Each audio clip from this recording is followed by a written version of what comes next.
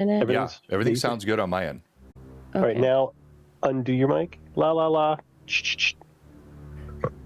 Oh. Yeah. Did it go away? It didn't do it. It didn't do it, but it's also not doing it right now either, and your Okay. mic isn't muted. So we'll play it by ear. It seems like Yeah, it's okay. I think it's okay. If it shows up, I can swap mics. It shouldn't be happening because I put it in rice like a month ago, and in theory it fixed it. I planted it in the Basically, garden. moisture gets inside of it because I live in a coastal city. Oh, that makes Oh. sense. Don't have that problem. It's so cold here. All right, so we are live on audio, and folks are already popping in. I'll let you know before we go live on video.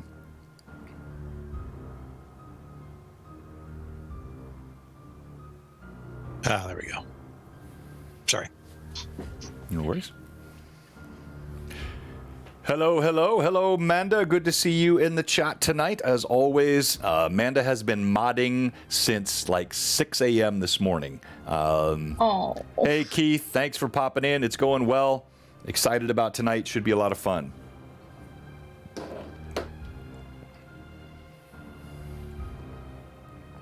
So we're sitting at currently at $4,700 already raised for St. Jude. So we started with a first stream last night, and the initial stream we had a large gift that came in, and then today throughout the day it's just been ticking up. So we're at 4,700, and I think we'll make a nice dent in that today during our stream. Hello, Boba Kiln. Hello, August. Good to see you, Natasha. Our friends from Iceland already in. Natasha. I know I used to think, oh man, they love my stream so much, they're always in.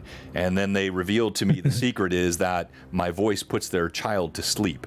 And so If that was the case, I'd play it all day long too. I don't blame you at all. that was a bubble burster for me.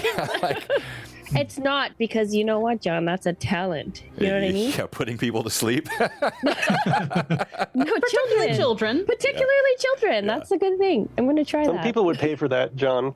100% they would. Are you busy? 100%. Yeah, somebody told me I should start like a podcast, for kids that are having trouble sleeping. Hello, Kurt.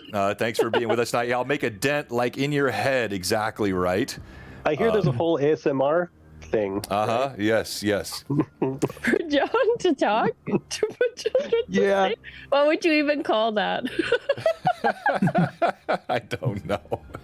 Just have him read like descriptions of rooms from like a module, and have it just be the ASMR of like someone DMing you. That's a good idea. We could do that. Yeah. The candles on the nightstand are warm and glowing. All right, I'm going to switch us over to be seen and heard in 3, 2, and 1.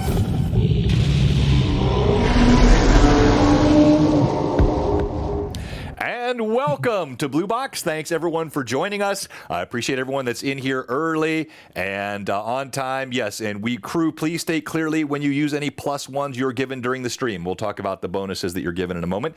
Our friends over at Troll Lord Games are wrapping up their stream right now, so there'll be a big raid of people that will come in as we're passing the audience on through the night, and super excited. You would love for me to read the Jabberwocky, Natasha? We'll see about that, maybe. All right, so thanks so much for being with us. We're going to do just a few quick introductions, and then I want to get right into the game tonight. We have, I think, a very exciting game session. We have some tremendous role players, and of course, the mode of the hour is raising funds for St. Jude. So we're going to make a note of where we are as we start the stream. So we're at 4730. And we'll talk about some of the giveaways that we have available to give tonight. But before we do, just a quick overview of the rest of the weekend. We'll be raiding into Fabled 42 after tonight's stream. And then everything kicks off again tomorrow at 6 a.m. And you have a full day of streams tomorrow, culminating in the Sunday evening stream with Jay, which will include Ed Greenwood, Eric Mona. We've got members of the community, here. We're going to have, it's a it's a tremendous group that he has, although they're playing the strangest module called Puppets and Then Some. And it's going to be an interesting and wild ride. You're not going to want to miss that tomorrow night. And then Sunday, we've got streams all day Sunday as well, and Blue Box will be streaming a second time. We'll be doing our Tears of Aird stream. So if you've watched the kids, the Understreet Rats in the streets of Altamira, they are now, they have come back from their 7-year gap, and they've gone from 11 and 12 to 18 and 19 years old. It'll be a full cosplay edition of Tears of Aird on Sunday here as we get ready to wrap up the end of the charity stream. Our goal is to eclipse the $20,000 that we raised last year, and I am confident that we will exceed that goal this year. We're off to a great start already. So let me go quickly around and let me have each of our players introduce themselves. And we'll start with a little bit about yourself, your socials, anything you'd like to tell us about project work. We'll do a little bit of that at the break as well once we have a larger audience. And then you can also go to a quick introduction of your character, and let's go in reverse order. So let's start with you this time, Michael. Oh, off the bat here. I'm Michael. I'm Ferroboard and Trading on all socials, pretty much all things homebrew. Right now, primarily focused on 5e, but monsters, items, subclasses, homebrew roles, all that. I'm playing Gorn Iron Fist. He's a cleric of Moradin. Has a couple neat little quirks about him. And a little bit of a superiority complex, but other than that, he's happy to be with this crew of non-dwarfs in order to show him the path. Well, somebody has to guide these fools. All right, let's go to you, John. Go ahead. Hey, I'm John Fuller, also known as Demon Guns. I have a Patreon where I'm recreating a lot of the Crypt of Strahd stuff in Tailspire. I've been working on that for a couple of years now. In addition to that, we do PDF publishing, adventures, and all kinds of stuff, and just try to participate in the online D&D community. As far as upcoming projects, really just more of the same. More Tailspire stuff, some YouTube videos, doing the Blueboxrpg stream.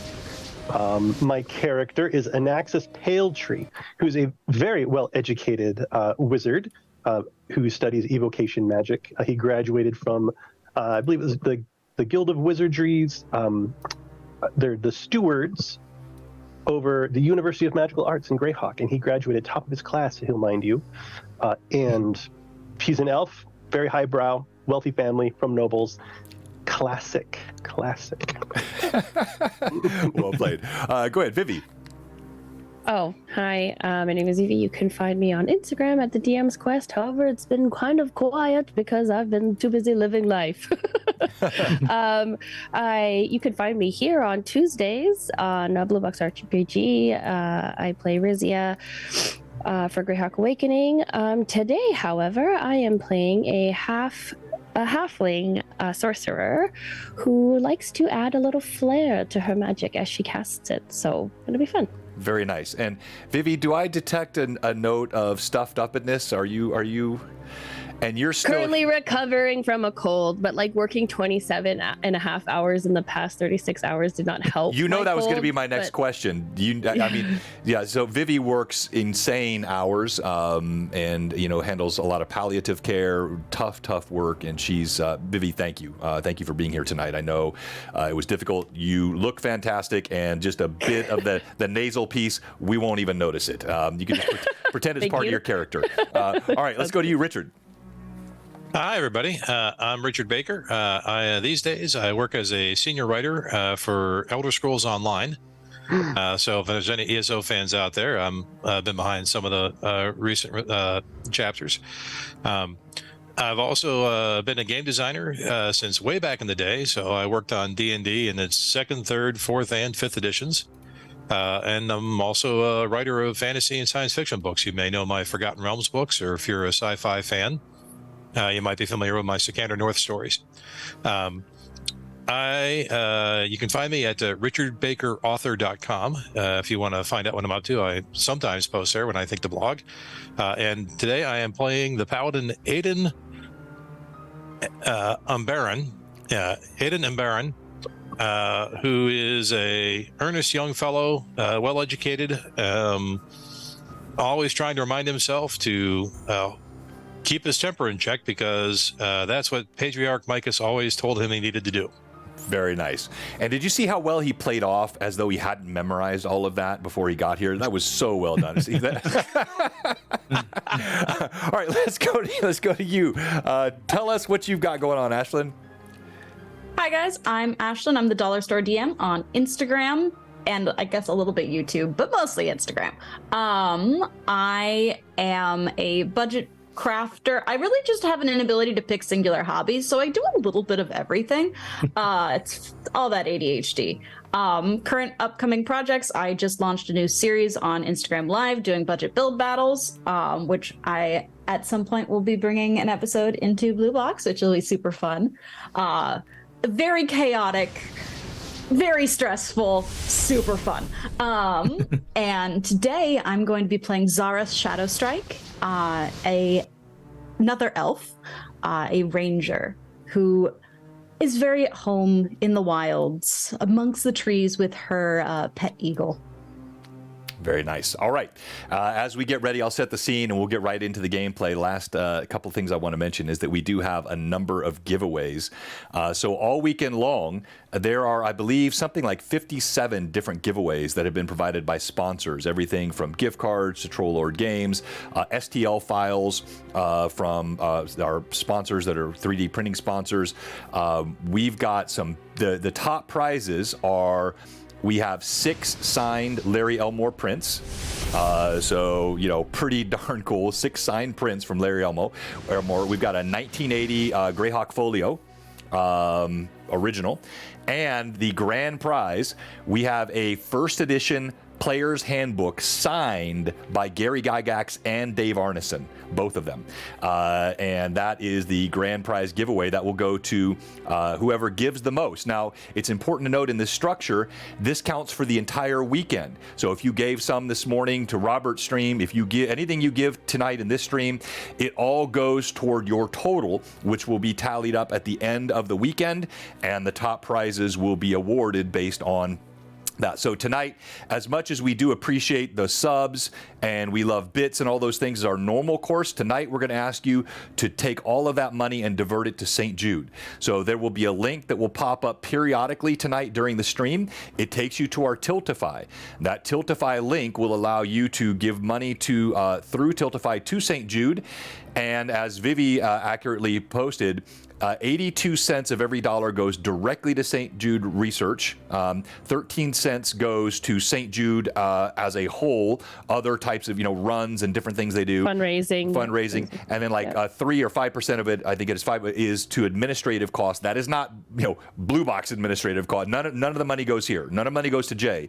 That is for Tiltify and for St. Jude. So everything is going through the system and to the charity. Nothing passes through me. Nothing passes through Jay. This is all straight through to the charity. Every dollar will go through that process. And so you'll see at the link at the bottom, that's all set up by St. Jude, and it's all already run through the Tiltify system. Tonight, we also have some special giveaways that will happen for our stream tonight. And the grand prize will be, I'm going to give away a $450 Kickstarter top-level legendary kit for the new Troll Lord Games Winter Dark for their World of Air. This includes exclusive leather-bound editions of their compendium and their aired. The word's escaping me. So you'll have leather editions of those and access to all the stuff that's in their Kickstarter. It's $450 tier. And so whoever gives the most tonight on this stream, I will donate that. I'll have it signed by Stephen Chanot of Troll Lord Games and have it shipped to you. So that will be given away. And so you say, well, wait a minute. If I get that, does that take me out of the running for Larry Elmore prints? Or no, it stacks. So whatever we do tonight, we do. But if you give and you win that, your giving still counts toward the total that goes for the grand prizes. All right, so team, let me pull this up on the map for you so you can see.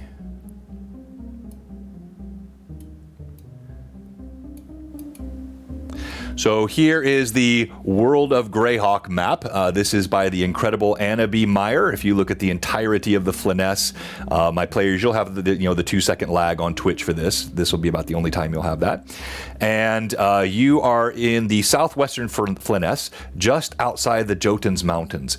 You, the Red Talon, adventuring party of modicum success and more recently some ignominy, are traveling from Krylor at the behest of your patron, one Graymond Frey, who has paid you offered to pay you the sum of 5,000 gold pieces as a party in return for retrieving an artifact which he has described being in a crypt nestled in the foothills of the Jornet Mountains, and this is in the crypt of an ancient philosopher. This philosopher had items which purportedly were not only of power but could enable one to gain enlightenment. While some of this was a bit dodgy to our paladin Aiden, he was somewhat mollified by the knowledge that there are likely evil undead that are residing in this crypt, and they require proper dispatch. So that is sort of the upside there. And so you now have traveled 2 days outside of Krylor toward the small town of Demlock, right there in the base of the Jotunheim Mountains. The crypt is just outside of Denlock. You are traveling by caravan with your patron who has hired you, and that tonight is where we will begin Blue Box St. Jude Charity Megastream entitled Crypt of Enlightenment. Party. If you will direct, you'll have a brief delay on this, but I'm going to show you. This is your caravan headed through you're not going to see this on Tailspire. This is a physical terrain piece that you're going to see. And as you're headed through the countryside, it is a crisp autumn afternoon. It's getting probably 3 hours past sun. There's a chill breeze, not cold, just brisk enough to remind one that you're alive. As you travel, some of the trees, their foliage beginning to turn the auburns and yellows of the season. Some of the conifers maintaining their verdant greens. There is grass here in the foothills that wafts gently in the breeze. You can hear the wagon wheels churning from behind you of the single carriage and horse that is being drawn for Graymond, who has hired you. And as you travel along, there has been a bit of discussion amongst you about recent events, and there was just a bitter note of reminder of your most recent adventure, and that was what the 4 or 5 of you were discussing as we begin tonight.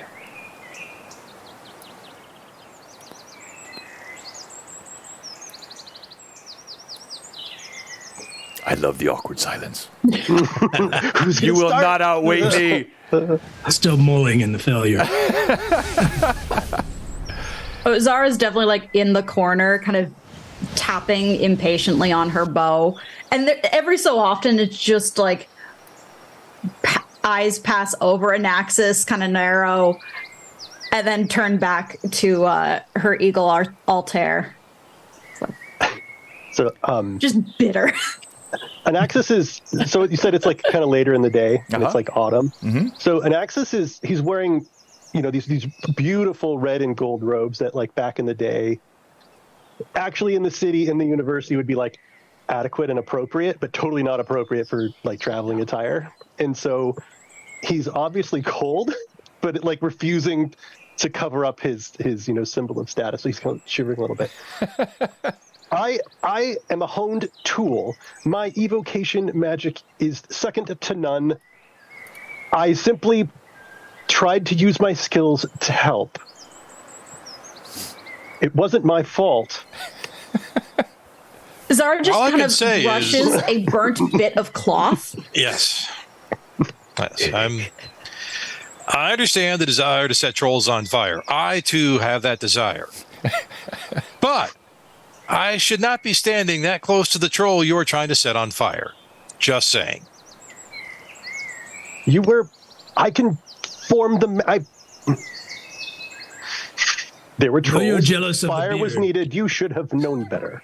It's in all of the tactical manuals to stand far away from trolls in the event of Laura. Philistines, and he'll kind of walking, like on his like wearing his slippers, mind you, like ahead to the front of the group. Try not to trip on all your willies. As you say that, Celeste will actually cast Prestidigitation and make your symbol just glow obscenely bright, since you're so reluctant to dress appropriately for the weather. Don't encourage him. I'm not. I'm hoping to just blind him a little bit. Just a little bit. Oh, all right. He likes it. As all this is happening, it is not lost on you, party, that for one, Goran has now referred to his luxurious beard for the 4th time in the last hour. Secondly, the inane prattling and pettiness between Zara and Anaxis seems to be an unending well of supply, which is grating on each of your nerves. She's got plenty of bitterness. As you're traveling, you notice Graymond. He's hobbling up towards you, his frame wizened, bent over. He approaches, spectacles perched on his nose. We're almost there. Are you ready? I'm so excited. I'm quite confident. We're going to make this a wonderful and exciting journey. Are all of you ready? I hold myself in preparation at all times, friend. Of course you do. That's why you're called the Red Talons. How did you say you came upon that name again? Something. It was a name that was given to us, not one that we chose for ourselves. The modesty. Leave it at that. Modesty. I knew it. Well then, so are you prepared for this? Anything you require in supplies? Are you confident you know what you need? Do you have something heavy and club-like? If we are going into a crypt where we might encounter skeletons, they bash apart more easily than they cleave apart. Just so. Indeed. Well, I have some relatively large implements of wood I could provide you. That will do. Excellent, excellent. What is it that seems to be amiss amongst you? I'm sensing a bit of, well, I've managed teams before, merchant and all that. I need you all focused in there. Oh, I'm afraid that is a question for my friends Nara and Alexis. I will have you know, Zara believed my naivety about the wilderness to be a charming thing, and now that we are out here in this filth, she has changed her mind. That is what has happened. She has changed. Do not. Would you not need to drag them all into this? Because she knows I'm right. She's trying so hard because we're in front of the patron. Don't look at me like that, bird. And Axis points at your. Don't give me that look. Yeah, and well, you've seen this drill before. Her bird is eyeballing you, and there is no love. He takes lost. a step back. Yeah, there's just a straight eagle glare. Yeah, there's a feather preened with a. You don't know. That is no way to win an argument. I don't know. I believe that I just won. Prattling about isn't the way to win an argument. I'll trust that all this energy will be put to good use once you're inside the crypt. I see it's just over the next horizon. When we get there, I'll show you where the door is. It's hidden in a copse of trees, but I know where it is. And I will then go and I will stay at the Red Squirrel. Remember, the Red Squirrel. Well, it's the only tavern in Denlock. Shouldn't be hard for you to find. I'll wait for you there. Once you've retrieved the artifact, bring it to me there forthwith, and you shall receive all of your coin. And with that, he makes a motion. 2 of his men servant, they come over, and they're not proper clubs. They're about 4-foot sections of beams that look like they might be used for some sort of construction, and they hand you 2 of these large beams. I mean, I say beams. They're not, they're not encumbering and cannot be carried, but they're somewhat unwieldy. That's fine. I'll work on whittling a handle off of one with a dagger if I need to. Okay. Just to make myself a club. All right. So, party, as you're traveling, you do see the the terrain becomes a little bit more rocky. The wagon wheels clatter a bit louder, and you find yourself going now into terrain which is angling up. You can see off in the distance there is the thin wisp of smoke going through the horizon, clearly from the local establishments in Denlock.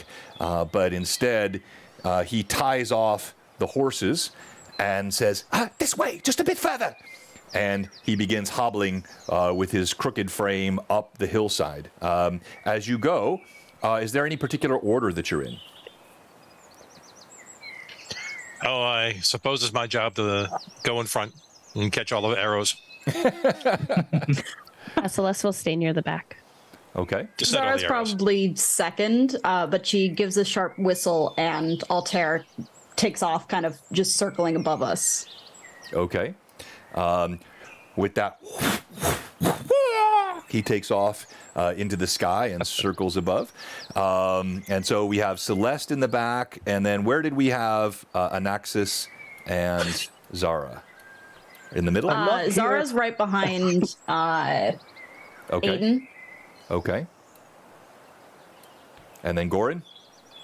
Goran will stay up towards the front as well, so then that way we can shield wall if we need to. Okay. And as you're heading up, I mean, the path itself, you can go two abreast, but you can see it's narrowing, and you already know it most likely in a crypt you're going to need to go single file. So you kind of get this all set about and around you.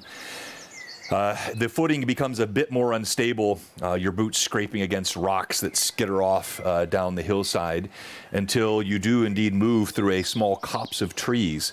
You push back several of the branches, and you see ahead of you there's a large rock formation, an archway, ancient in the hillside, and you can dimly make out that there is, in fact, a crypt. The doors of which would not be seen from the road, obscured by the trees and the cover. There it is, quite right. In with you, in you go, and the red squirrel, I'll meet you there. How many exactly have you sent here before us? I beg your pardon, what? Have you sent anyone else here before us? That is an excellent question. Of course not. I only learned of this location mere days ago. It was such good fortune. I came upon the talents of the well-regarded, indeed the regaled Red Talon. I still can't wait to hear that story. But no, this is the first time, and I'm quite certain the last. Can I sense motive? You can. Now, so this is another mechanic that we use here. Very often for certain checks, like sense motive, look for traps, I'm going to make that roll with your modifier, and then I will describe. The reason for this is if you roll a nat 1, you know automatically whatever I'm telling you is BS. If you roll a nat 20, you have a certainty of success that you would not have in a conversation, right? So what would be your sense motive modifier? So I know your level. What's your wisdom bonus? Wisdom bonus, I don't have any. Okay, 0. so you're 0. All right. I may have wise questions, but me, in fact, am not wise. He seems earnest, but again, his mannerisms are so eclectic, and in fact, there's even a sporadicness to his motions and whatnot. He's really tough to get a beat on, but you think he's probably telling you the truth. Okay. Anything else that you'll be requiring? What about your assistants? Oh, my menservant. Well, no, one, they're quite ill-equipped for any sort of, well, the things you'll be encountering. And second of all, who would attend to my bunions were I without them? On the off chance that there is more than one appropriate-looking staff in the crypt, can you describe the staff to us that we're looking for? Ever the thinker he is. Yes, I'm sure that will do you quite well. It's ash wood. It should be a bluish-grey colour, and it should have a nice peculiar crook, almost like a shepherd's staff, but much more elegant. I'm quite sure it will stand out. Excellent. Thank you very much. While the rest of the party is talking, I'm just start inspecting the entry to the crypt, and I'm not exactly sure how my aura works for detect evil, but if that's applicable, I'm going to kind of start inspecting around, grabbing handfuls of dirt, and just kind of investigating the area a little bit. Okay. All right. As you're doing that, let me show you each of the minis so you can recognize them as we go. So this is Gorin, and he is our resident dwarven cleric with the hammer and the gorgeous shield and the beard. And yes, if you're looking at my views, his beard does intentionally obscure all of my views. You cannot cut the beard. And then you have Aiden here. Aiden is our paladin, and he has got the less shiny shield, the half plate armor, and the sword. Then you have here with her trusty eagle, Zara. And then we have the well-respected, well-educated Anaxis. So well-educated, he does not mind telling you so quite often. And then we have Celeste, our halfling sorceress here, coming up from behind. So, Gorin, as you move forward, you scoop up a handful of dirt.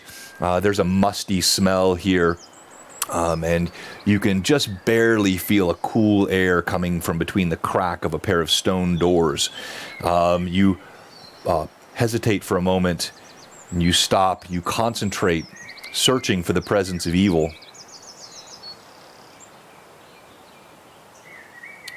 There is the faintest sense somewhere in the distance, but nothing alarming and nothing in proximity. I turn back to face the others and it looks like it might be difficult. I hope so anyways.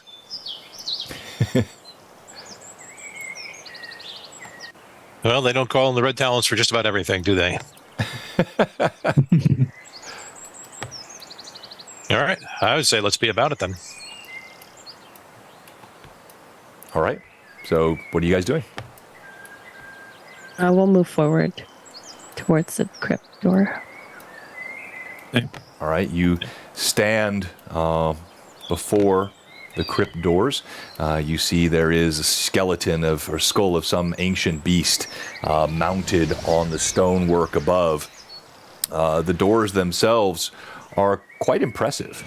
And as you look at them, it's clear that it has been some time since anyone opened these doors. There are a pair of metal handles on the fronts of the doors, and it looks like they're wedged shut.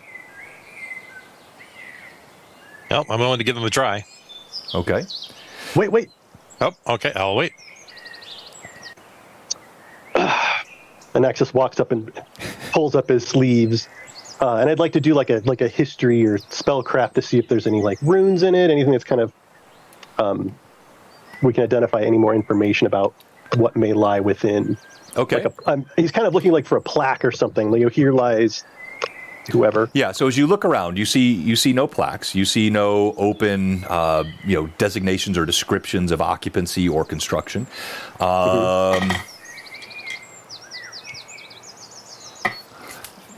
Even the construction itself, none of the studies in university really focused on this type of stonework.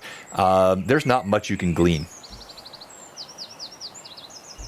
Who builds a giant tomb and doesn't announce and celebrate who's inside? This is madness. They did put it a little way off the road, down a little cleft of rock where it's hard to notice. Yeah, that's usually a tomb that they don't want visitors in. Oh, nonsense. When it comes time to inter you, friend, I'll make sure you're preserved for eternity in some suitably magnificent establishment. I Do believe we get that to every determine what mage- suitably magnificent is? I It think should be we do amazing. because he'd be dead anyway, right? Perfect. I believe that every wizard who's put in the ground in a giant tomb secretly does wish that someone would visit it. Why else would they go to all this trouble? The grandiose post-mortem ego. It is beautiful. He was described as a philosopher, not a wizard. They are not necessarily the same thing. Well said. Somebody's listening.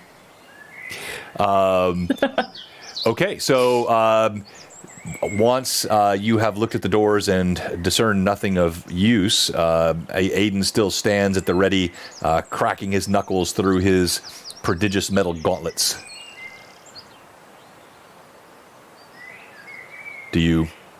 Anyone? I'm ready to open the door. Is Okay. anyone going to tell me to wait? Zara's gonna back up. I'm ready. And then Actually, Okay. Aiden, one moment, and I'm gonna believe the duration on the spell is 50 minutes, so I'm gonna go ahead and cast a magic circle against evil on myself, so I can benefit everybody in a radius. Very nice. Okay. So make note of that. You see Goran, he utters a word of prayer and invocation. There's a brief flash of light that limbs his form and then vanishes as Aiden steps forward and presses his hands against the doors. And Aiden, I'm going to go ahead and let you roll this one. Roll a d20 and add your strength bonus. Alrighty. Perfectly average result. I rolled a 10 for a total of 13. 10 for a total of 13. As you yank on the doors, they're clearly wedged with age. You can feel there's a bit of give, but they do not pull open. Goran, lend a hand if you assist don't him? mind. Yeah. Happy to. All right, I'll move go- up. All right. Go ahead and go ahead. You don't have to roll again, Aiden. Go ahead and make your roll. Pretty average as well. 11 plus 3, 14. All right. So that ends our one shot today. Thank you so much for being with us. That's our couldn't get in the door. Defeated the priority again. Defeated by a pair of jammed doors. No, I'm kidding. Both of you pull on the doors, and there is a bit of the the male ego being pulled in here. You have an audience standing behind you.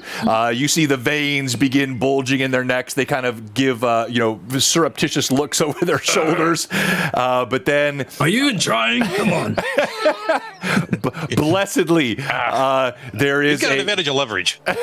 there's a Very stocky. there's a brief moment of release, and the doors open, revealing inside the ancient tomb.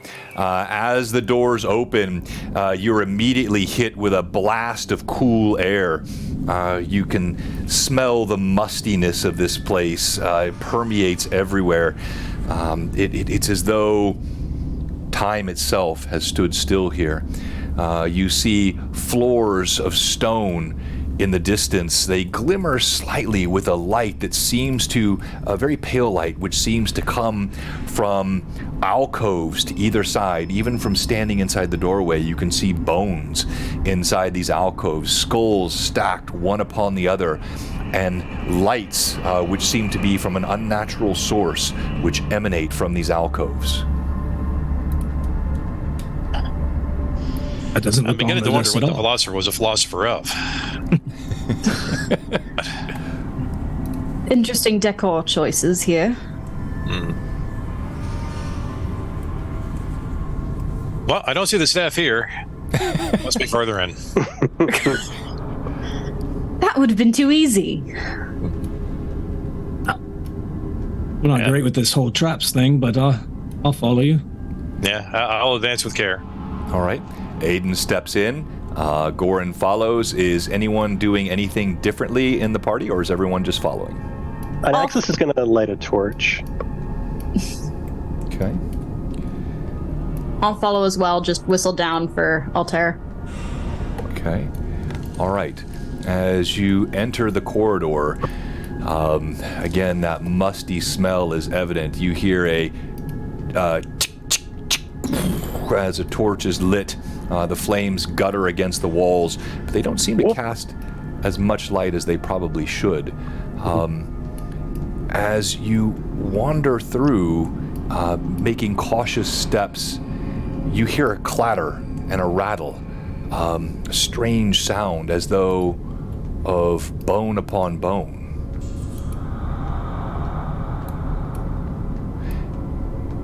Like you got your whist, Aiden. Yeah, I have a feeling we're about to encounter something here. you see a creature of bone. It emerges and it walks from one entryway, its feet scraping and clattering with an uneven gait as it moves across the floor, but you note it seems to be paying you no mind. It walks over and it tends to the pile of skulls. It repositions, almost with the care of a housekeeper dusting linens. As it does so, it looks over at you with an impassive, hollow-eyed glare and moves into the next room. You can see, in addition to these alcoves to either side, there's a pair of large stone doors at the opposite end of this hallway.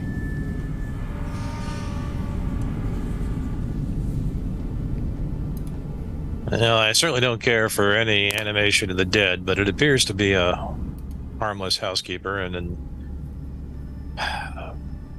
Father Mike has always suggested don't break things until you know why they were built in the first place. I'll let it stand for now. All right. Should we continue or examine the alcoves? What do you guys think? I feel like we should know what's potentially behind us before we continue forward. Sound reasoning.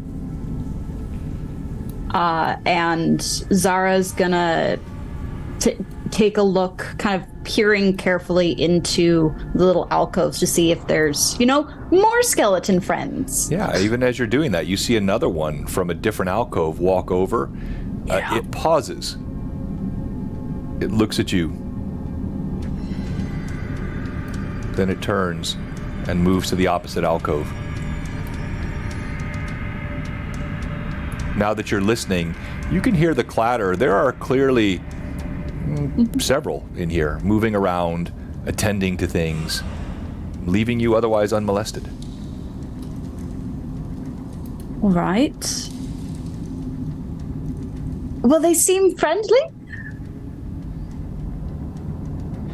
A bit odd, but friendly-ish. Do they appear to be armed? Yes, so you do note all of the two that you've seen so far, they have rotted-looking scabbards hanging from, gnarled white bone. Everything looks in disrepair and age, but clearly they were armed and they still have whatever it was that they carried at one time. I'm happy to talk to them, and he, his fist bursts into flame as he charges scorching ray. Maybe we don't talk to people while potentially threatening them, even if they are, skeletal. Is that in fact what you're doing? Or do you say that, or are you I need to know what you're doing, John? I'm prepping scorching ray. Okay, all right. Well, so you all know him well enough. He's been looking for an excuse to evoke. He hasn't evoked in a while. He kind of has the need to evoke. All right, so yeah. Oh, jeez. Anaxis, you remember what happened last time you got a little bit too excited with the fire. I will reiterate. A dire eagle is a bird. A crow is a bird, and a chicken is a bird. You said kill birds. And the birds died. Aren't you supposed to be intelligent? Isn't that not what you keep boasting about? With your fancy school. Do you have certifications in evocation and destruction magic? No. I don't need them. That is true intelligence. True intelligence is channeling the mystic powers of this world and manifesting them with your will. That is power and intelligence. True intelligence might be construed as knowing when not to blow things into pieces. Pshaw. And he says it as the word, not the sound. Yeah. Pshaw. Proper full phonetic pronunciation. All right, so for sake of time, I will allow the party to move along. You can engage. You do see that Anaxis has the flame sort of tickling the palm of his hand. You've seen this itch in him before. He does have the desire to evoke upon something. It was ironic because it was this passion at one time that Zara found intoxicating. Now she finds it nauseating. As you move past, you see several more of these skeletal keepers. They give you no harm, and you soon find yourself standing before the massive stone doors. These look extremely well constructed and similar to the ones you saw moments ago. The bones clatter around. Should we give this another go? Yeah, I suppose so. I have a feeling these might be harder, though. Just the look of them. Yeah, Does it look like the doors themselves are just stuck from age? Does it look like there's a latch? These don't look like they have any latch, and you don't see the weathering on these, of course, that you saw on the ones that were outside. They're similar in structure, but beyond that, yeah. Are they at all kind of like one's leaning more against the other? No, these look. Okay. Yeah, good question. No, these are seated properly. You don't see the hinges, whatever they are. They're concealed behind the stone, but they look properly mounted and balanced, and they're sitting. All right, well, lean into one and give it a hearty push. Or a pull, as might seem appropriate. Okay.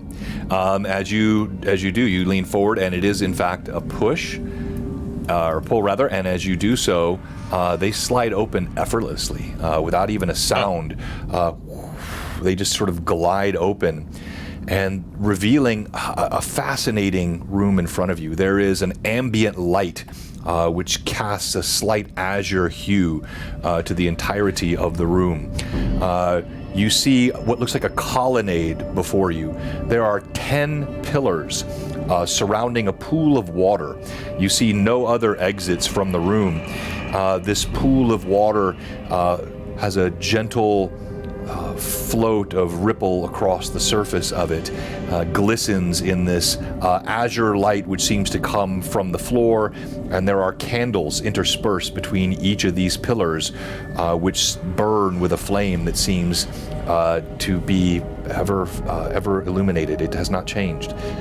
And as you look more closely, you see each of these figures on these pillars is different. They are, after a moment, you can see these are visages, likenesses of living entities at one time, now remembered in memoriam in stone. But more than that, you can't tell being outside the room. Well, I'll descend the steps and approach the nearest of the statues. Okay.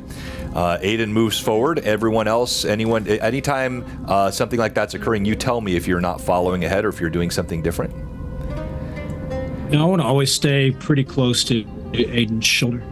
Okay. All right. As you move into the room, the stones are smooth underneath your feet. The pillars themselves look sculpted, now that you're closer, of themselves, ancient philosophers or sages, their faces etched in the stone, expressions deep in contemplation. The pillars themselves are of some sort of dark stone, polished in a way that glimmers, and the stone floor beneath your feet is also smooth and cold. The walls are made of the same stone, and they have inscriptions in them. As you look closer at these, the first one that you look over at, Aiden, go ahead and roll. See, you have knowledge. You don't have a knowledge history skill per se. You have knowledge religion. I'll let you use. I do have religion. Yeah, I'll let you use knowledge religion. Go ahead and make your roll. Alrighty. Tell me what your total is. I threw a 15. My total is 23. Okay. Well, interesting for you. What you find as you look at this first one, it is the ironic that you look at this one. It is the one conundrum of your kind relating to the undead form of Lich. You see, and it is labeled at the bottom now that you look more closely, this sculpture is of Seagrim, known as the kindly and benevolent Lich, philosopher Lich, one who studied the arts, who took care with his peoples, renowned for his egalitarianism, and now enshrined here in stone. I'm curious. I think I recognize this fellow. Well, I mean, I read his name off the pedestal, but and access, this appears to be Seagram, the renowned artistic Lich. You may recognize some others here. Yes, a lich that squanders, that has squandered his potential power. I think you're right.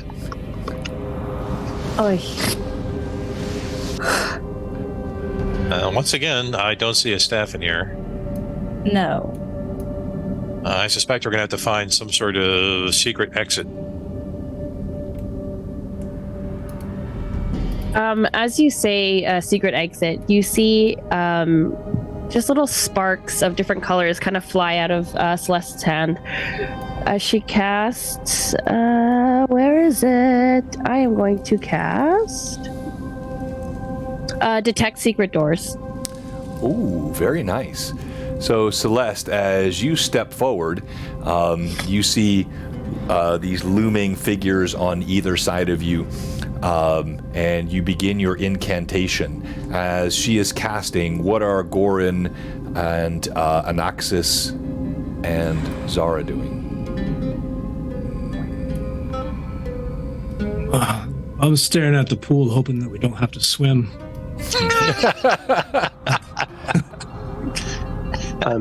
Anaxis is gonna do like a kind of a slow walk around the pool, like looking at the statues and crouching down and looking at the water.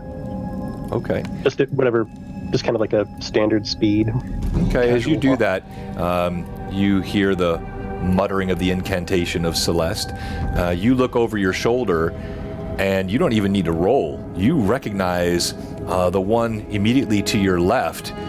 This is the renowned scholar, Pluffet Smedger, known throughout historians, traveler of time, recorder of chronicles, sage and wise beyond his years. As he is held here in memoriam, he has a hat doffed slightly a kilter on the side, a beard which looks itself a bit scraggly, and he holds in one hand what looks like a tome, and in the other hand what looks like a game piece from a board. Oh, this is the Elder. This is Pluffet Smedger. I remember my studies of him. There was an encyclopedia, a volume of all knowledge of Greyhawk, for which he owned one and was still astonishingly intelligent. Unfortunately, he loved games and teaching people, and he was known to try to educate magi in how to combat creatures with magic items and to overcome things with creativity and investigation. I recognize him.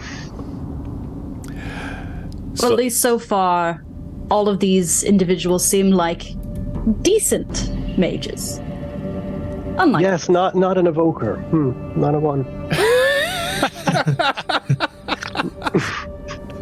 I think they mean decent as far as morals, not necessarily as talent. Oh, yes. Now I see. So as you finish your casting, you do sense a resonance, Celeste. You feel a vibration and a pull, and looking at the opposite end of the room, you see a bit of the stonework outlined and limned in light.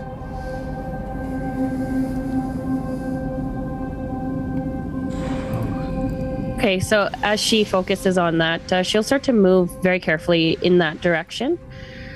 And then, again, she's going to cast, just with her little flare, she's going to just start to create her own light, I guess, so that everyone else can see it as well, just to kind of illuminate the area in which she's seeing the passageway. Okay. Very nice. Go ahead. There. It seems like there's something over there. Just across the way there. Thanks more than I knew you were going to find it under the water. Are you not much of a swimmer? No.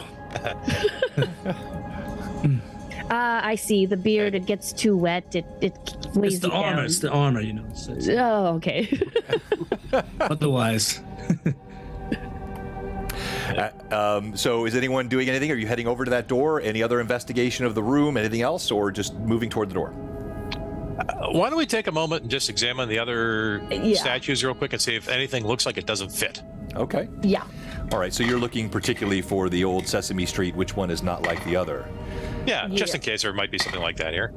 Okay. One of these things is not like the other. There you go. So you do note there is an oddity to some of the selections. Many of these you don't recognize. You do come across some that are more notable, particularly for those of you that have studies of the arcane.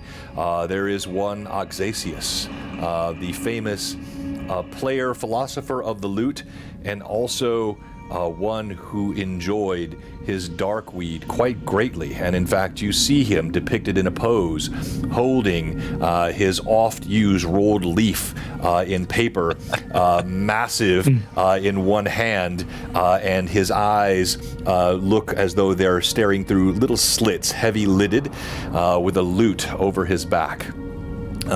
You see there are others that are less notable, but nothing that stands out as being, odd in a way that would be concerning. I just wanted to make sure there wasn't something like a bloodthirsty orc chieftain depicted here. Nothing like that. That would deserve explanation. That's all. Did I forget to mention that? No. So you walk over, you can clearly make out the outline of the door, and Celeste, to your eyes, it's very obvious. There is a piece of stonework there that is slightly depressed.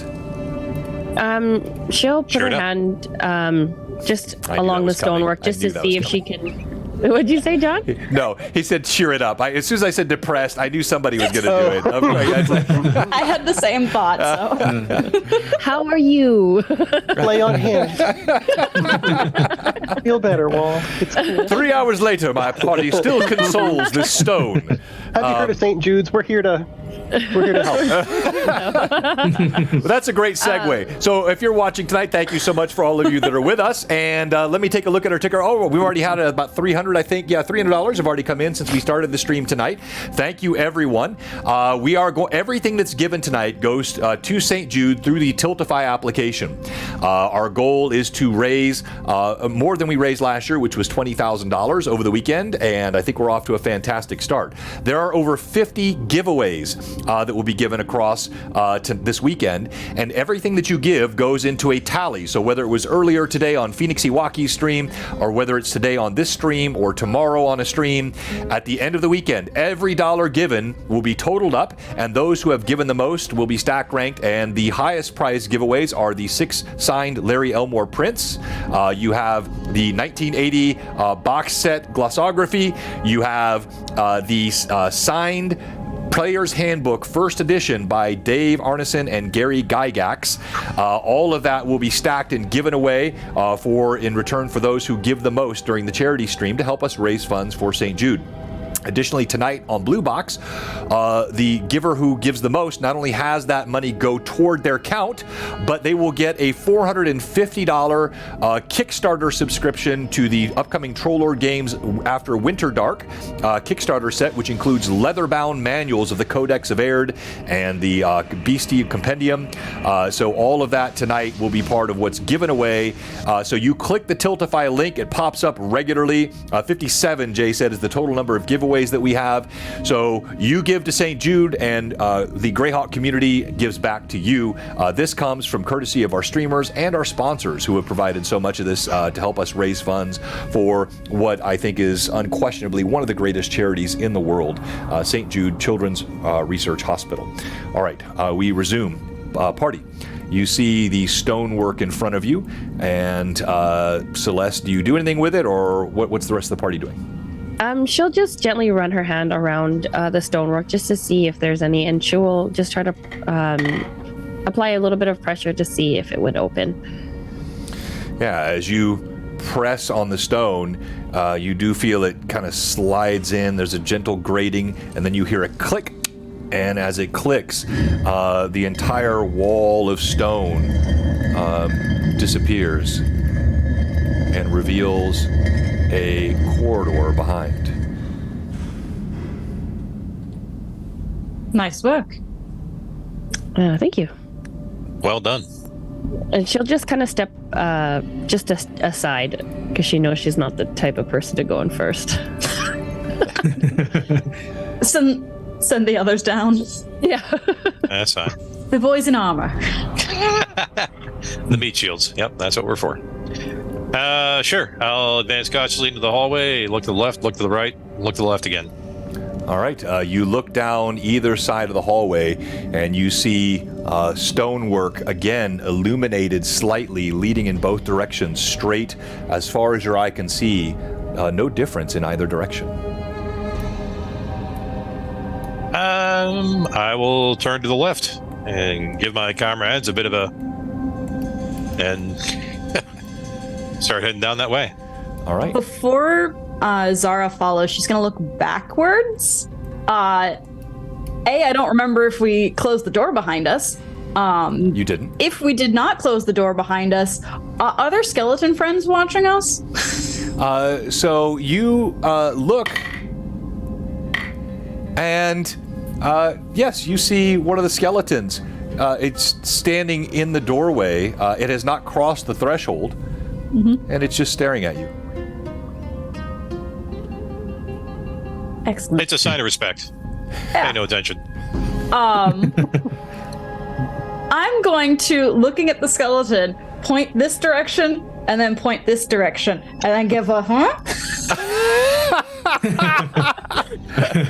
By the way, did you leave your eagle circling?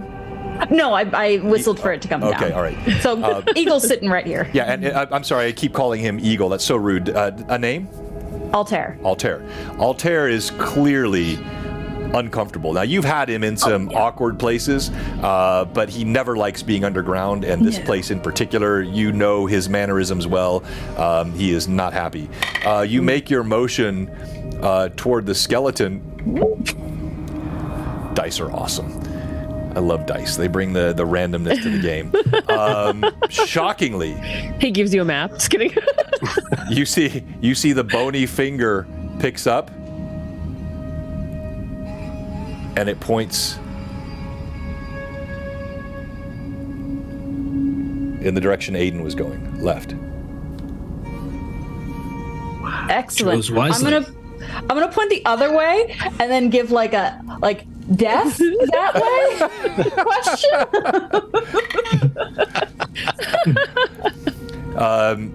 You see its arm drops, and it turns clearly impassively. It's bone, and scrabbles away. Moves out of the doorway. Cool. I'm gonna stick my head down the corridor and be like, well, the skeleton seems to think you picked the correct one. So we have its blessing, I suppose, or it just pointed us to death. One of the two. The skeleton did point to go down this direction, though. Very well. Good enough for me. Of all the means that I have heard of choosing a direction, I think that does go down as perhaps the most unique. That was pretty creative. Yeah. All right, so you move slowly down the corridor, your footsteps scraping. You move deeper, and it's you can almost feel the weight of the air and the ancientness of this place. You're not sensing, Gorham, any real resonance of evil in this place. Just, it is clearly a place of discomfort for one and all. As you move further down the hallway, you find yourselves approaching what looks like a dead end.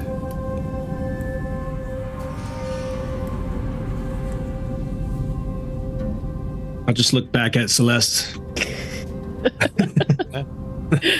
This is your department. Well, let me see. Hang on. I just need to see how many times I can cast that real quick.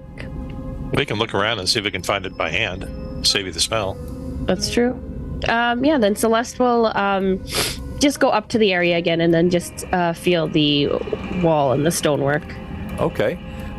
Celeste, as you walk up to the wall and you're laying your hand upon the stone, you do in fact find that something happens. All of you feel a brief jolt, and you hear a grinding sound, but this time much louder than the one that you heard before, and it sustains, and you all feel yourselves kind of rock back and forth as though the ground underneath you moves, and then you hear a thunk, and everything goes still.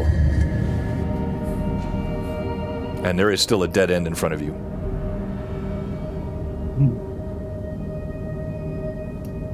Is there still a pathway behind us? You turn around, you look, yes, there is still a pathway behind you. Cool.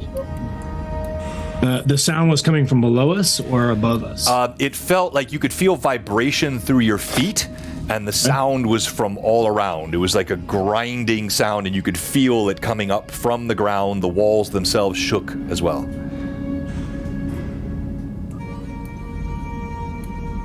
Some sort of machinery?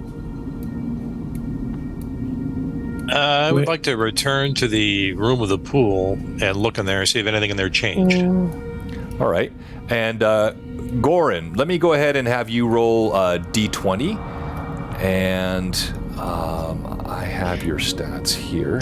I love how you're moving us all together. Playoffs. He's like, if there is a party split, Yeah. I am in. Yeah, you will choose to split this party. I will not be responsible for a party split.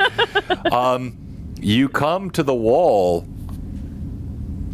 You look at each other. Wasn't it here? Definitely there amongst the candles. It's smooth stone. Goran, what was your roll? 17. On the die? Okay. On the die. Yeah, so you, obviously your dwarven experience and knowledge of stonework and mines and underground places, you felt the shift. You're quite certain that this hallway has pivoted underneath you, and some mechanism has been struck when Celeste touched that wall, and now you're standing in a place where once there was a wall, or where it was an opening, a door, and now not only is there something else there, it is not the stone that was displaced when the door was opened by Celeste. This is different stone now covering this door.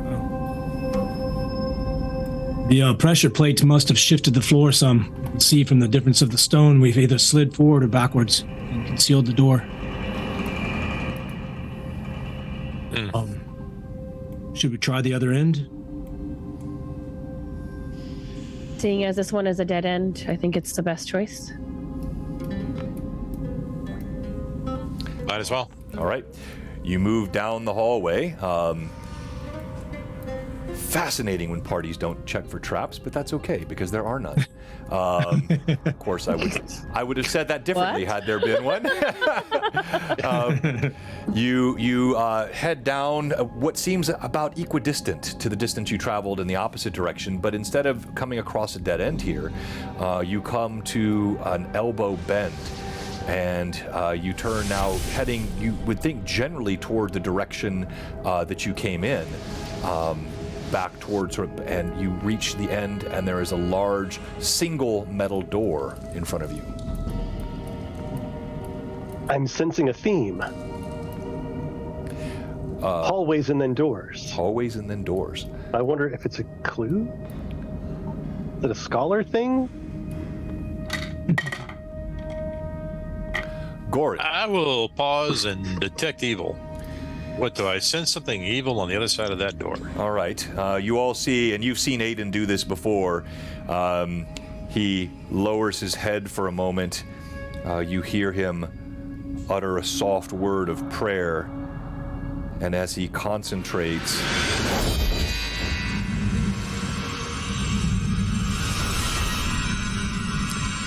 you feel there is, not immediately behind this door, but somewhere behind this door, there is evil.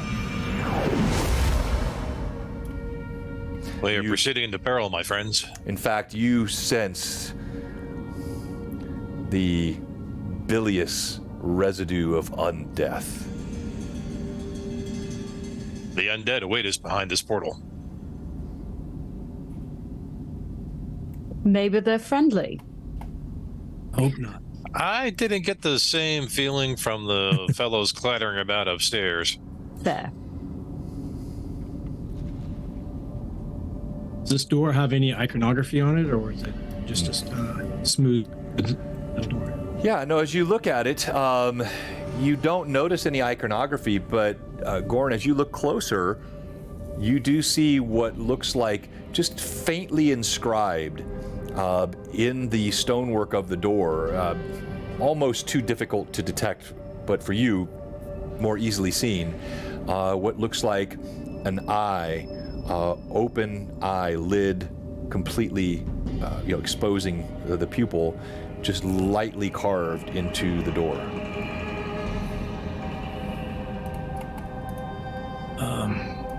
I'll point that out to the others, especially to Anaxis, since he might recognize some of this.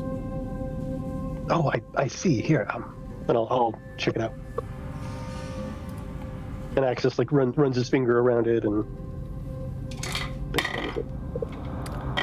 you don't detect anything odd about it. Just looks like some sort of an inscription in the doorway. It appears that someone has inscribed a lidless eye on the door. Satisfied with himself.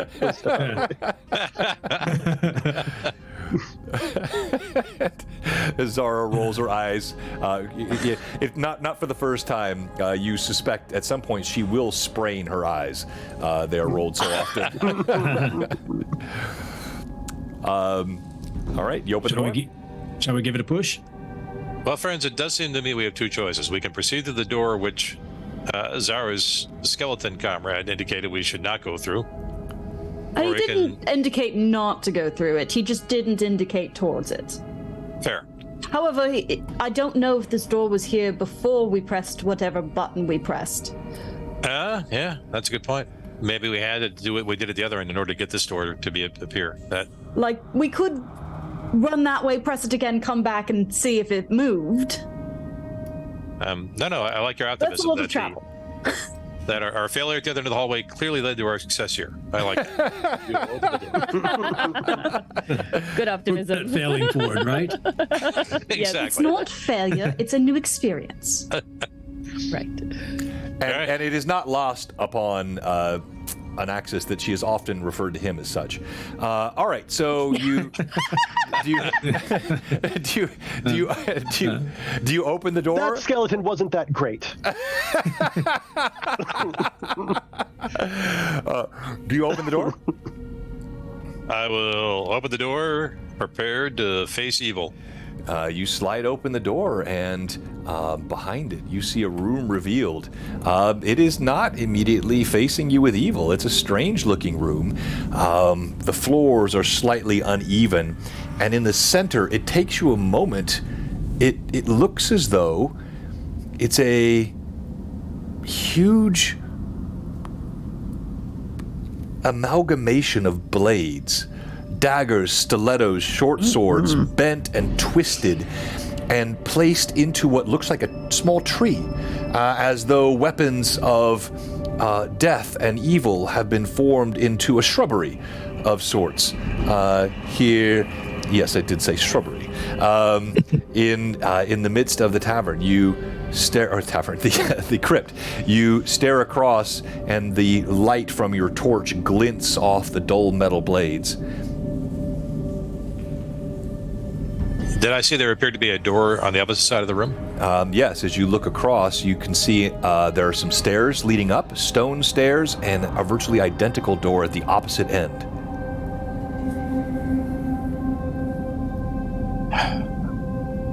Does the I don't know if I'd be able to perceive this or not, but does the unevenness of the floor look like the stone shift, or it was on purpose, or does it look like it's just happened over time? Yeah, no, excellent question, Goran. So as you look, it takes you a moment because this is odd to you, not something you would, but it's clear that this room has been created with the intent of emulating nature.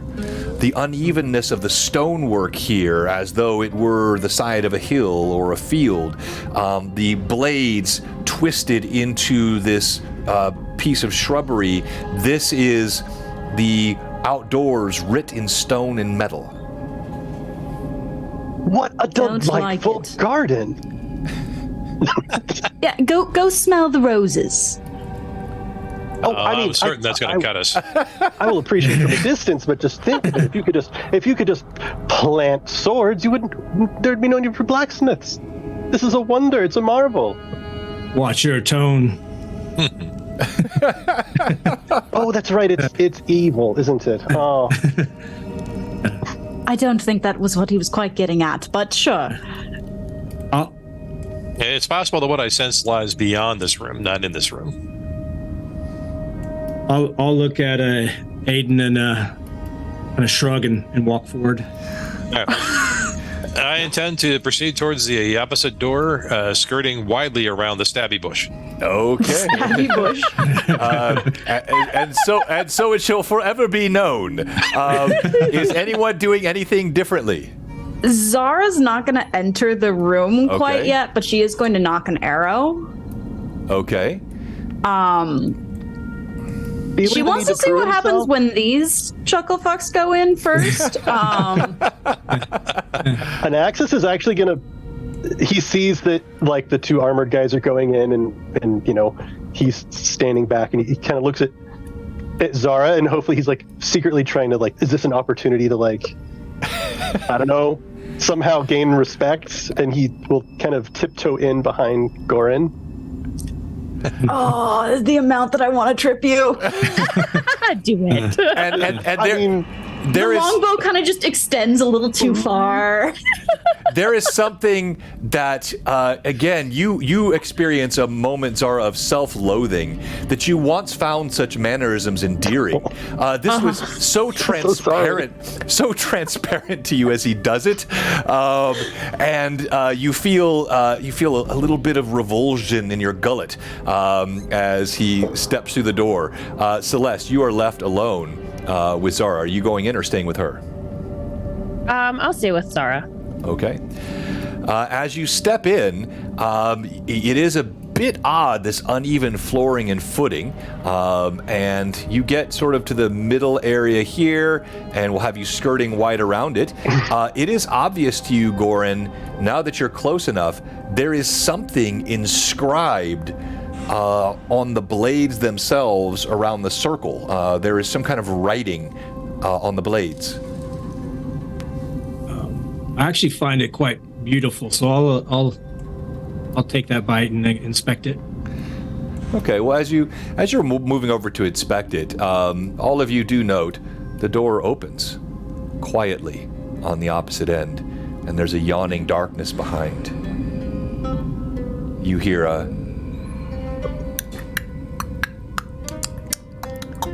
click, click, click, and then bursting forth, skeletal forms crawling over one another, scrabbling in a desperate effort to attack and to get to you, burst forth, and we go to initiative.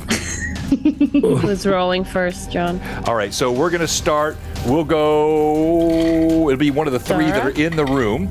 Okay, it's going to be you, Gorham. You are there closest to it. You're going to roll for initiative. So a 1d6.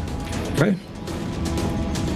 Actually rolled a 6. Okay. Nice. And Nice. I, the I DM, hope that's good. rolled a 1. It is good. So as the first 2 skeletons are scrabbling through the door, you have the jump on them. And so you have, that first one is only about 10 feet away from you. So you easily can move to engage and attack, or you can choose to do something else. What would you like to do? Yeah, I'll actually rush the stairs in order to try to clog the doorway so they can't all rush in at us. Okay, well, so you rush up the stairs, kind of putting yourself in harm's way, as only 2 of these creatures can get, close enough to you to strike. And you see there are several more that clog up behind, their bones clattering. Arrow, one of them has a bow, crude. It knocks an ancient arrow, shaking. The others scrabbling to get at you. Go ahead and roll to hit.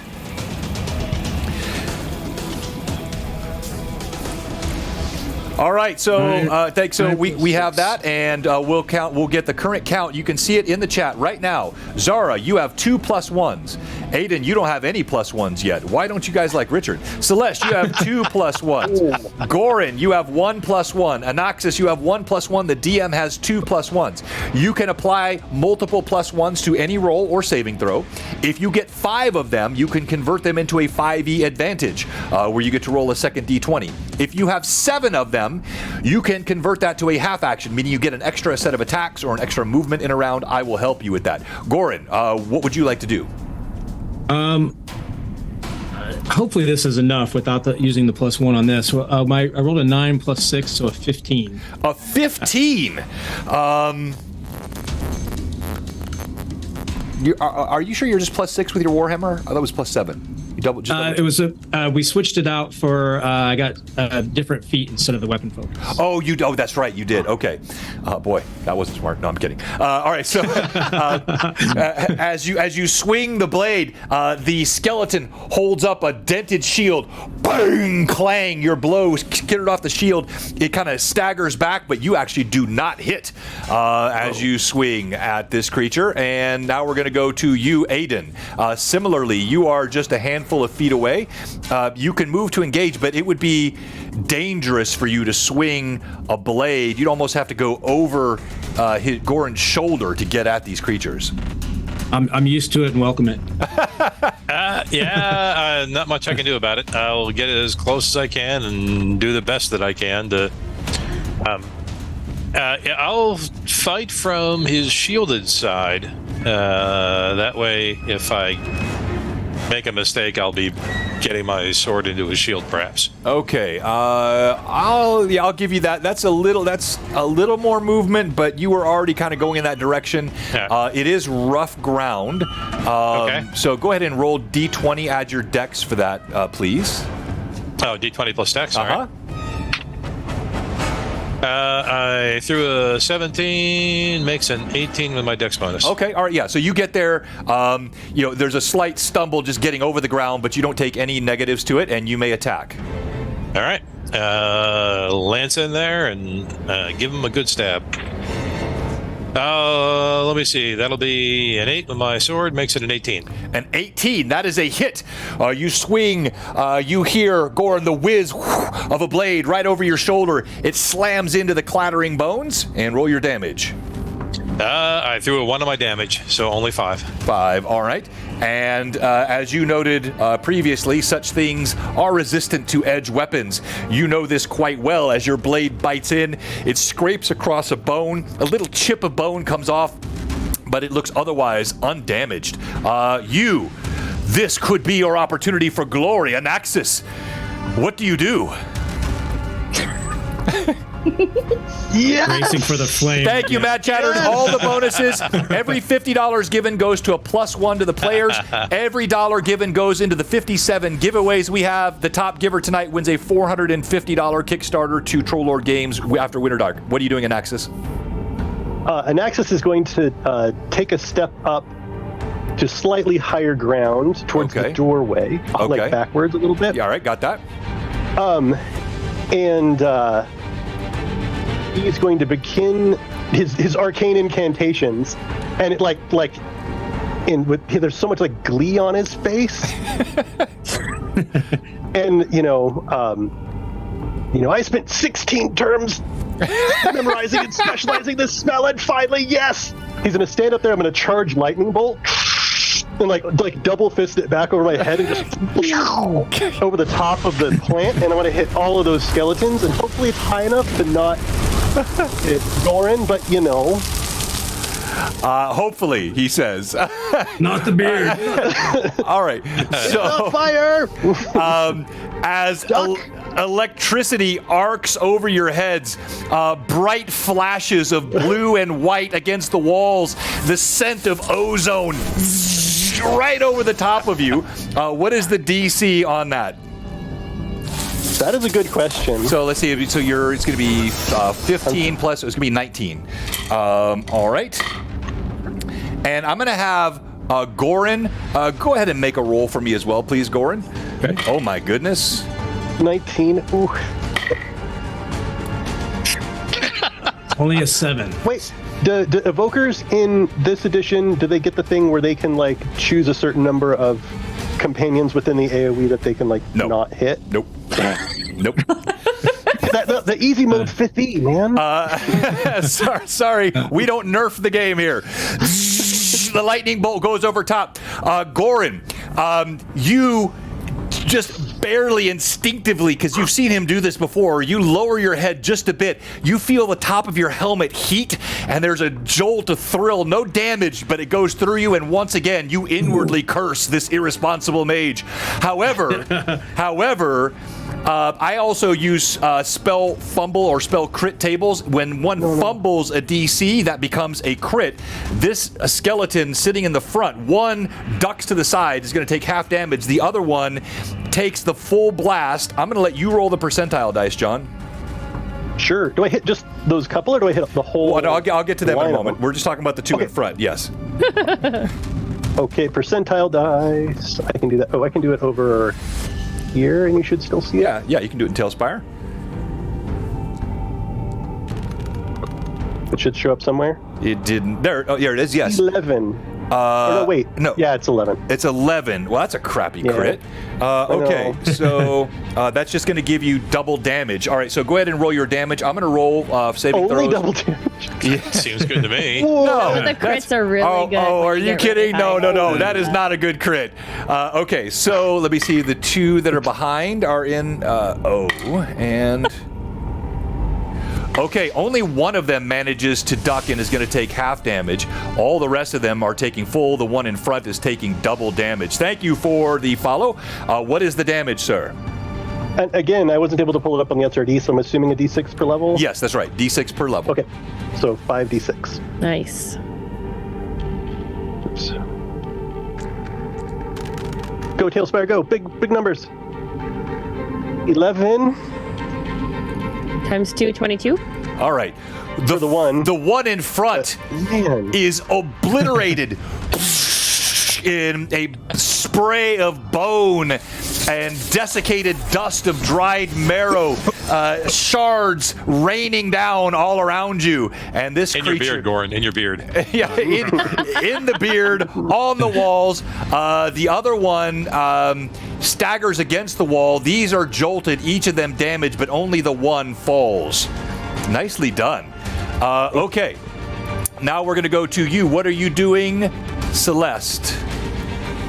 Celeste will move up directly right behind Goran if she can, Okay. avoiding the prickly bush, obviously.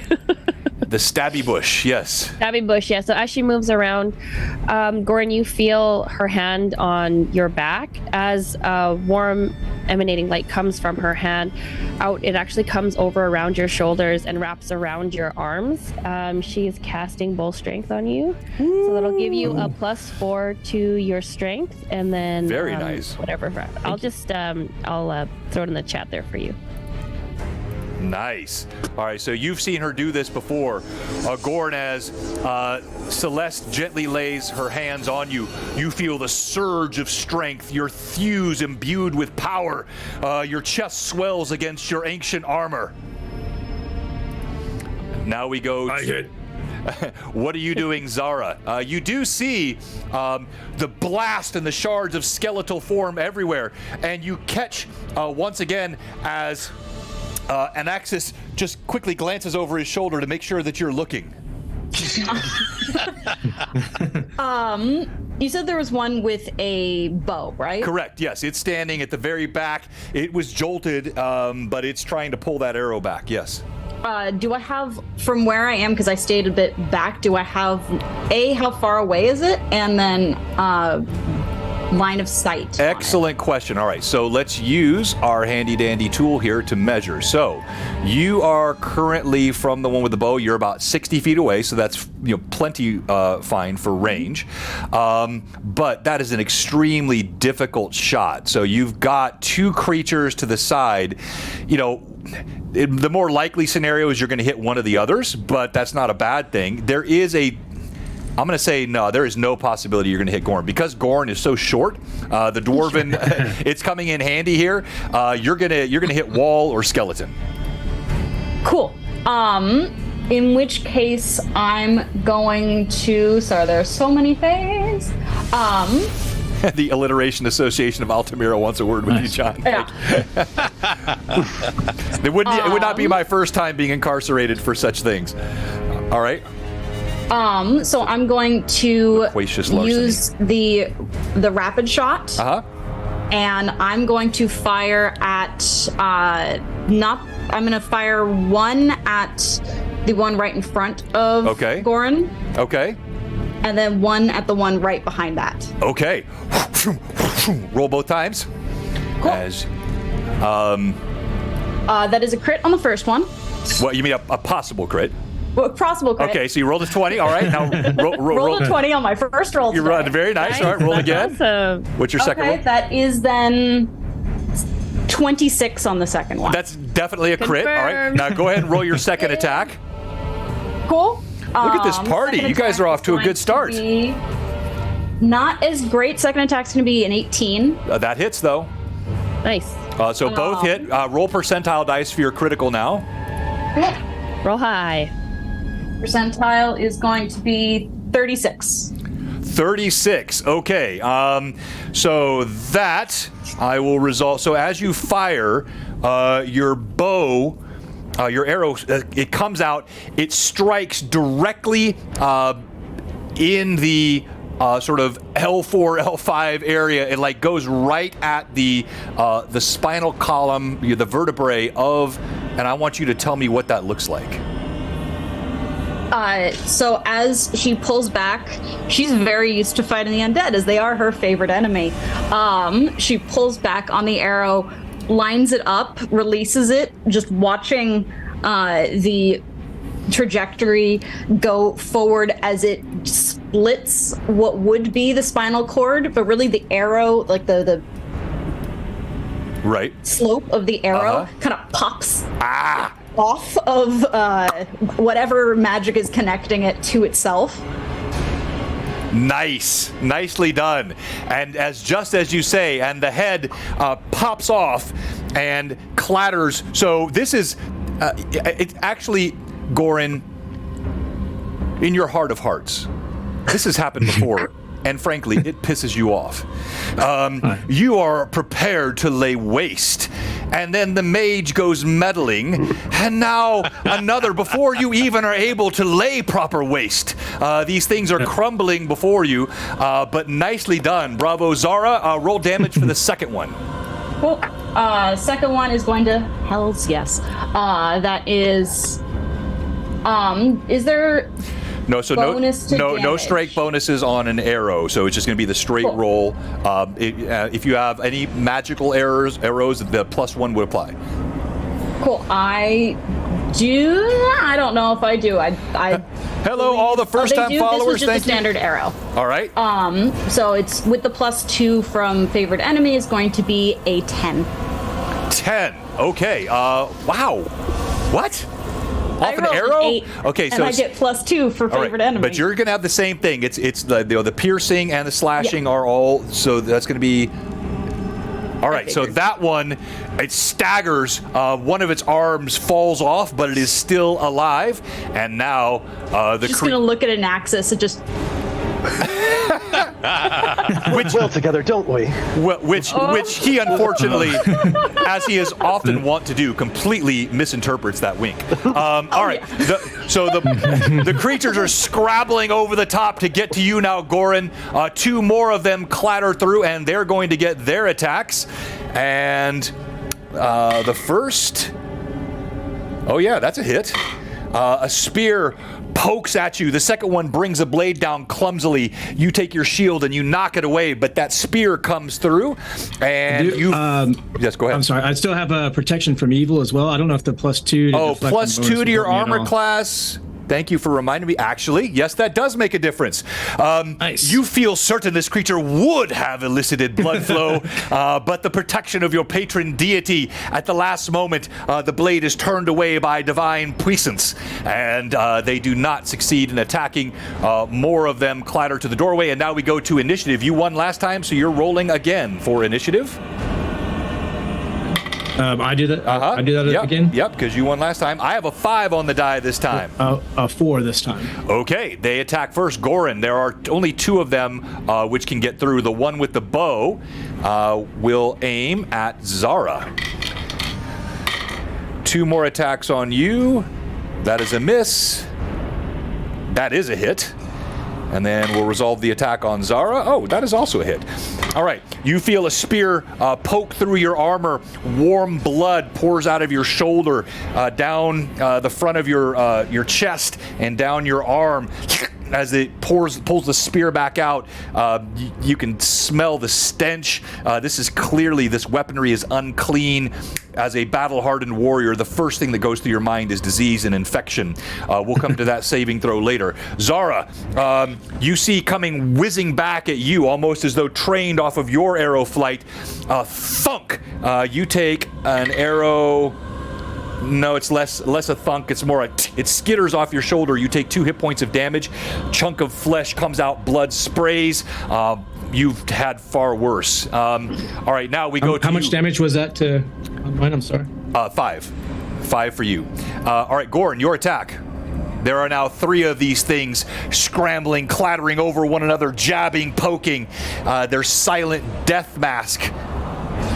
Now we're talking. And I'll just slam down with the Warhammer again. And the bowstring, does it give me a +4 to attack? No. Just to your strength. So your strength has now gone up by 4. Your normal strength is a what? 16. All right, 16, which gave you a plus. Okay. Right, so previously you had a +3. Now you have a 20, so that's actually going to be a +5. 20 will give you the +5. So you take all of your to-hit bonuses and damage bonuses, and they're now 2 higher than they were a moment ago. Mm-hmm.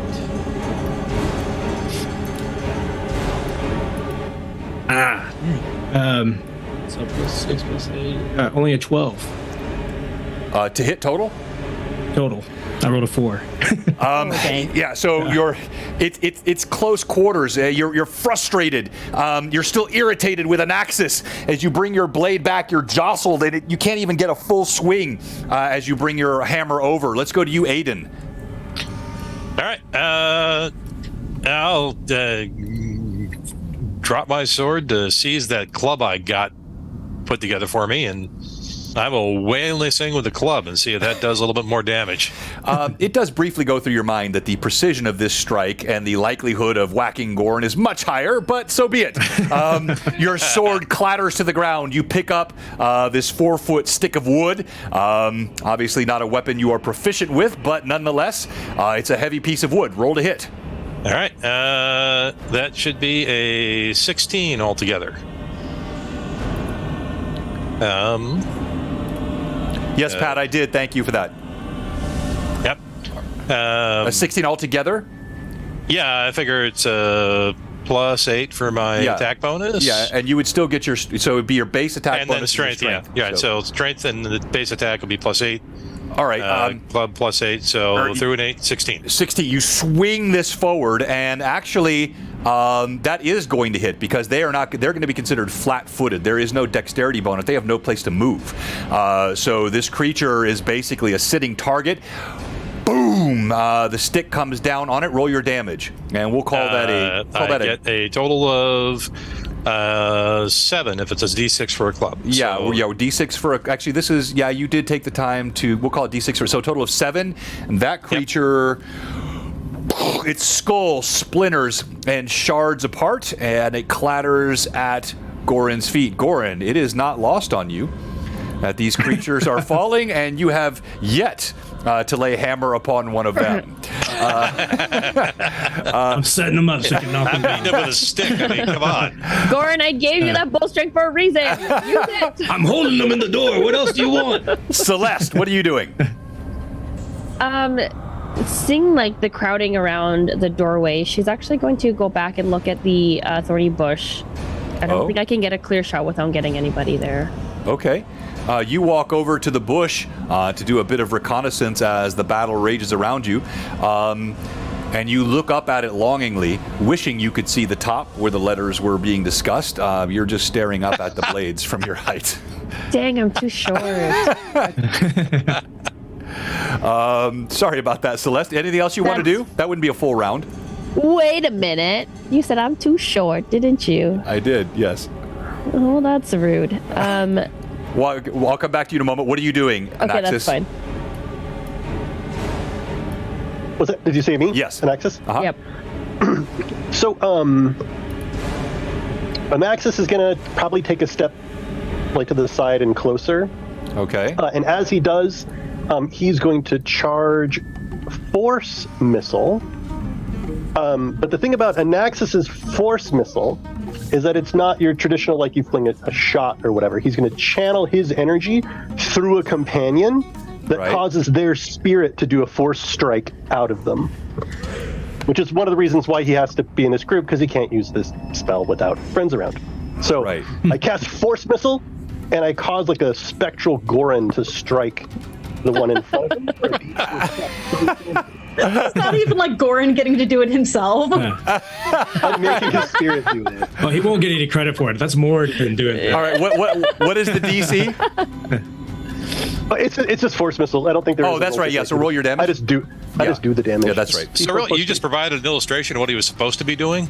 Exactly. Yes. Goran. Like, this is how you do it. Yeah. This is how you punch skeletons. 5 points of damage. Thank you, Blood Rugby. Yeah, we'll talk about some of that stuff on the break. All right. So how much? 5? 5. And that was on which one? The one with the bow or the one that was standing next? Both of those had taken lightning damage. One of them had also taken an arrow. Which is the one that Goran attacked last time still standing, or did he destroy? No, the one Goran attacked was just felled. This would have been the one not with the bow, because Okay. All right. Then Zara can deal with that on her own. Yeah. All right. Well, then describe for all of us what they see as spectral Goran does what a corporeal Goran could not do. So, Goran prior had attacked with the warhammer, right? All right. Yeah. Yeah, and so you see like another version of Goran just kind of step forward, like out of the body, but it looks like Goran, but it's nothing like him. Like his personality, it's like very ordered and rigid, and it's almost like a robot. And it just kind of like, it's like if you read a textbook on how to do tactics, but never actually did it. But it still connects, right? The skeleton is probably just like, what? And wham, like hits it into the wall and destroys it. And then That's even worse for me. it retreats back into Goran. Love it. All right. And Zara, though Bowman remains. Excellent. She's gonna retaliation 2 rapid shots at it. Nice. All right. As she's rolling that, Celeste, what are you doing?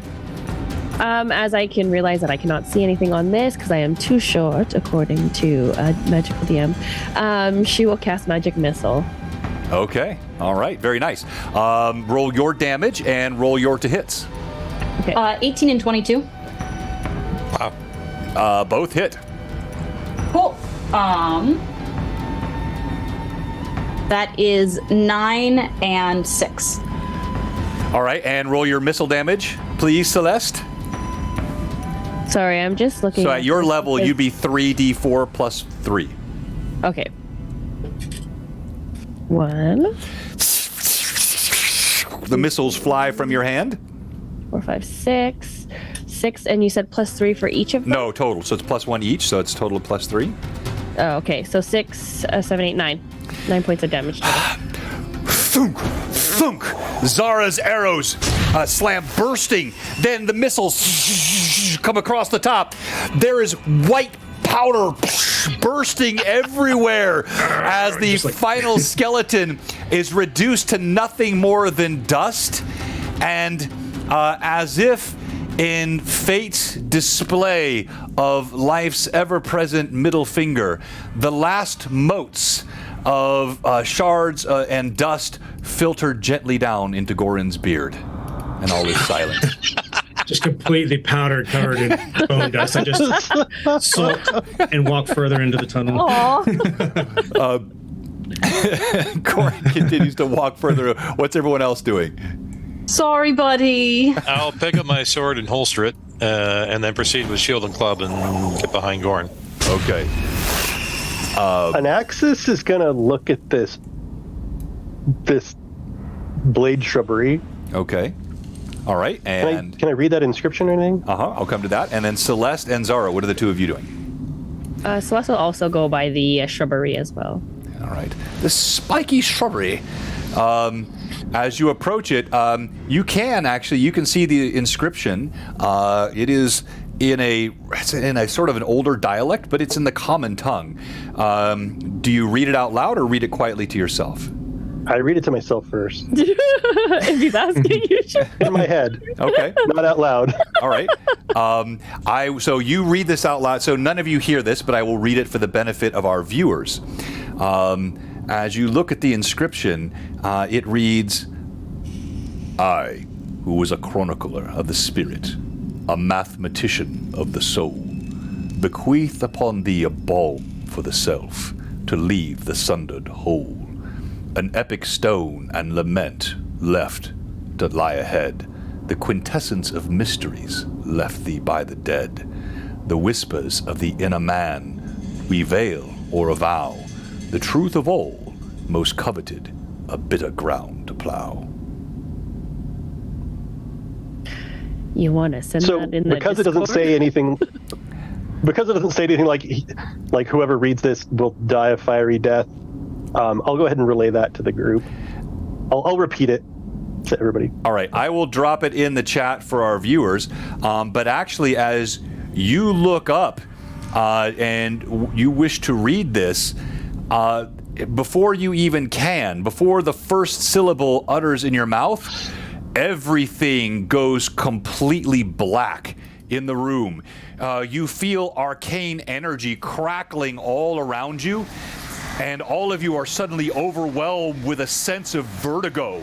One of the last sort of conscious thoughts you have as this takes hold of you and rattles your innards is, what in the hell has Anaxis done this time?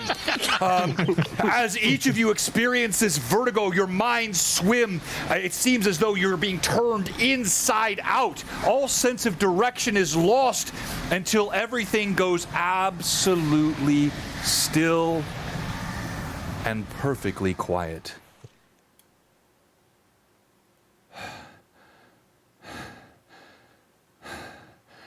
What was that? You're in complete darkness. No sound, no sense of temperature, no sense of direction. Utter blackness.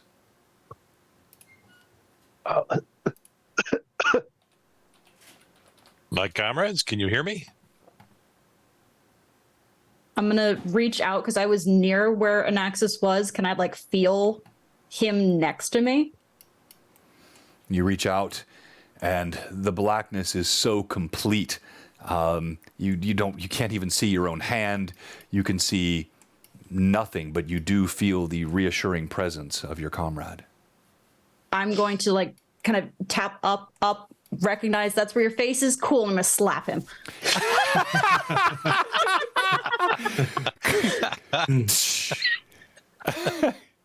It seemed like a harmless inscription.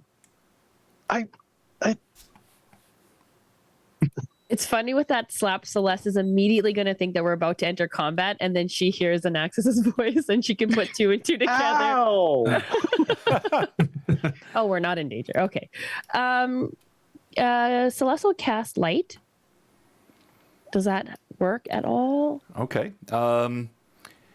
As you try to begin casting, that vertigo is still quite strong, and the words of the spell, they seem to get twisted on your tongue, falling away from you like sand slipping through your fingers, and you find yourself unable to cast. But even as you're trying to concentrate, you notice there is a slow dimness that is resolving. The light is slowly returning, but it is strange. Now you feel not as though light is being given, but as though that which is not is becoming. As your vision finally resolves, you find yourself in a chamber completely unlike the one you were just in. You see marble floors. As you look around, the walls are smooth and polished stone. This has the feel almost of a temple standing in front of you. Looking ahead, you see there is a table. And on the table, it looks like there's a sheaf of paper and then a stack of some kind on it. Everything else in the room is illuminated by a pair of stone sconces at the opposite end around this table, which cast their greenish, pale illumination on the room. The air here is crisp, less the musty scent and more like the smell of old books or a library. This feels more like a philosopher's tomb. Hey, Naxus, why don't you just go and touch it? I'm not one for cards. This seems more of like a Celeste nature. As soon as we're in a marble room that smells of library, you're suddenly not the library person. I see your point, but not this one. Not the scholars. You know, they're different than the Magi. Sure. Howard. Their books are so much more frightening and Thick? wishy-washy. Thick? There are so many fewer pictures. Are the the books words of too wizards are They're not monosyllabic enough for you. So for those of you mad chatters, he doesn't know what to say. He's like, for those of you viewers that are trying to figure, so this party, the Red Talon, bequeathed this moniker much against their own will. They have been adventuring together for 2 years. However, one of the interesting parts of the party is that Zara and Anaxis at one point had a brief romantic dalliance. It ended somewhat bitterly, with differing perspectives. As Anaxis has said, she changed. And now there is a deep level of pettiness. So the role play that you're seeing here is absolutely frickin' spot on. Well played. You may continue. the books of the Magi are just as robust as those of scholars. Oh, yes.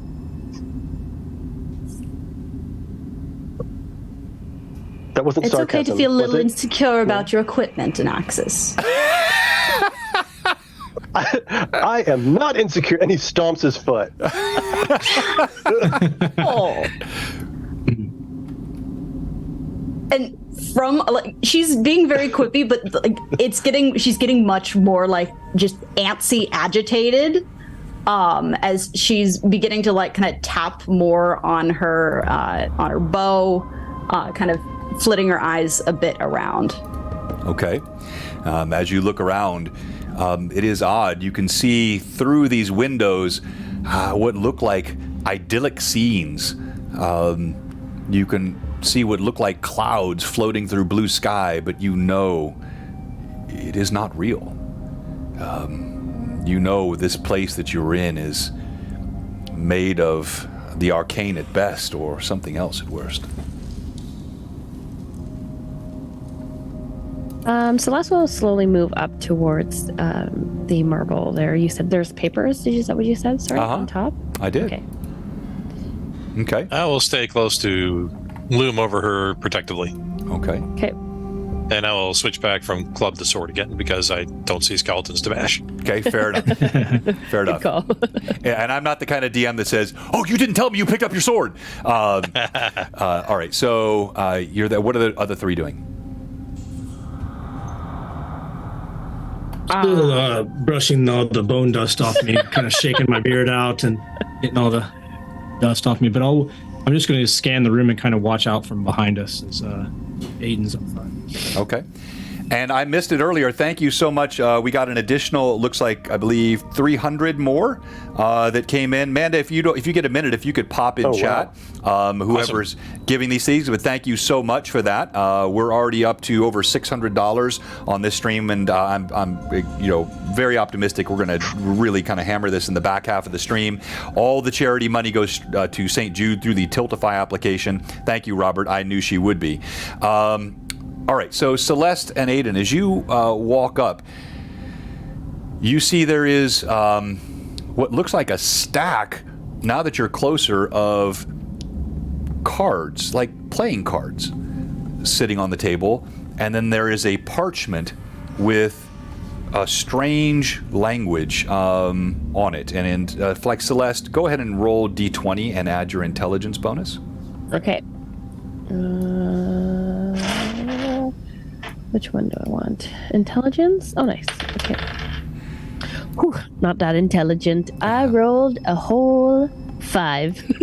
A 5. Okay, yeah, you have no idea what this language is. As she tries to read it, it doesn't look familiar to her. Aiden, do you want to take a look at this? I'm not quite sure. I'm fluent in Common and Paladin. Oh. Fair, very fair. I mean, I doubt I will recognize it if my sorcerer's friend does not. And Axis. Yes, and Axis will pad up. This seems to be a mystery to you, my intelligent friend. Yes, your intelligence is needed. Yes, why, yes, I bet it is. Thank you very much, Chris. All right, so as you walk up, do you examine it? An Axis does, yes. I'll take a look. Well, I didn't mean you personally, John. Of course not. Thank you for that. Thank you for that clarification. Look, dude, was that like a pat on the back for your role play? Like I might get somehow confused as to which one I was talking to? No, like, dude, the role play is good, but I can separate you from your character. Yes. All right. So as you walk up, you don't even need to roll. You recognize this. You cannot read. It is Dwarven, but it is an ancient dialect of Dwarven, not one that you would have any ability to read, but you can at least recognize what it is.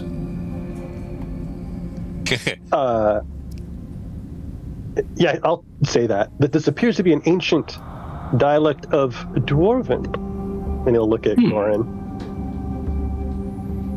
And you can't read it.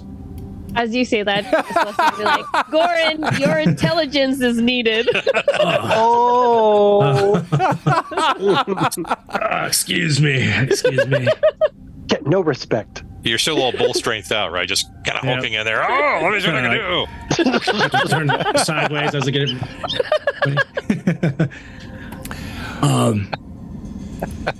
I'll give it a go. Am I able to recognize or read the text? Check messages, and I'm going to let you read that for a moment. Do you read it out loud, or do you read it quietly to yourself? I'll give you the choice as well. No, I'll read it out loud. You read it out loud. Okay. Why don't you go ahead and read that out loud, as Goran? These plaques come from the decks of many things, collected from across the face of the world. Each of them is either the ruins of or the talons By drawing a card, you will slowly divest yourself of all you have earned. You will become destitute, one without lands or even a home. As he is Greatest speaking, each of you see something beginning to crystallize in the air, but he hasn't noticed it yet. Continue. Your greatest accomplishments will become forgotten. With the turn of each successive card, you will strip away some bit of yourself. At the same time, you will likewise bring ruin and the talents to those enemies that beset you. Only faced by sacrifice can understanding be gained. Did it say the talons? Did this text know about us?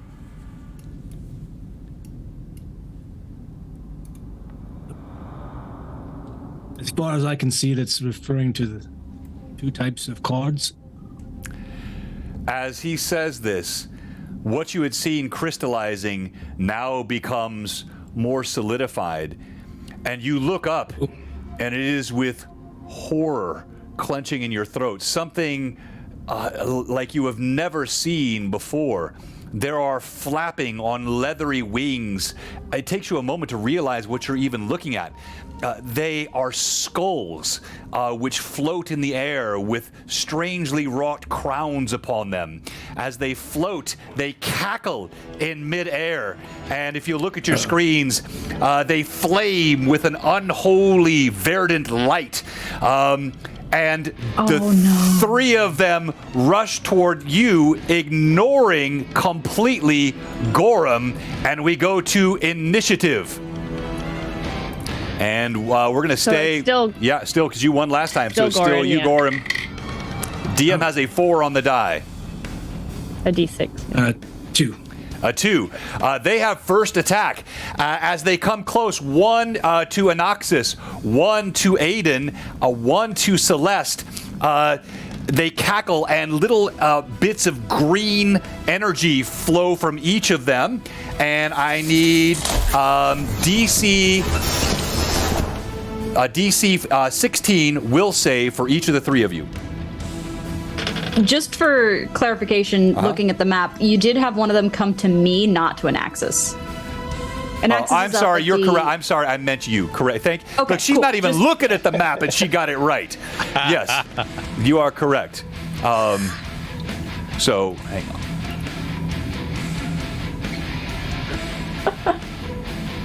All right, and I need each of your saves. 15 total. By one, Vivi. That's good because I have a +1 to my will save. 19. Okay. 19 for Aiden. All right. So total damage. Is it a fear effect by any chance? It is not a fear effect. There is like a negative energy effect that is crackling almost like lightning, but it's not electric. As it strikes, you take 13 points of damage, Celeste. The other 2 take 7 points of damage as these creatures sizzle. And now we're going to resolve the party. We're going to start with you, Aiden. You have the melee weapon at the ready and one hovering over the top of you.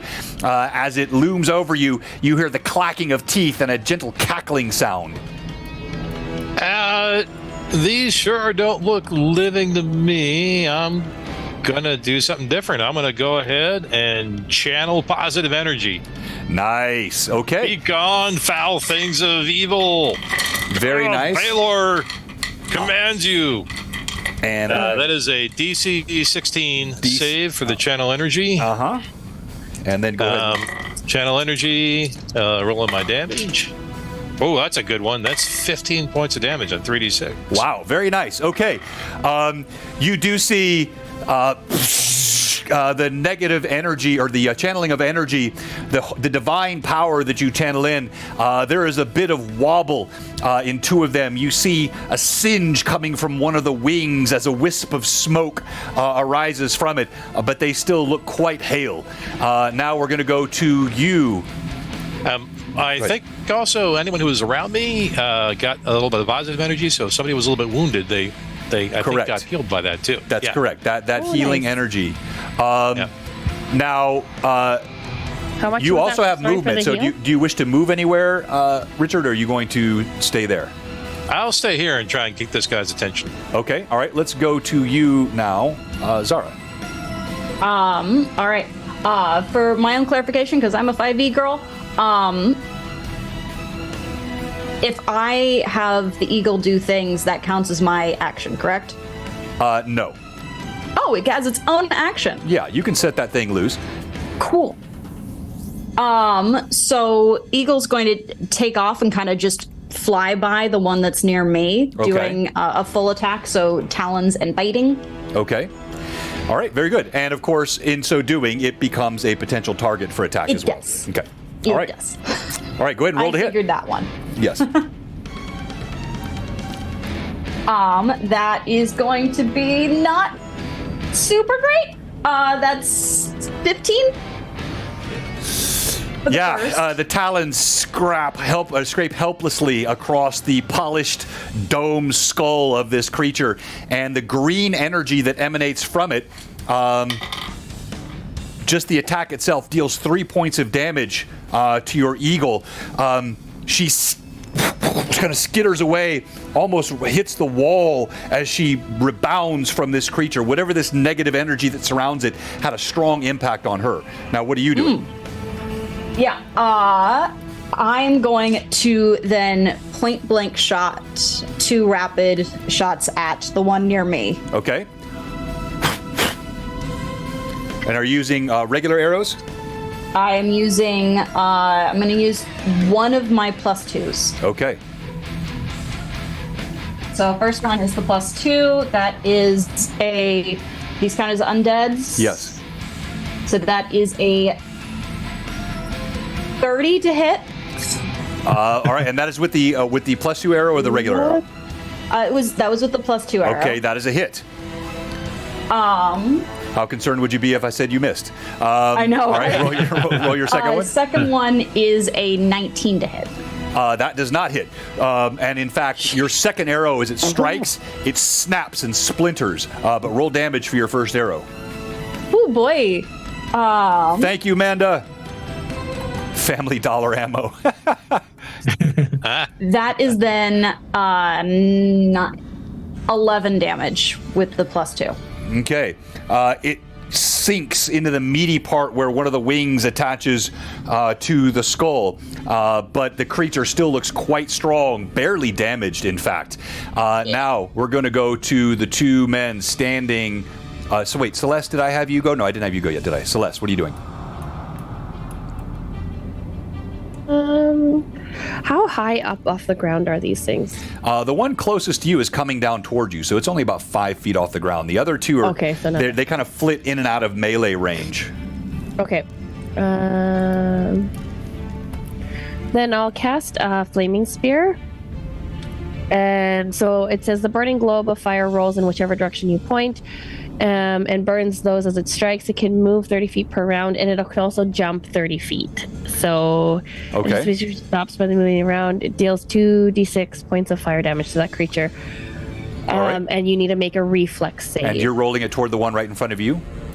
Yes, correct. All right, and then you're going to have it kind of pop up. Okay. Yes, yeah. So All right. as it appears in front of her, the sphere, and then it starts to ablaze as it rolls towards the creature in front of you, and it jumps up. All right. You and- just need to do a reflex save. Sorry. Yeah. All right. Go ahead and roll your damage. Your ball of flame sprouts up, consumes briefly the creature in flame. It does. You see it dart out the back. You can't tell how much of it was hit, but tell me what your damage roll is. 8. 8 points. Yeah. Okay. When the flames subside, you see the creature is slightly singed, but lunging back in at you. It looks hardly damaged at all. Okay. Anything else you want to do, Celeste? You want to move? You want to take any other swift actions? I'm actually going to move towards that altar a little bit. I want to go closer there. All right, we can give you that sort of 5-foot step, which will not That's engage fine. an attack of opportunity, but you kind of move a little bit closer, okay? Yep. And it's trailing. What are you doing, Anaxis?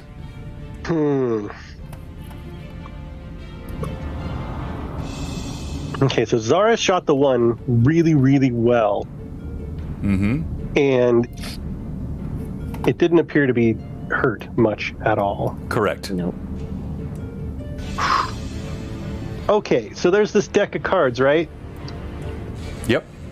There's the deck of cards, and we read this thing from the deck of cards. Or there's this stuff in Dwarven. It's all in Dwarven. Yep.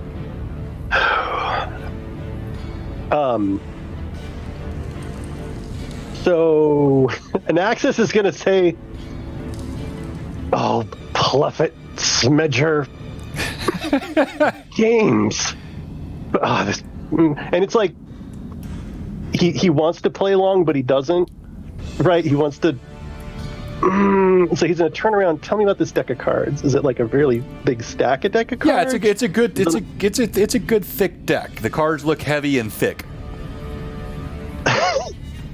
He's gonna put his hand on the top of that deck. It's got to be right. It has to. What does it says bring ruin and the talons to the enemies that beset, and then we were instantly beset, right? But it says with the turn of each successive card, you will strip away some bit of yourself. At the same time, you will likewise bring ruin and talons to those enemies that beset.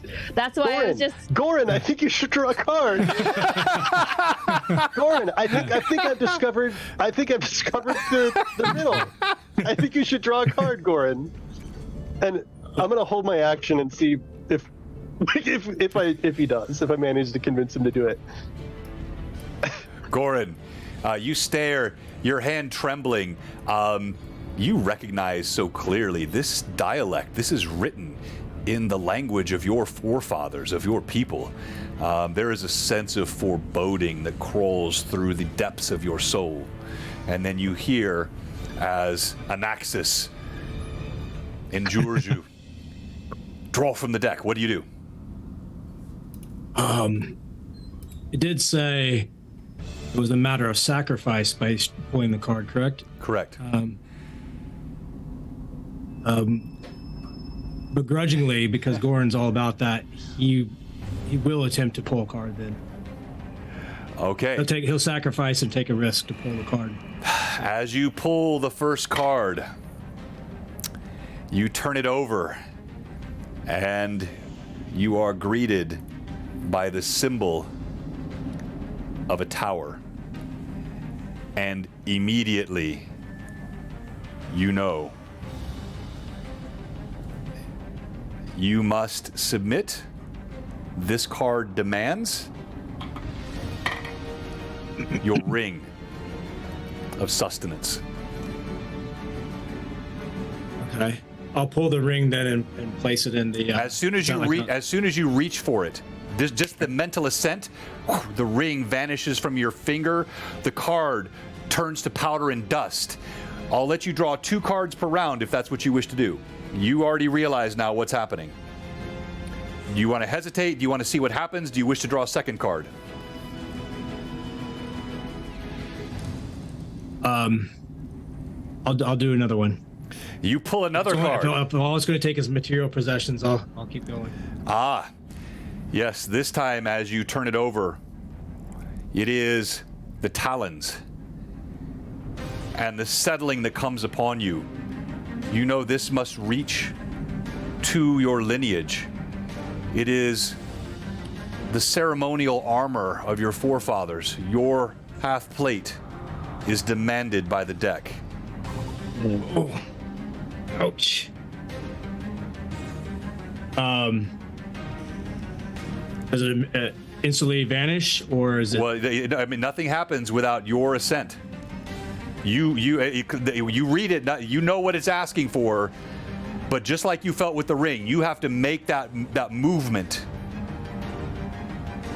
I'll lay my warhammer down on the side and start unbuckling straps. With the first buckle, your armor vanishes. Motes of metallic dust fall to the floor. The card disappears. You see Anaxis' eyes go wide. and we go to initiative. So initiative is now to an axis. Correct. Anaxis, you have initiative, and the DM has a 1 on the die. As these skeletal creatures buzz around, the skulls hovering overhead, you see the green energy looks like it's getting more and more powerful. The longer they're here, it's getting brighter. They're crackling with more power, and in fact, in DM terms, there's another D8 added to damage this round. All right, and you have initiative. Let's start with... I got a 5. 5. All right, let's start with you, Aiden.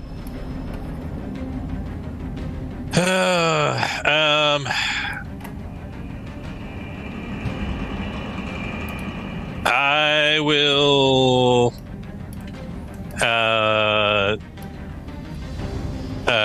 take an action to cast Bless Weapon. Nice. Okay. I feel like this guy's got a ton of DR, and I'm going to need to carve through it. That's my guess. That was a sound guess. All right. And so you cast that. You going to take any movements or do anything else? Any swift actions? I don't really have much else I can do. I just need to start hitting these guys, I guess. Okay. But, I think I got to cast a spell first. Okay. Let's go to you, Zara, and we're going to come to you next, Celeste. Zara, what are you doing? Uno TPK. Zara is just so shocked. Yeah, her bird, your bird is like fluttered against the wall. It's waiting for your sort of command, but you can see she's. Yeah, I'm gonna keep the bird over there. Okay. And I'm just gonna send 2 more shots at this thing, because the magic arrows or the regular arrows. Yeah, they're just regular arrows because I don't have that many of the other ones, and it didn't do that much anyway. Okay, go ahead and roll twice. Okay. That is a dirty 20 for the first and a 22 for the second. As they hit, they snap. The moment they touch, these non-magical arrows are great. They're snapping, they're vaporizing, they're cluttering to the ground, smoldering. Celeste, what are you doing? And then we're going to come back to you and Axis. So since I have my flaming spear out, can I move it and still do an action, or is that just no? Yeah, you moving it can. into Yeah, action? you can move it and still take an action.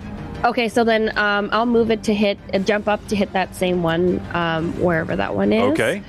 Even though it's not going to be that great, so just a reflex save for half. I got it. 6 points of damage. All right, again, you see the same thing. It's sort of timing you now. It slides to the side. You catch part of one wing, but it does very little damage to the creature. That's okay. And Celeste is going to move right up to the altar there. Just kind of seeing all the stuff that's disappearing off of Goran, and kind of seeing the situation that she's in, kind of is bringing back flashbacks to when her entire family was wiped out, and she swore that she would never let anybody get hurt again. So she's going to just quick fire, draw 2 cards. So you reach forward to grab 2 cards? Yeah. As you grab the deck, your hand is singed. You take 3 points of electrical damage. Interesting. Okay. Anaxis, you see this. What are you doing?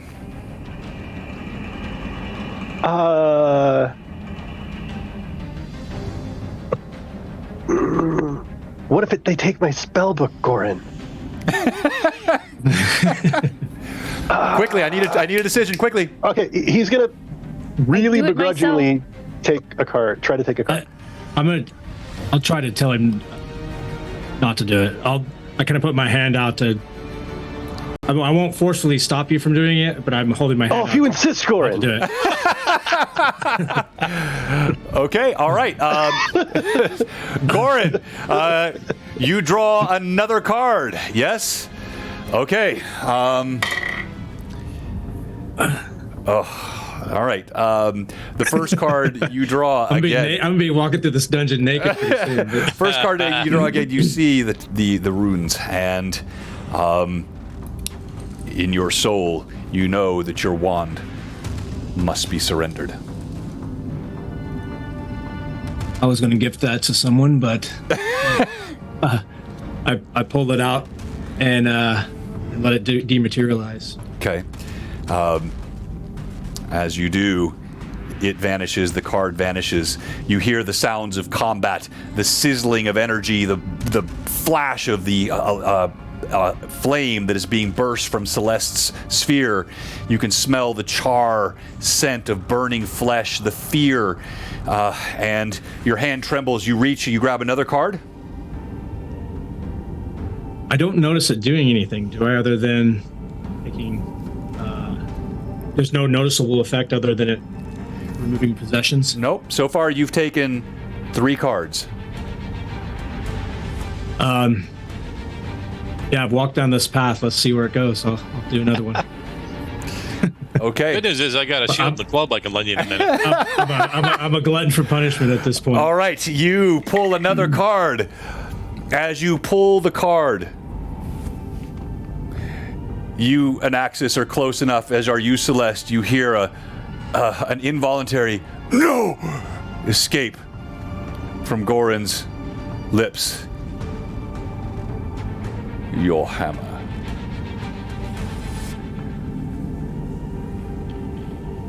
Dang. You have heard him speak to this weapon oft. He has cuddled with it in the cold night hours and caressed it like a lover. He has often said... I don't know if I can give it up. He has often said to you, he believes it speaks back to him. The card demands the hammer. Who's closest to me right now, Celeste? And yes, and an Axis. Yes, they're both side by side with you. I just look at them both and I say, I'm sorry. And I just go, and I'm going to crash the hammer down onto the altar. I'll give it to him, but just crash it down onto the altar. If I can, I'll channel energy into it too, but I'm just going to try to crash it down on the altar and see what happens. You see, in rage! Here it is. Let me hear your rage, Michael. That's right. I wanted that flex. I wanted that flex. All right. Boom. He slams the hammer. As he does, the ear-piercing shriek of a hammer being rent into 1,000 pieces. Metallic shards spray everywhere. Anaxis, you take 2 hit points of damage. Celeste, you take 1 hit point of damage. Little flecks of blood on your cheeks, on your hands, where these shards scatter past. And when everything settles, you see there is now, where it looked like a stack, there is 1 card remaining. Who has not gone yet on the party side? I think everyone has, right? All right, they attack. All right, I need those DC saves, 18 will saves for Celeste, for Aiden, and for Zara. Ooh, nat 20. Okay. 22 total for me. 23. Okay. All right, very nice. So all of you are going to take half damage. And this time we're doing the 4d8. We'll roll them off. And... yeah. That's too much. That's too much damage. That's too much. Roll low. Too much. 13 hit points of damage. Yikes. This enervating green energy strikes you. You see it kind of sizzles briefly. It follows the patterns of veins beneath your skin. You feel your form struggling to breathe as you take this damage. And we go to initiative. DM has a 2 on the die. Come on. Do it again in Nexus. I got this. I'm very good at initiative. 4. You have initiative. Nice. This time we're going to start with you, Goran. You stare, naked in your skivvies, your hammer splintered all around, and 1 card mockingly beckons to you from the altar. I want to briefly look at the party, just to try to assess their condition before I pull another card. Ow. Does everybody look like they're about to, like we're about to fall? Describe, anyone describe, not in terms of hit points, but just give him a description of what he sees as he looks back at you. Goran, as you make eye contact with Celeste, she makes eyes with you, and you can see in her eyes that it completely fades as she collapses to the ground. Oh, what? You hit me twice, man. I forgot how few hit points you had. I'm used to playing Rizia. I got like 31 hit points. This You is hit me why- twice with 2 13s and then you hit me once. For those that are new to Blue Box, I purposefully do not track my player hit points. I do not want to know. I do not want that influencing my decisions as a DM. Killer DM. Stop. Okay. I'm just joking. All right. So yes, you see, as if an answer to your question, you see Celeste. She gives this soft. And she like collapses to the ground, like as if to give you answer. Aiden battles on, unbowed. Aiden swings away. What are you doing, Goran? I kind of stare at the altar. I'll be back for you. And if I'm right, if I do my channel energy, I wasn't sure on Aiden. When Aiden did his, it damaged and healed, or do I have to make a choice? You're supposed to. Typically, you make a choice to damage or to heal. I gave Aiden the benefit of both as a paladin in this situation with this type of enemy, but normally you're going to make a choice between the healing damage or the harming damage. Okay, that's fine. Yeah, it's all right. No, I felt it was appropriate to the situation, so I made sort of a DM adjudication. So go ahead. What are you going to do, Gordon? I want to take a little bit of movement so I can get as many people within that 10-foot my 10-foot aura as I can. Okay. I know I have 30-foot radius for the channel energy, but I still have that magic circle up. Okay. So I'm just going to move just a little bit so I capture a couple other people in there, and then drop the channel energy. Yeah. What's your radius on that? 30 feet? 30 feet. Yeah, you're going to catch everyone. All right, go ahead and roll your healing. It's 3d6. Not bad. 13. Okay, all right. So each of you get 13 hit points of healing. Since that was basically one turnaround step for you, you've taken your full action. I was allowing you to draw 2 cards per round. You can still draw a card this round, or you can take additional movement. No, then I'll take I'll take one more card. Then I have nothing left to give, so I might as well. You take one step. I still have a shield. You heal your party. You turn back. You pull the last card off. Can I try to stop him? Sure. Oh, now I see that he's like literally naked.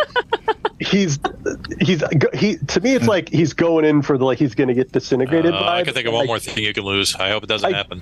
I can't. And Axis just can't. His beard. He's down. He's a good person. Oh, his beard. That would be worse than death. He's going to have to forcefully stop me. Then Axis will say, he'll be like, no, not your beard. And then Axis will try to grab a card. As Anaxis reaches for the card, you take 4 hit points of damage.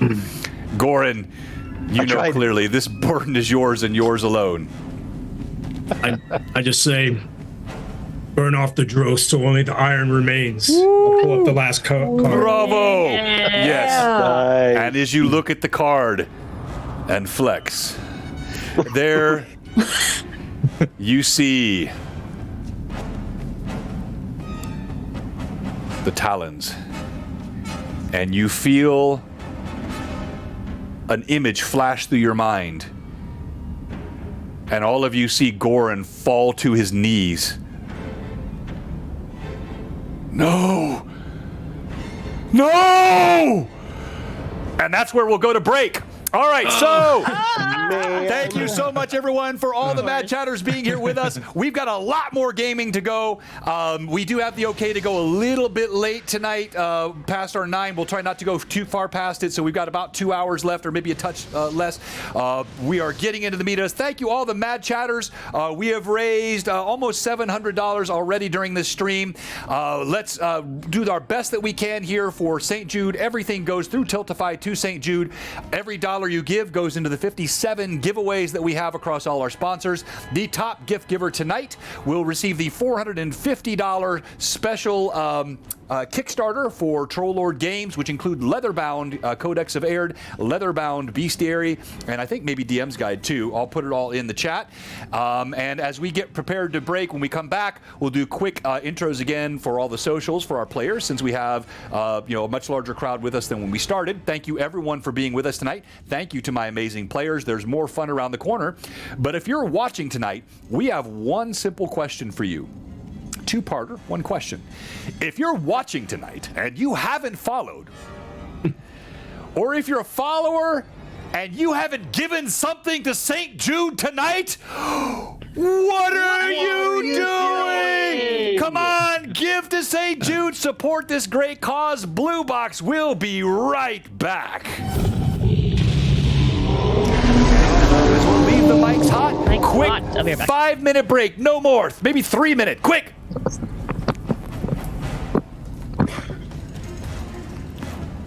Brutal. What did you say? Brutal. I promise I'm not a mean person. Oh, me neither. Usually. This But I character got was free just reign too to be a good. petty asshole, so I'm gonna be a petty asshole. No, you guys have played that perfectly. It's been so much fun. We'll find a point. We'll find a point to continue the character arc, the story arc of it. There'll come a point. There'll be growth. One way or the other. I was expecting your shot down the hallway to peg me in the back of the head, like 100%, like endo forward into the blade shrubbery.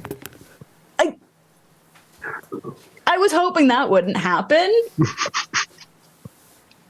It crossed my mind too. It's an opportunity for roleplay as I bleed out Profusely. on a tree.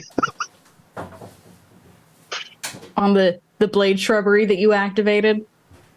Oh man, I want to get a seed of that thing.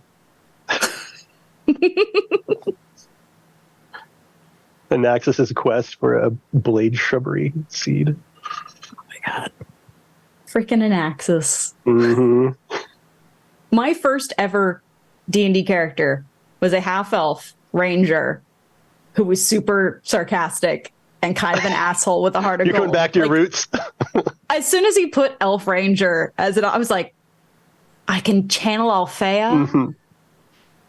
Nice. I know this girl. And then he was like, you're going to be petty. I was like, even better. Perfect. That's the hobby. I mean, being petty is the hobby that keeps on giving, right? It really is. You're like 200 years old, woodworking can come and go, but being petty, that it just gives and gives. the skill curve is so high. 1,000 years old, still be petty. Especially like between two elves. This is just like...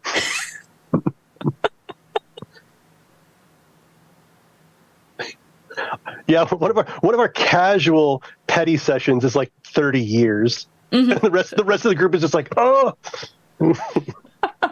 stop.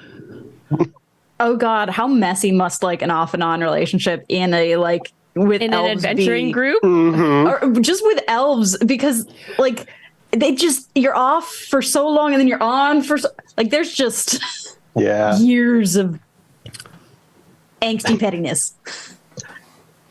Given enough time in New York, right, and you'll have a story to tell with everyone. Like you can't walk down the street without seeing 300 people. I mean, assuming you're 5,000 years old or something, and they all live that long too. Anyway.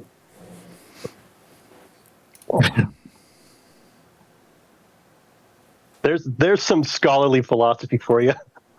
What did I miss? Oh, just the petty elven squabbles that last hundreds of years for elves because they find it entertaining, which is like longer than a human lifetime. Right. That's really holding it great. Yeah. Thank you so much, everyone, for watching tonight and helping support this great cause. Thank you for everyone that's given. We deeply appreciate it, and we've got some fantastic giveaways. All right. Don't dwarves live as long as elves, or not No. as long? No, not as long. No. I mean, it depends on obviously the game world that you're in, but in most of your typical fantasy style game worlds, dwarves are much longer lived than humans, but not as long lived as elves. They're not the endless or timeless. Well, in some systems, elves are immortal. In others, they just live for thousands of years. Whereas your typical dwarf lifespan is going to be in most systems like a 300 to 500 year type range. Mm-hmm. Well, actually, I mean, Richard, we've got the expert here. You tell How us. did you write it? Yeah. In Primeval Fuel, how long do they live? I mean, Thul's pretty much whatever the current edition is. Yeah, so I working on like 2E and 3E and 4E, and we didn't change lifespans that much. It's just whatever was in the first edition player's handbook, we kind of rolled that on through and kept it mostly true. Gotcha. Okay. Yeah, some elves in Forgotten Realms can live up to be like 1,500. I think like the Sun Elves can live like crazy long. Yes. Mountain Dwarves live to be about 400 or 500. Yes. Yeah. Long-lived races make having, this is ancient history, it's lost and forgotten, really difficult. I was kind of hoping when they did like the War of the Rings of Power in Amazon that we'd actually like see people in very different ages, because I mean Galadriel, Elrond, they could just be alive like over 3,000 years of the Second Age, right? But Right. But they didn't do that. They condensed the timeline a lot. Just a little bit, yes. Just a smidge, Yeah. all the Numenor stuff. Oh well. I tried reading the Silmarillion. I tried. I tried and tried, but have you read what is it? Hurin, the Songs of Hurin. It's a Children of Hurin. Yeah. It's actually a really good Tolkien lore. It's well written. It's a fun read. That one definitely Nice. Children of Hurin. If you want to go back to some of the older stuff, I recommend that one. All right.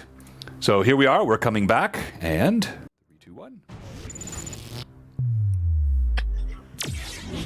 All right, as we resume tonight, our fantastic mega stream for the St. Jude Children's Charity, I want to thank all of my players again. Let's do a quick round of re-intros. Don't need to introduce your PC. Just tell us again about you, where you can be found on your socials, any current projects that you have going on. Let's share that with the audience today, and let's start in the middle this time. Let's start with you, John. me. I'm John Fuller. I'm also Demon Gun. I have a Patreon and stuff. I do lots of things Tailspire. We also do 5e publications and just other kind of homebrew stuff that we release to folks. There's a couple of products that we have that are free for everybody. I mean, most are Tailspire maps. At Tales Tavern, we have the 5e Creature Blueprint database, which is for Tailspire. If you want anything that's in the SRD, you just click a button, basically, and it'll create the creature for you. So spend most of my time creating tools of convenience for DMs.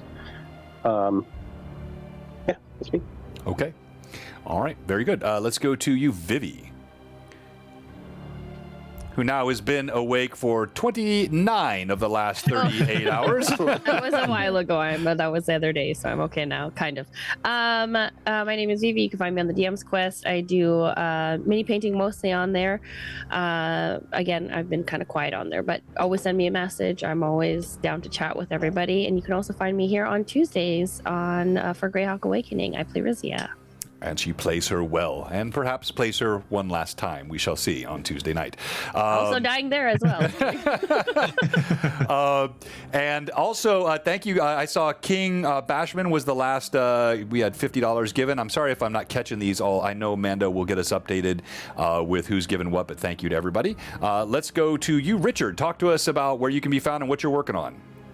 Hi there, everybody. I'm Richard Baker. I work as a writer on the Elder Scrolls Online.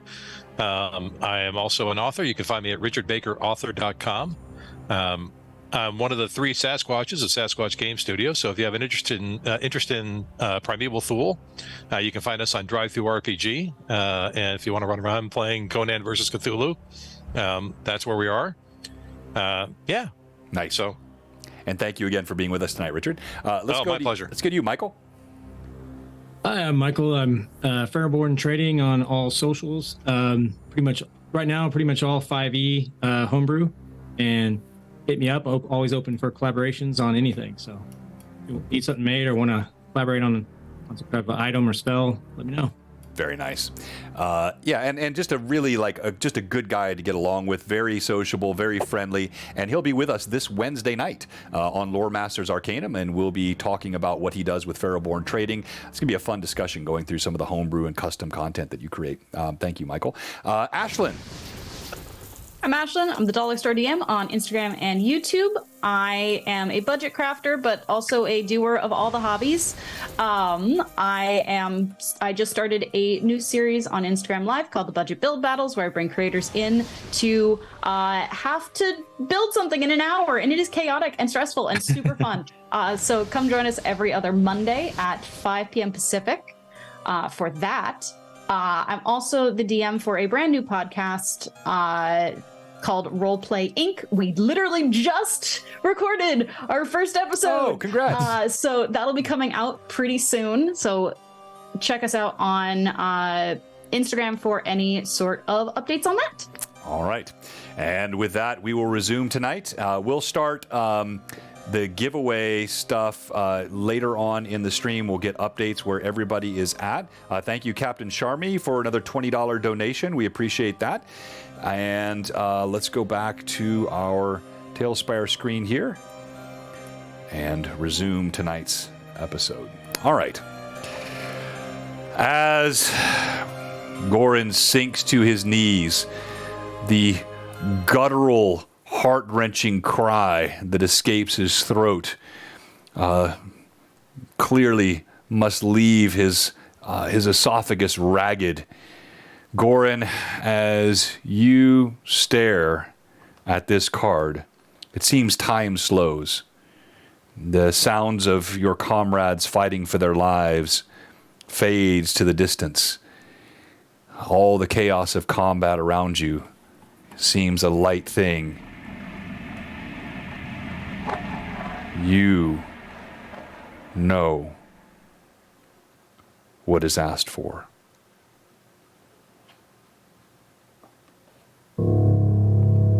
What goes through your mind is your family crest. But you know it is not the crest. It is the belonging. It is the heritage itself. This card, this deck, this demand has come to this moment. And you feel the inexorable, irresistible, and potent magic of this card clawing for that thing which you hold dearest.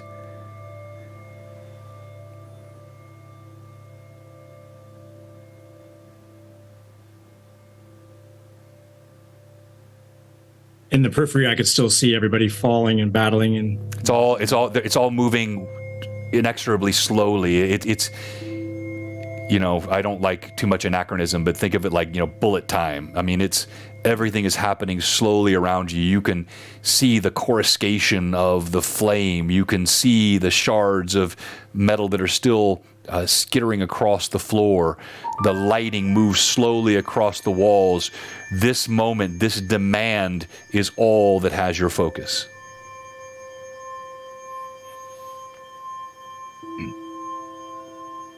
I'll take one deep breath in and try to just quickly flash through all the best memories before I just say, the strongest weapons need to be hammered the hardest. Take it. And I'll just succumb to whatever it's going to do as far as. Wow. Okay. All right. As you do this, you feel as though a cold hand tendrils its way into your chest, as though your very heart were gripped. You feel it rent from you, and it's as if you deflate from within, and you know you are no longer of the kin. And all goes silent in the room. When time resumes, all the rest of you, as you hear this heart-wrenching cry from Goran, all of the skulls vanish. Wisps of energy float through the air, and there is nothing.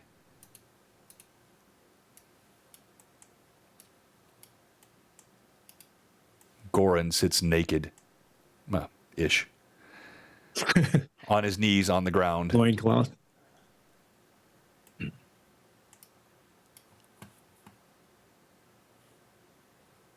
My immediate concern is Celeste back on her feet. Did the healing work for her?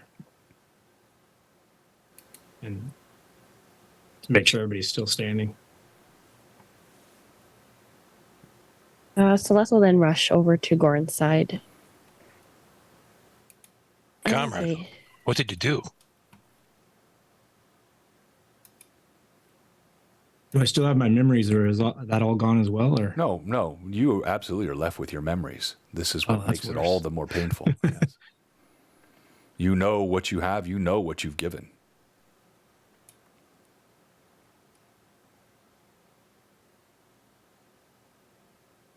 feel I did what needed to be done, and it sits well with me. Let's just not make it for naught. I fear those things might have slain us if you hadn't done what you did. It's not much, but I will not let you go through this place unarmed. My shield. My club, which I believe you can wield as well as I. Thank you. Do I still have my shield, or that's all gone as well too? No, you have your shield. They didn't take your shield. Okay. Oh, all right. Okay, so I still have my shield, but I'll happily take the club. Okay. It's silly. I would give you the longsword, except I don't think you can swing it. Club is great, and I appreciate it made by your own hand. Is the club just like the big stick that we got from the guy? Yeah. Zara's gonna just quietly walk over. She's unclasping her cloak. Is just going to put it over him, clasp it around. I'm going to give you my cloak of Elvenkind. So if you need to hide, it'll...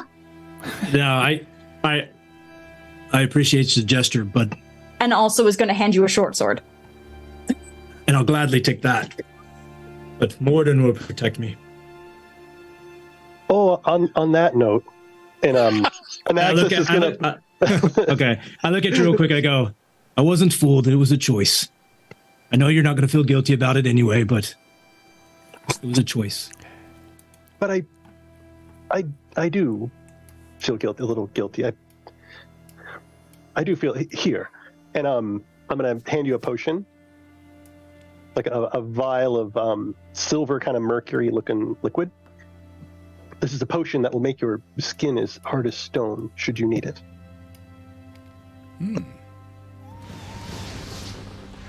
For my personal collection. My personal collection. I take back some of the comments I made about your beard. Oh. That is actually an excellent point, in Axis. I too have a potion I can spare.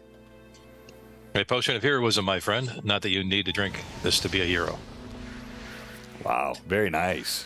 Very nice.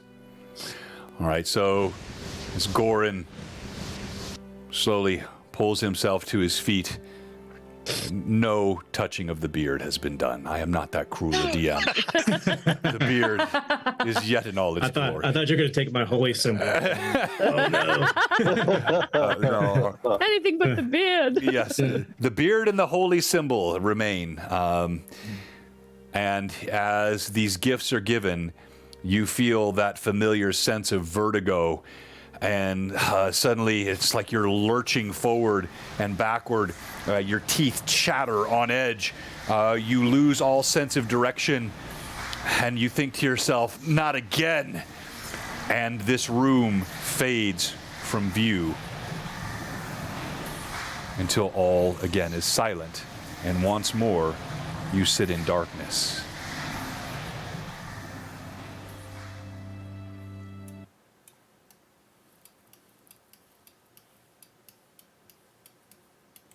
Is everyone still here?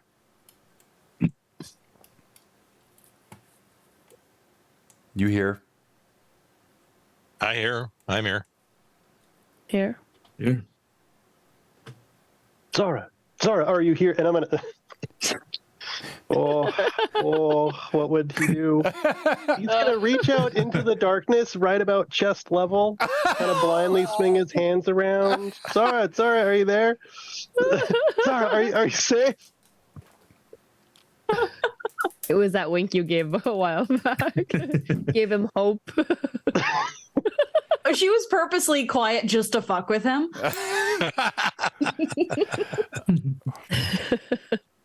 As he fumbles around in the darkness, the light begins to resolve again. This place smells different.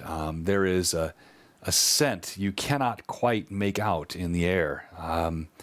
As things begin to resolve around you, you see there is again stonework, but there's the scent of herbs and smoke.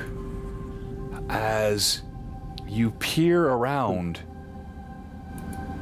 try to get a sense of where you are, you see several things at once. The first thing you note is that you have a general sense of malaise. Your limbs feel heavy. Your breathing is slightly labored. And as you look around, it's clear to see where this is coming from. There is a faint smoke, a fog almost, that is slowly emanating from the ground. And as you breathe these fumes in, they bring with it this sense of lethargy. At the chamber's end, there's a spacious alcove, and you see a large desk set out with several pieces of alchemy equipment. There's a large alembic system. There is a chill in the stone, and the intricate metallic structure of this alchemy equipment glitters in the light. It's pungent with the scent of herbs and the redolent sense of earth tones and various substances which might be used in alchemy. And everything else it is still. Go ahead. It is like my play alchemy set from my childhood.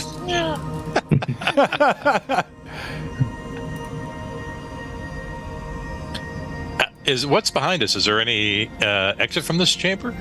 Great question. As you look around, you see, what is that old, I'll do my second anachronism of the day, the old Disney land, no windows and no doors. No, you just see walls all around you, and there is no manner of exit from this place that you can see. Another puzzle to solve, it appears. Is the scent reminiscent, if any of us know what the scent of darkweed is?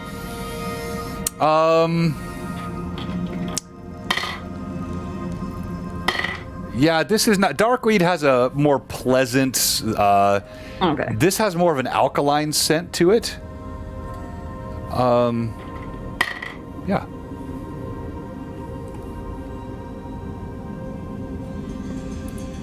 Well, my friends, I am certainly willing to do anything you tell me to, but I know nothing of alchemical puzzles.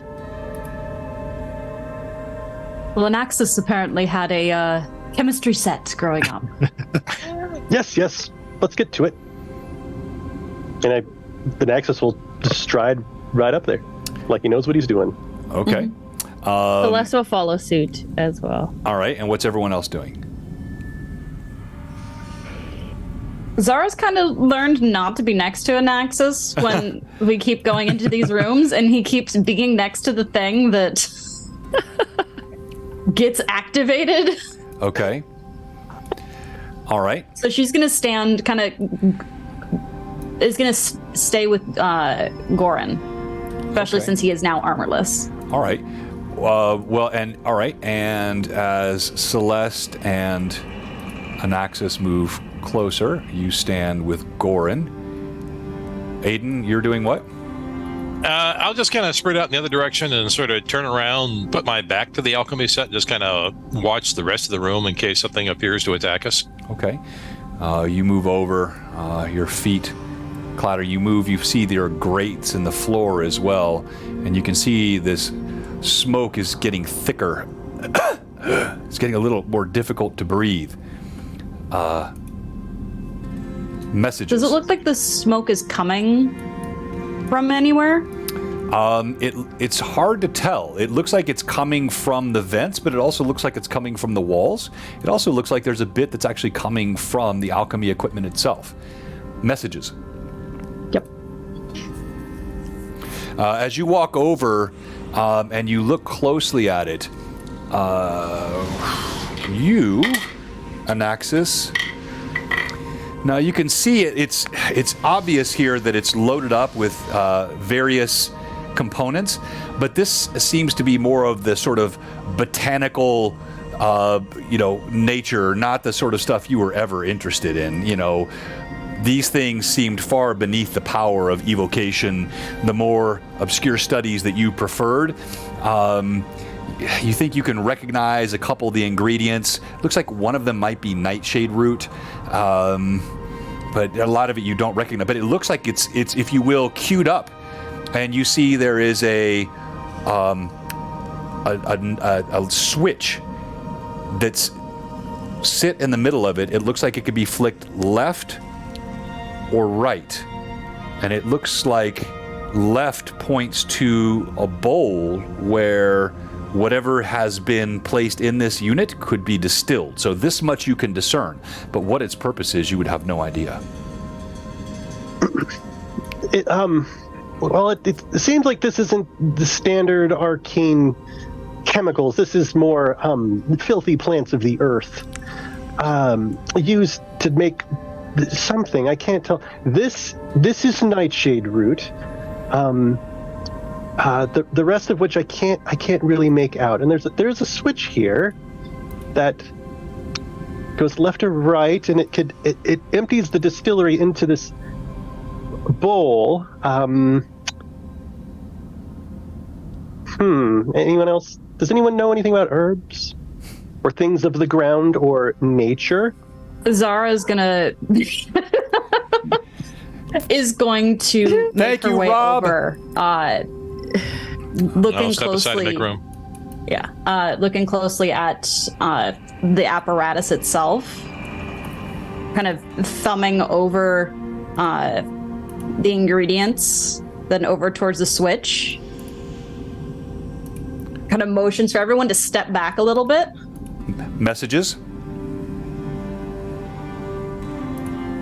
As you get closer and you're studying it. Is going to flip the switch so it goes into the bowl.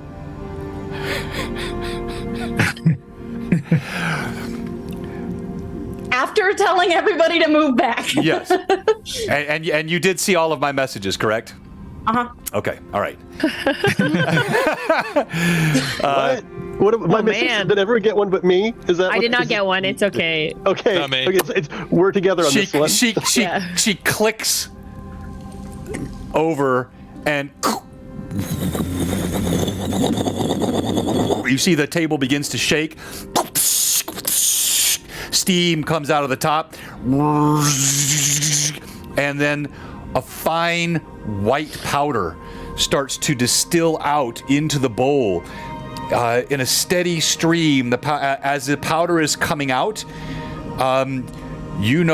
Zara is staring at it transfixed. Zara, I'll let you describe what happens next. Zara's right hand is shaking just ever so slightly, as it then is going to reach down to a small pouch, as she kind of just traces a finger through the powder itself,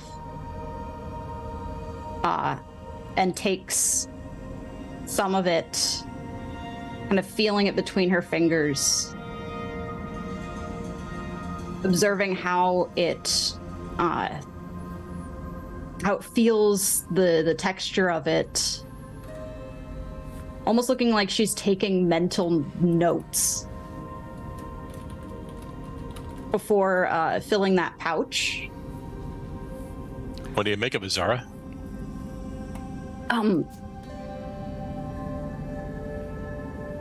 not quite sure what it is, but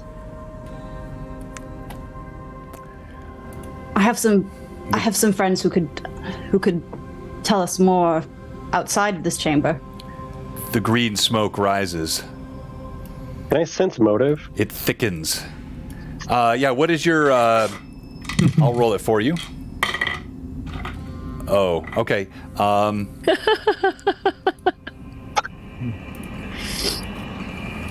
have will +4 at that. Also, how long has it been since before they touched the cards? I'm sorry, repeat the question. I'm not sure I understand. How, like, time-wise? Oh, how long has it been since before they touched the cards? Oh, we would call that, because you had let's call it, at least you sat for a while in the darkness, longer than we role-played it. You were about 15 to 20 minutes in the darkness, so it's been that long. Okay. Anaxis is gonna, as he's saying what he's doing, I need everyone to make a Fortitude save, DC 18. The green hue gets worse. Oh, all right. That is 17. Also Because 17. it's been more than 10 minutes. Actually, Would you're you consider resistance? what's that? Okay. Would this be considered a resistance? Yeah, it's a Fortitude. It's a Fortitude save. Yeah. Uh-huh. So Terrible, anyone but still got assist. anyone that had less than 20, raise your hand. All right. It doesn't matter for you, Zara. You see Gorin collapse to the ground, unconscious. You see Anaxis collapse to the ground, falling Anaxis, I'll give you, like, you sense you can say something before you go down. Celeste, man, Vivi's gonna stop playing games with me. I don't. I'm so sorry, Vivi. That's fine. She falls to the ground. Them's the way the dice is. Actually, you know what? Celeste is gonna look at Goran one more time just before she collapses again. As she turns over to Goran, you see that same look that comes across her face, and she collapses again. The smoke is thick and heavy as the three of them collapse. Anything you're saying, Anaxis? yeah. So, Anaxis is gonna say, Zara, I didn't have to leave the city. I could have stayed as a civil magi or an invoker in the military. But I traveled the countryside, adventuring to get away from the ills of this city. As he collapses. Falls to the ground. Aiden, you make eye contact. You see Zara's not even coughing as she puts this pouch to her side. The rest of the party has fallen to the ground. I will stride forward, grab that pouch, and cast it aside. She's going to resist you so much, but she's All right. not particularly All right. strong. Roll initiative, the two of you. It's Roll a trap. initiative. What's I need Richard and right. and Ashlyn to roll initiative, please. Oh, I threw a 1. All right. Ashlyn, as he's reaching forward, you see what he's trying to do. What are you going to do? Zara is going to immediately take whatever is left in her hands as she's been putting this in, and is going to just straight up. As she backs away, you see she takes something from the pouch and she inhales it. And you see her eyes flash white. And as she does this, the bag falls from her hands. Her eyes go wide with ecstasy. Aiden, what are you doing? I've got nothing else I can do except yank out my sword and just smash the crap out of this machinery and hope it does something. All right, you begin hacking away at the machinery. It resists your blows, but you do see you're denting it. You're doing damage. You hear the rest of the party groaning. The fog grows even thicker in the room.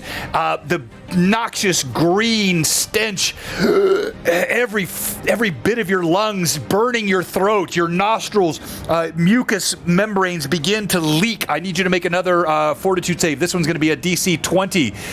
As you stagger back, Zara, you see light. Oh, You I threw an see- 18. That's a 27. The heavens opening before you. You see glorious angels all around you. You, Aiden, resisting. You can see you're damaging, but it's slow and you're succumbing. Aiden, do you continue? Anything else you're gonna do? In the lack of anything else to do, I'll take 2 steps over and cold cock the elf. I'll see if that fixes things. Okay, I'm gonna. Yeah, punch the druggie. I see if maybe it's her. Maybe she's imposing this on us. I don't know. I'm gonna call that. I'm gonna call her vulnerable and incapacitated. Nothing that she can do. As she's staring up toward the heavens, you just take one calm step forward. Thunk! You smack her in the head. And Sorry, I don't know if this will help. as she falls to the ground unconscious, the smoke continues to rise. I need Aiden to make another saving throw, please. All right, I'm groping for that pouch. I'm going to try and disperse it if I can. Oh, that's an 18. That's all I got. 18. All right, Aiden, you move over. Your blade. My Belor. And you slump over to the ground. And all goes quiet.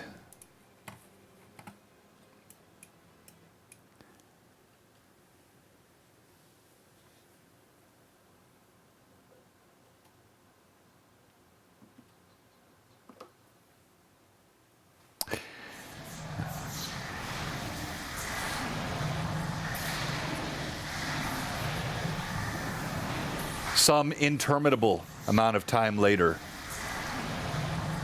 each of you, you cough and you grope in the darkness. You're in this place once more between, and yet you each feel weak. You have all permanently lost 1 level. So please remove 1 level. All of your to hit bonuses go down a level. You take just roll roll whatever your normal D is for that level. So if you're a D10, roll a D10 plus your con bonus. Subtract that from your hit points. And if you were a 5th level spellcaster, you can no longer cast 3rd level spells. Any feats that you would have had at that so you have all rolled back 1 full level, as this enervation has drained you completely. And it takes several moments before there is any sense of awareness, and you just lay in the darkness.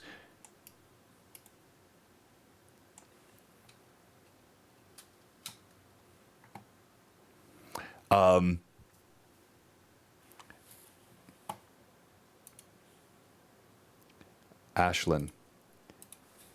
Message.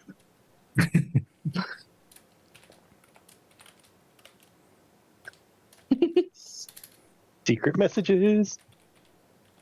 Secret tunnel. That's what came to my head too when you said that.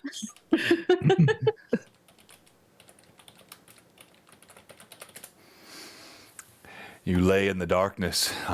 You cannot help but grope around, but you've become more attuned to this now. You can hear the breathing, the ragged breathing, the heartbeat of your comrades around you. And then, so inappropriately, so inconsistent with the reality, you hear a soft giggle escape Zara's lips.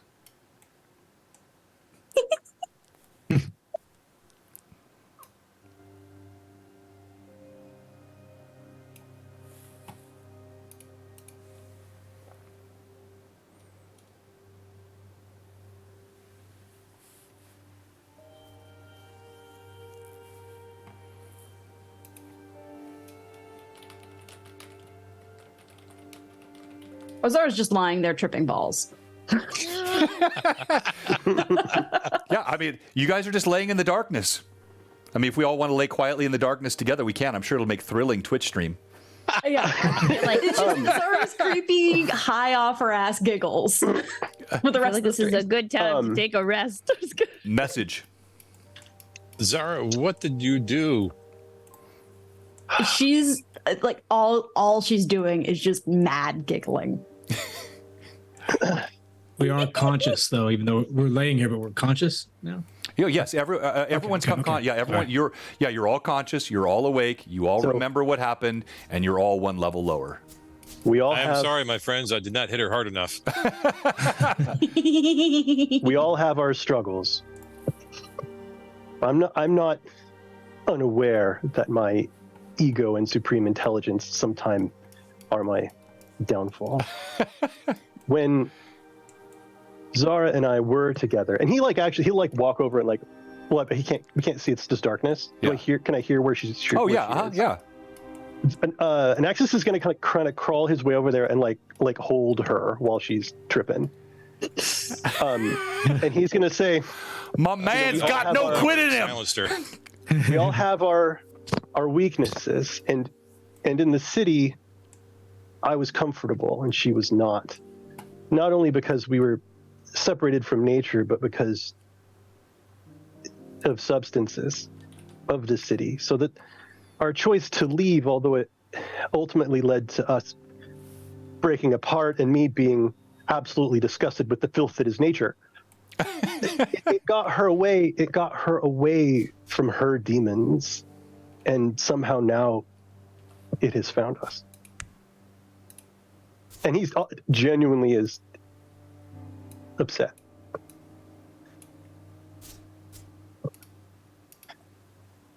I might be able to help. I will crawl my way over and attempt to cast Lesser Restoration by feel and apply it to Zara. Okay. As Zara, go ahead. You may continue to giggle, Ashlyn. If I can demand that one roleplay his heart-wrenching scream, I can ask for the roleplay of the giggle. Well done. As you reach out, you do feel her form. She's trembling. Her skin is feverishly hot to the touch. And as you touch her, you lay the restoration on her, and it's almost as though you can feel the poison from the pores of her skin seeping into your own. And yet the healing power, divine power, does settle in on her. Zara, you feel yourself, your mind becomes cleared, but the memory, everything that I just shared with you, stands true. And as you do this, you feel her giggling subside.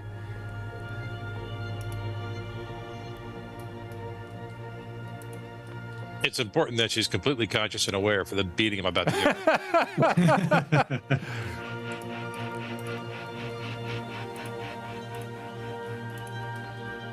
And as soon as the lights come on, anyway. As soon as the lights come on. Anyone else doing anything before the lights come on?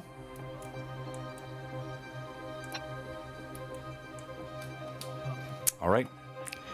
As you lay there in the darkness, the professed love and constant defense of Zara offered once more. As Anaxis, Zara, when you come conscious... Did I, because I was tripping balls while he was talking, do I have any, how much of it actually stayed in my brain of what he had just said? Whatever was said... Oh, you mean by Anaxis? Yeah. Because I was high off my ass. Yeah, but Good angels. it was again what I described to you. It was more of a psychedelic, and in fact, some things can become more acute. Yeah, his words are writ like graven stone. You could actually see his words like light traveling through the darkness as he spoke them. It was an intense feeling. While the effects of that are gone, the memory yet lingers.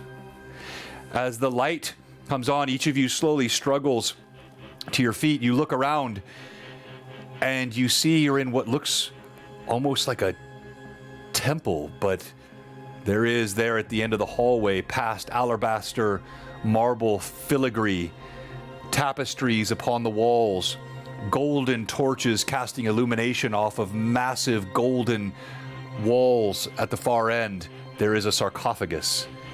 And behind the sarcophagus, the floating form of a man in simple robes, shaved pate. He floats above it and looks on passively as you stare at him. He speaks no word. Party, you look at one another.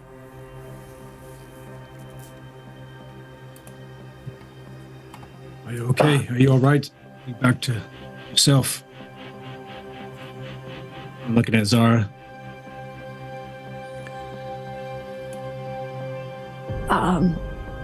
What Her is voice the is- meaning of this? Zara's voice is very shaky still, very much like having everything cleared so fast is very jarring.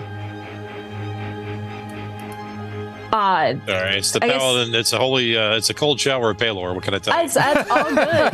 The cold shower of... Much needed. Oh, hey, Oh, hey, man. Amanda, Mystical Unicorn, we're making stickers. So for our Blue Box Con coming up, we have special totally. stickers that are being made for all the attendees to Blue Box Con. And I'm sorry, we've shut off all registrations. We're way over capacity already. But we're making special stickers of sayings, the cold shower of Palor. That needs to be on a Blue Box Con sticker. I love that. All right, sorry, please continue. Clarification, like Ashlyn clarification. Yes. I'm now stone cold sober. Is the urge still there for Oh, the other? absolutely. Oh, yeah. Okay. Yeah, you just had the most incredible experience of your life. Excellent. Excellent. She looks very sheepish, but there's just like that same sort of the incessant tapping that she was doing has slowed down. But knowing an Axis is next to her, she kind of like takes that steadying breath and actually just reaches down and grabs his hand.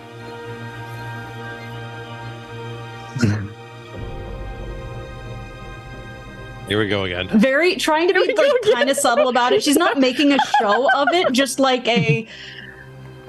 she's still a little shaky. And the recognition that he's known this whole time and that he's still accepting her. Bravo. The role play here is so good. We'll talk about this afterwards and what's happening here. And yes, this has gone completely sideways, which is the best kind of D&D. Anyone else doing or say, I mean, you all, no one here is stupid. You all know, you saw what Goran did. You know Goran made a choice. And Goran made a sacrifice of the deepest kind in order to preserve the party. It is fairly obvious to any of you, Zara has made a very different kind of choice. Zara made a poor decision. She doesn't think so. She's quite pleased with her decision at the moment. Ethically dubious. Ethically dubious. Were there any other decisions? Did anything else even happen today other than what's happening right now? Oh, yeah. Like she's holding my hand. She's holding my hand. She's holding my hand. Where are we? I don't know. I don't care. We're just make looking the at light the of bad Palor guy. on the And He's goes, just "One like- second." Tap kind of like. I think Anaxis is trying not to say anything. like he's he's afraid like- she might blow away. For the first time in his life. Yeah, every time he talks, he ruins everything. So he's just like. And of course, the way I wrote these PCs, the last thing I thought would happen would be that these two would get back together, but that's glorious. Same. All right, so you are just that charming, John. Character arc became full. It's No circle. don't do drugs? ? Yeah, don't. The figure floating by. Yeah, we may be giving the totally wrong message here. The figure floating behind the crypt, his bald pate reflecting the glow luminescence of gold behind him. He speaks in a voice raspy, like sand upon stone spoken from the grave. Gaze ye now upon my dusty bones, my still and final rest. You have endured lessons, though not the 5 you were meant, for some have chosen to take less. But now, if each of ye will speak, the nature of your souls and what you have learned, I may yet give you what you have not truly earned. Tell me, each one, your darkest secret, and I shall grant you my greatest gift, a reward so justly earned.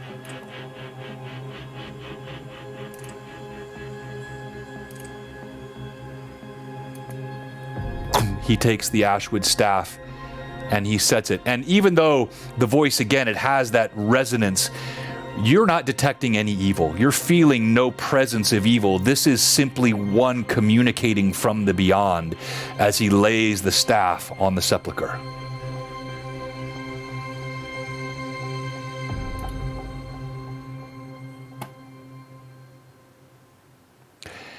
I tell myself that I am not broken, but I am broken.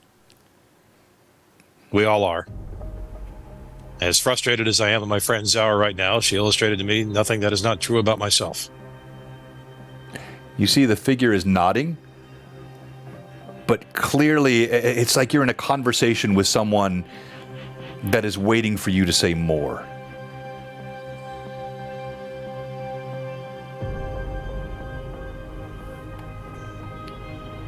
I am scared. I was a frightened boy once when I saw what my father did to my mother. And inside, I still carry that fear. I hide it from my friends. But that is what drives me to this day. And there is something unspoken that passes between the two of you. And there is a nod.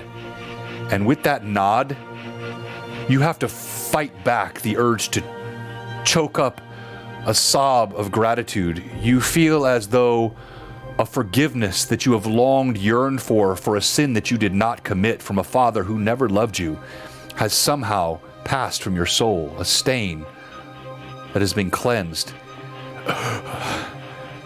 None of you know what's happened to Aiden, but you see his body shake, and the figure's gaze turns to the other four.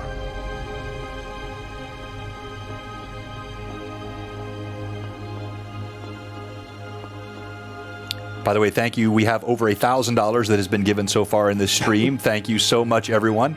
There's still time. There's still time. And thank you. I missed a few earlier, but I know Rob Phantom NJ gave 300. I know there have been some other larger gifts as well. Thank you, everyone. And we still have time left in this stream. Thank you, Patrick Fraley, 17.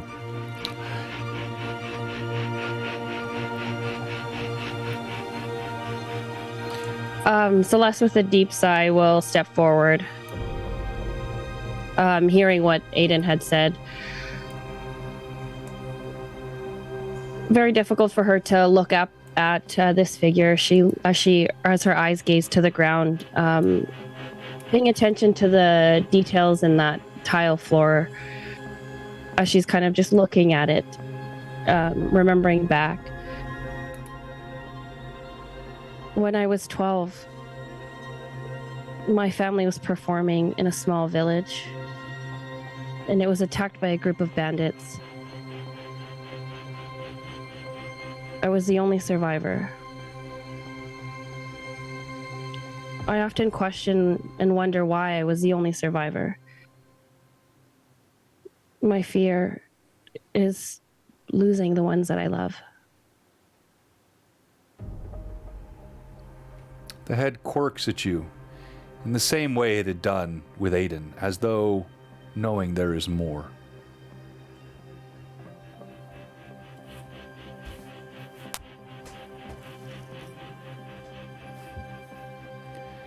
OOC Vivi low-key trying to figure out what on earth she's supposed to say. 100%. John knows me so well. After 3 years, I'm like looking at him like, what the hell do you want me to say? No, it's a dramatic pause. It's just a dramatic pause. It's a dramatic pause. That's right, yeah. As she ponders. John knows me way too well. This 3 years is too long, John. I think. You think so? I was just like, I don't see anything else, John. No, you don't. Okay. There were instructions given at the very beginning of this as well. As she is contemplating, Okay. the figure's ears are open to others if anyone else would like to speak. Sorry, Amanda. What did Amanda say? Sure, she wasn't prepared for this today.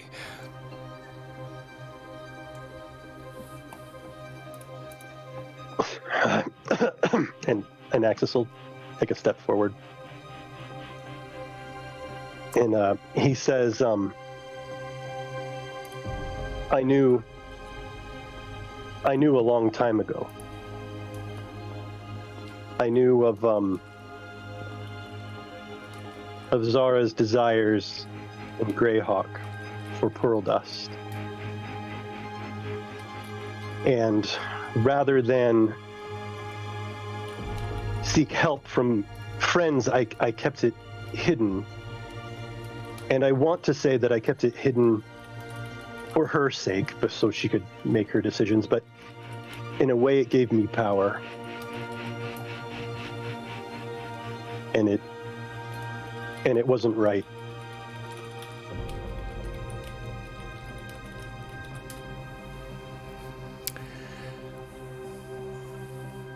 And in addition to that... Yeah, the head was still tilted at you. In addition, but wait, there's more. I desired her for more than kinship, more than love.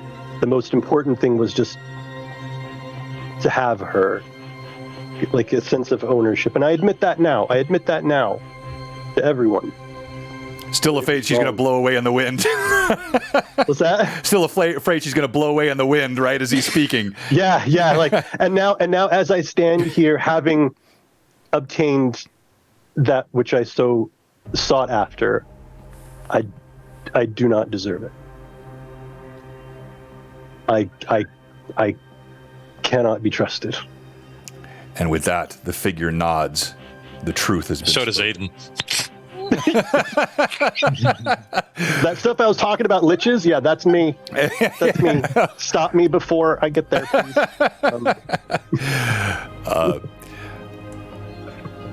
That leaves Celeste. We're still waiting for you, and clearly you get the sense you're not leaving this room without this. That leaves you, Goran, and Zara. Aiden takes Celeste's hesitation for shame and confusion and steps over and rests a gentle hand on her shoulder, trying to help her get through this. Appreciate it. Bravo. She's thinking. She just takes a deep breath, and again, just looking at that intricate pattern on the ground, feeling like she can't really avoid it.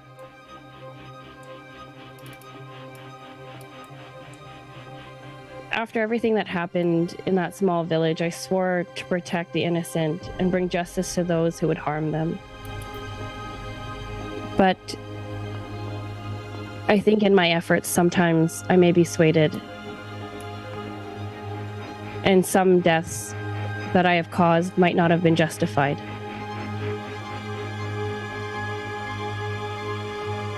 And with this, sorry, go ahead. No. As you see her just kind of drop her head, in shame. And with this, the figure nods, and its eyes fall upon Gorn and Zara. Zara steps up beside an Axis. She unclips the pouch from her belt, looks at the pouch that she's been carrying the entire time. That is definitely full of pearl dust. And now it's all making sense. You so many times you've seen her move away from the party a little bit, head into the forest for a moment, surreptitiously tilt her head away. So many little things that you ignored over the last 2 years come crashing home. Erratic behavior, sometimes wisdom that she seemed to possess vanishing, foolhardy behaviors. It all makes sense. I've struggled with this since my 16th year. Every single day. Being in the city did not help. But it gave me something that I felt was missing. But it only ever hurt me. It was just affecting me. And she looks at everybody, seeing that bit of lethargy, that weakness that her addiction has now caused them. And she throws the pouch towards this figure so it lands on the ground, spilling its contents. Hands definitely shaking, watching it fall on the ground. The powder mushrooms into the air and then settles.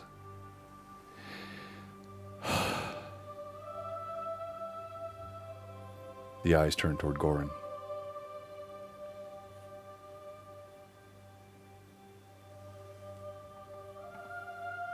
Goran's having a hard time with this because he doesn't trust this figure, and it's not his god. I feel like as everybody else was recounting their stories, I'd been paying a lot of attention to him just to see how this figure reacted. I know I don't sense evil, correct? But he's super uncomfortable with the situation. As well, you should be. The one thing I would say that you have noted is that each of your companions in turn, as they have spoken, there is a sense of relief. You can see almost as though a physical burden were carried has been lifted from their shoulders. But in this, again, it's up to you.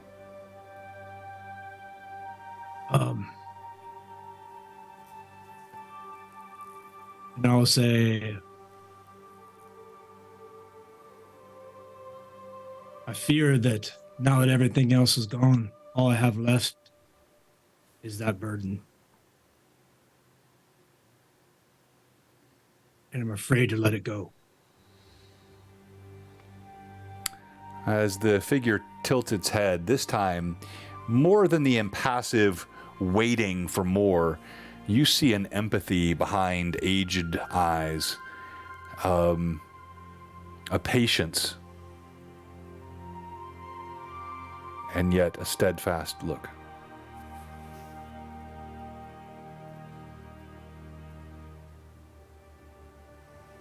Truth be told, more often than not, I don't even have faith in Morden.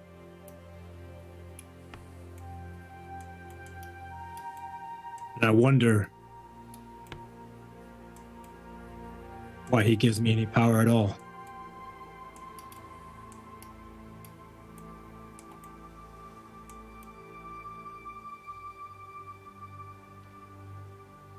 With this, the figure nods, and you hear again the voice with compassion. Enlightenment is the greatest gift. But to know the self is also the most painful. Each of you receive the gift, not given lightly, and you may take what you have come for.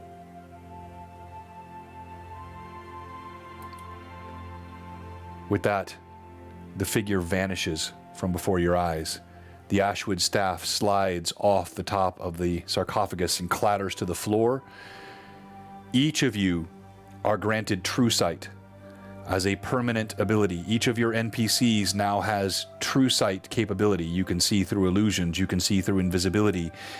You have the granted now ability of true sight, given you as part of your enlightenment. To know the self and to see the self is to ultimately see into reality. The staff clatters to the ground in front of you.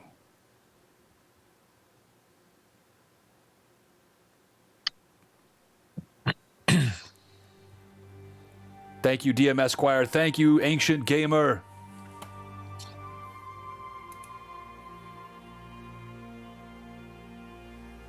Zara's gonna take a step back because she knows she's fucked up and is definitely not the one of the group who's worthy of actually getting the staff. I hesitate to ask the question, but I will ask it anyway. Is this staff something we can give to Grayman? Or does he need to experience what we experienced before he should have it?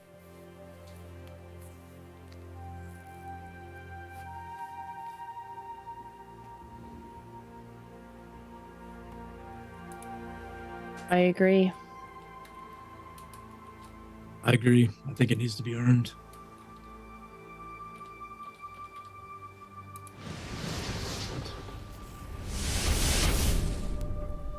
Maybe Naxos has earned it.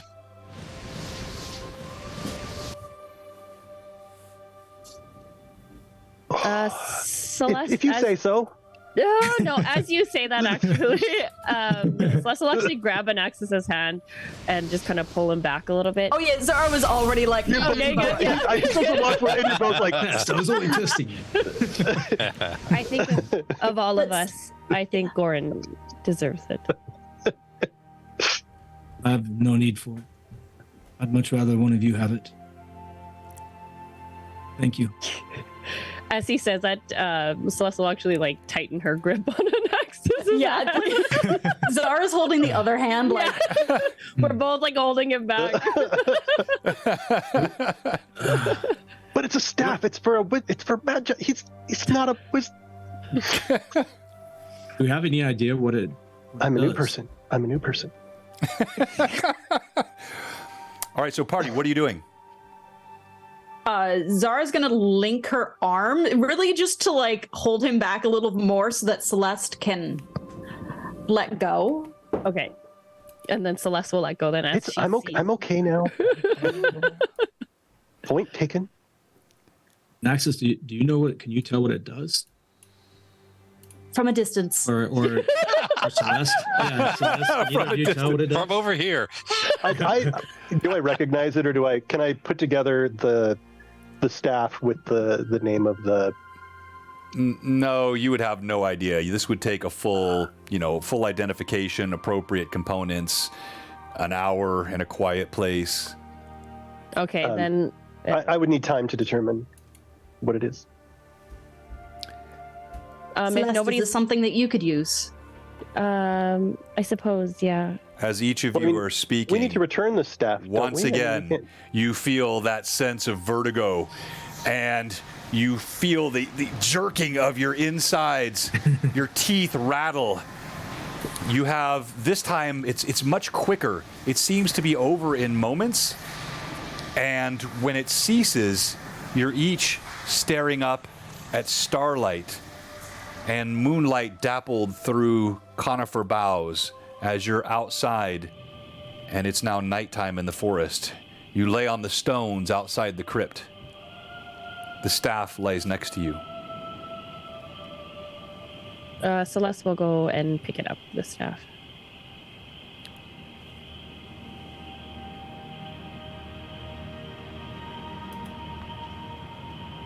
Okay. What do you do, party? Do any of you suppose that the bladed shrubbery would have seeds? Can we? You don't need to leave right away. Do you want to do all of that again? Well, We just went through all of that, and you want to go back in. It's a shrubbery made of swords. You don't have any desire to even think no? Okay. I mean, you take a tree trunk and you stab a bunch of swords into it, and we can make you one. No, it will grow like leaves. Like they'll start as very small dinner knives and grow into. It'll be a good story to tell, I suppose. You're starting to convince me. Who gets it? We could splice them and make hammer trees. Who knows the potential? But I suppose another day. I will have I will have a doctorate contingent with me of researchers next time. It's okay. I'll take the fame. I'll take the credit. You don't have to help. I sort of feel that the fact that we emerged here with the staff means that we are meant to take it away. In which case, I believe we should take it back to the Red Squirrel and present it to Graymond. But warn him Does he have that... to give us a secret first? But warn him that like if he it finds should. out that it doesn't do what he thinks he needs it to do, then he's going to have to go in there and get it the right way. We've never detected anything, got any weird evil vibes from him, have we? In the short time we were with him? No. Okay. Mm-mm. Sort of struck me as a true neutral type, to be honest. It would probably be a good idea to identify it before returning it to him, though. That's not what we were hired to do. But I mean, it doesn't harm the item. He never said don't identify it before you return it to him. Anaxis does have a point. If it's the staff of the Archmagi, 5,000 gold is not enough. In fact, it should be in a museum. But if it's a staff of magic missile, well then, he's welcome to it. In all fairness, though, we did give our word. Yes. We also did not As give a Goran says. timeline. What time of day is it, considering the time that we Night. Yeah, came you in? look up. I mean, Night, yeah, it's nighttime, but you'd say it's probably still a couple hours before the middle of the evening. It's not quite the mid of night. How about we sleep on it? And then we can decide tomorrow to identify it first or not. I mean, in Axis, are we really going to be sleeping if we're going to be identifying the staff? I can foresee no circumstance under which I would not deliver the staff to the person I promised to give it to. Staff of elemental evil? No, you Hang on a sec. Let me handle the staff. Is it evil? You hold the staff. It is not evil. And Yeah. with all the It chatter, should go back to the guy who hired us to get it. with all that's happened, with all the chatter, Goran almost didn't even notice. His armor, his hammer, all is restored. Everything that was taken is there. Wow. You're not naked, Goran. I need my club back. When did your No, Give me clothes? back my potion. The chill. When did you get clothes? I was just getting used to that. All right, so party, for sake of time, I need to know what the party is doing from here. I think we're just gonna they're gonna convince Anaxis to not take the time to identify it. And he's gonna complain about it every mile. Every mile. step. Okay. What if- You can only learn we to gave our make you word. unhappy, my friend. What if it's time travel and we could give it to him and then go back in time and take it back? There's a way. I'll make you this promise. If he uses it in the wrong way, we'll take it back. Okay. Agreed. Not today, tomorrow. All right, then. Well, for sake of time, we will fast forward through your brief travel. It is just a mile and a half back down the slope. Within 30 minutes, you find yourselves making way into the small town of Denlock. The moon hovering over the Jotnet Mountains, casting a beautiful illumination over the white caps. You can smell the redolent scents of the earth, the musky sense of burning fireplaces, and even, it's not quite so late in the night that everyone is asleep. There are firelights in windows. You have no trouble making your way through this 4-street town to the Red Squirrel. And in moments, you're inside. There's still a reasonable patronry inside here at this time of night. And in moments, you're sitting at a table, looking around at several patrons some of them are pretty far into their cups this late in the evening. You inquire about Graymond, and the bartender tells you, "Oh, yeah, he said he'd be back momentarily. He said you'd be asking for him. He'll be here in just a moment, I think." Well, in that case, and I'll go up to the bar to order some ales then. Round of drinks. All right, so you head up to the bar, and what will you have then? I feel like at this point I'd probably know if anybody has any particular tastes. Otherwise, I'll get standard mugs of ale, please. All right. They serve you mugs of ale. You exchange a few coins in exchange, and in moments, you're all seated around the table staring across one another. You have mugs of your libations, and you can see the other patrons walking around. There is still a roaring fire at this hour, sitting in the center of a stone hearth, which serves throughout the tavern.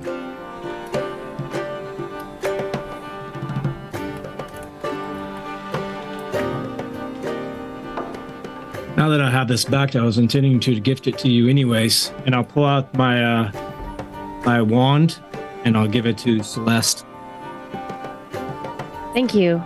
Not smart to have all the healing in one basket. No, but it's smart for you to have it when I went down, so I appreciate it. You hear the door creak, and you can make out a figure coming through the doorway. You recognize the gait of one Graymond Frey. And yet now, with your new sight, this is no sage. This is no archaeologist with curiosity. You see a shambling, undead, almost demonic form, strips of flesh peeling away, jaw hanging slack and loose. The other patrons take no note. They look, and clearly to them, they see the same thing you saw as you traveled along with him. As the undead figure lurches forward, you see feverish eyes scan and lay hold upon you. It gives what clearly it thinks is a winsome smile, fangs and gap teeth, tongue lolling out the side as it shambles towards you.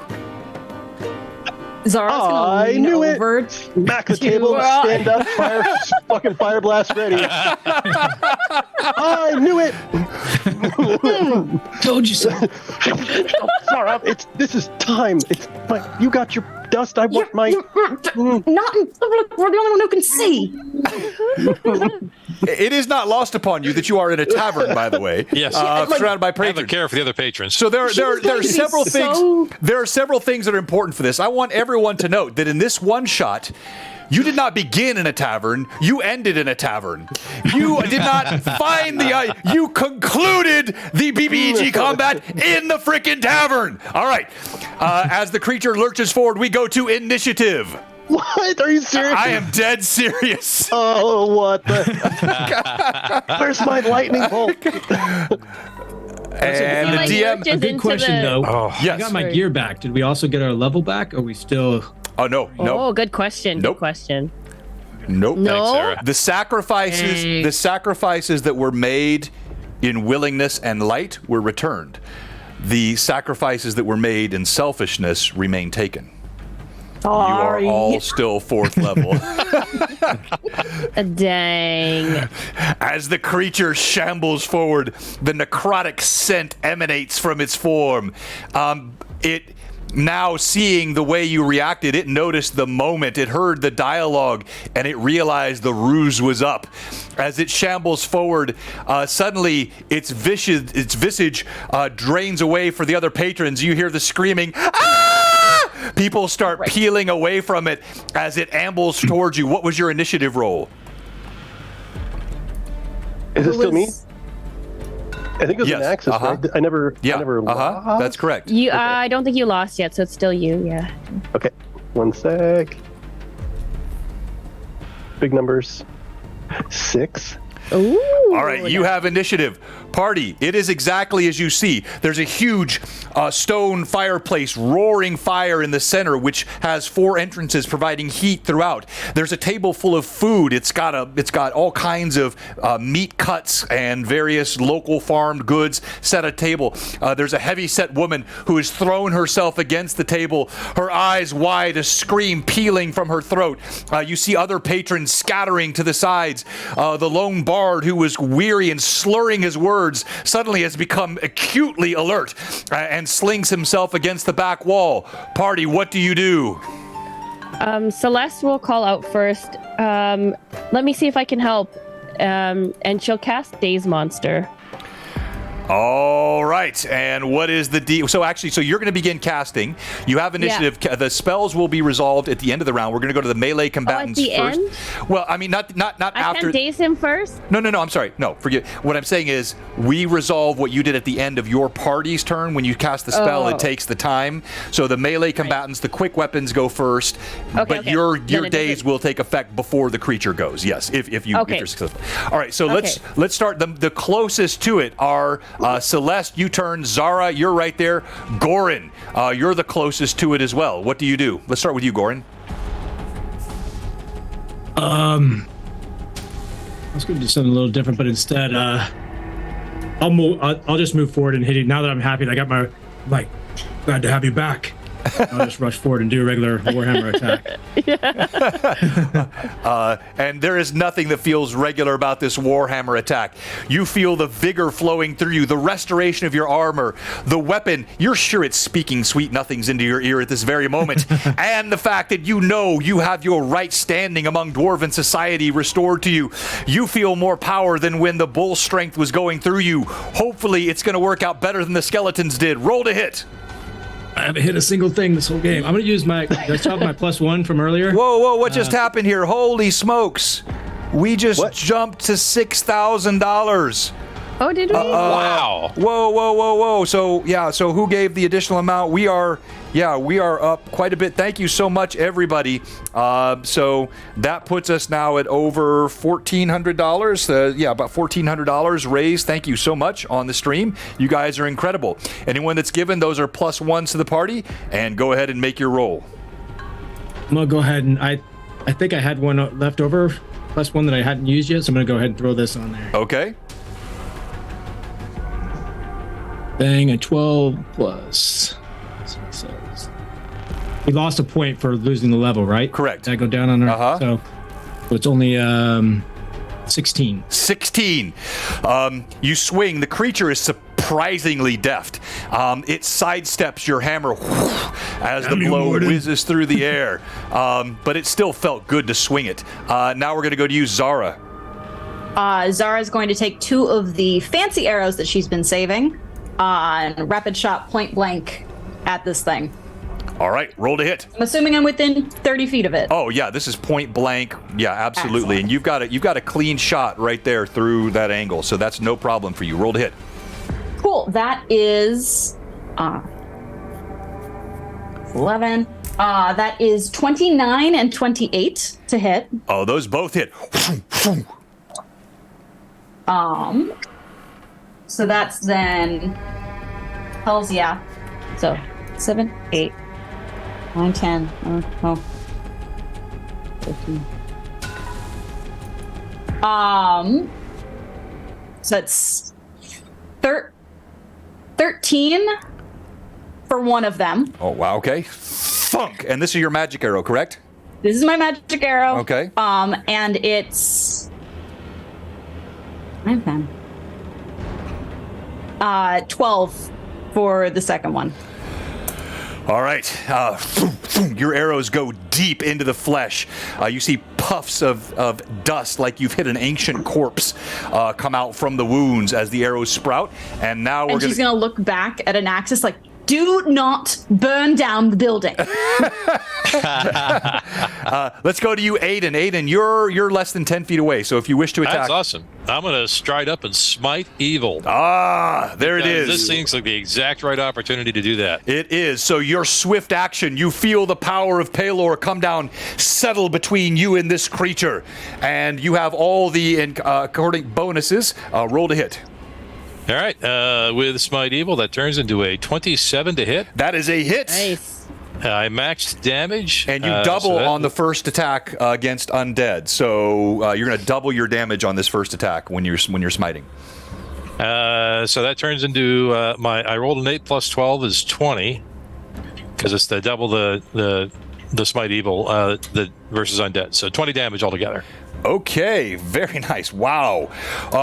Your blade arcs through the air. You feel the holy power as it strikes. There's a flash of light, cuts a diagonal across the creature's chest. You hear a piece of flesh hit the ground, exposing bone inside its chest. It staggers back. The tongue snaps and lolls out towards you, and we're going to go to you. We already know you're casting your spell, Celeste. What are you doing, Anaxis? So Anaxis, it's like, sorry, Patrick. There's only a small chance that lightning will cause a fire, and he starts to charge lightning bolt, but then he realizes he can't cast it anymore. Oh no! And it just like kind of peters out, and then he does start to charge up Scorching Ray, but I think he's going to go with the tried and true, won't blow up the building magic missile. Okay, all right. Can be taught. Or so Scorching Ray lets me fire 2 bolts, right? Correct. I have 2 +1s. Can I shoot 1 ray instead of 2?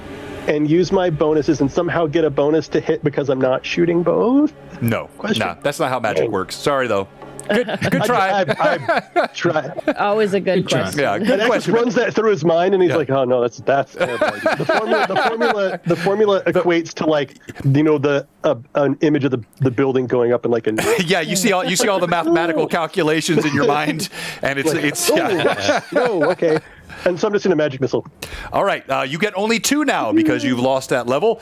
2 missiles fly and roll your damage. 2d4 plus 1 each die. Celeste, what is the DC for your days? It says will negates. Will negates, and so that's your now 4th level, and your wisdom is, or your your charisma rather. Oh, my charisma is a +4. Okay, I've got it.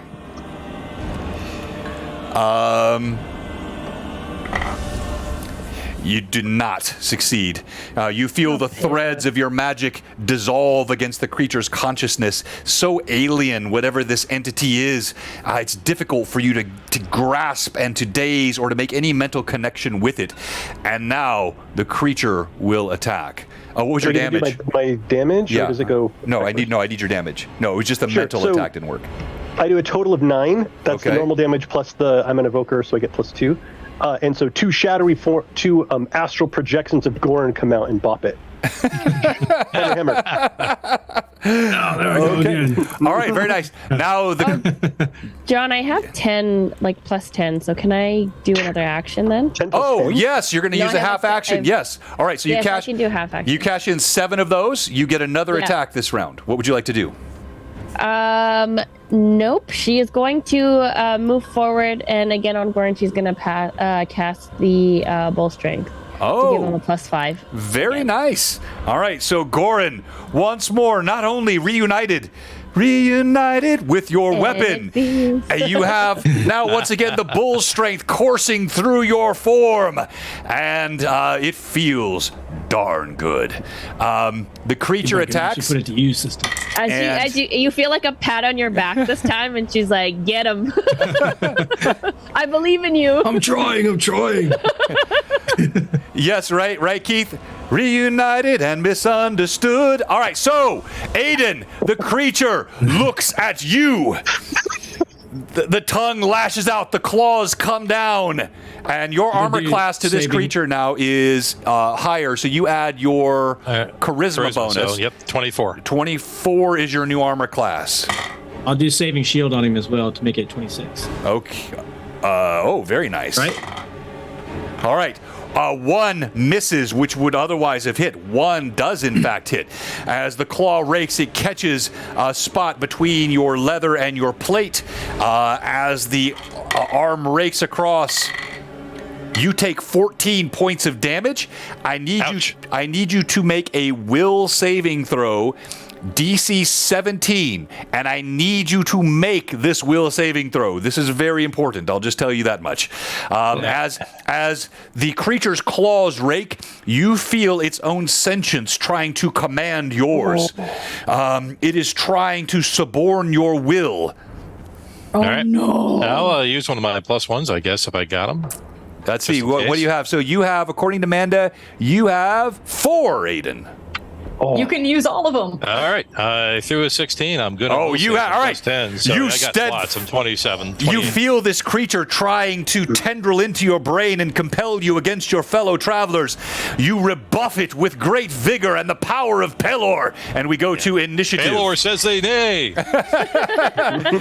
All right. Initiative again. DM has a 4 on the die this time. And Aiden's down to 0. DM has 8. Ooh, we got to use those for sure. No, don't. For sure. Yeah, you've got so It many. says minus I'm 8, so scared.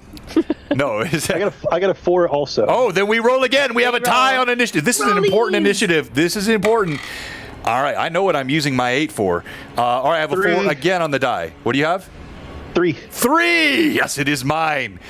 The creature unleashes a flurry of attacks. Manda, I'm burning 7 of mine to get 4 attacks this round.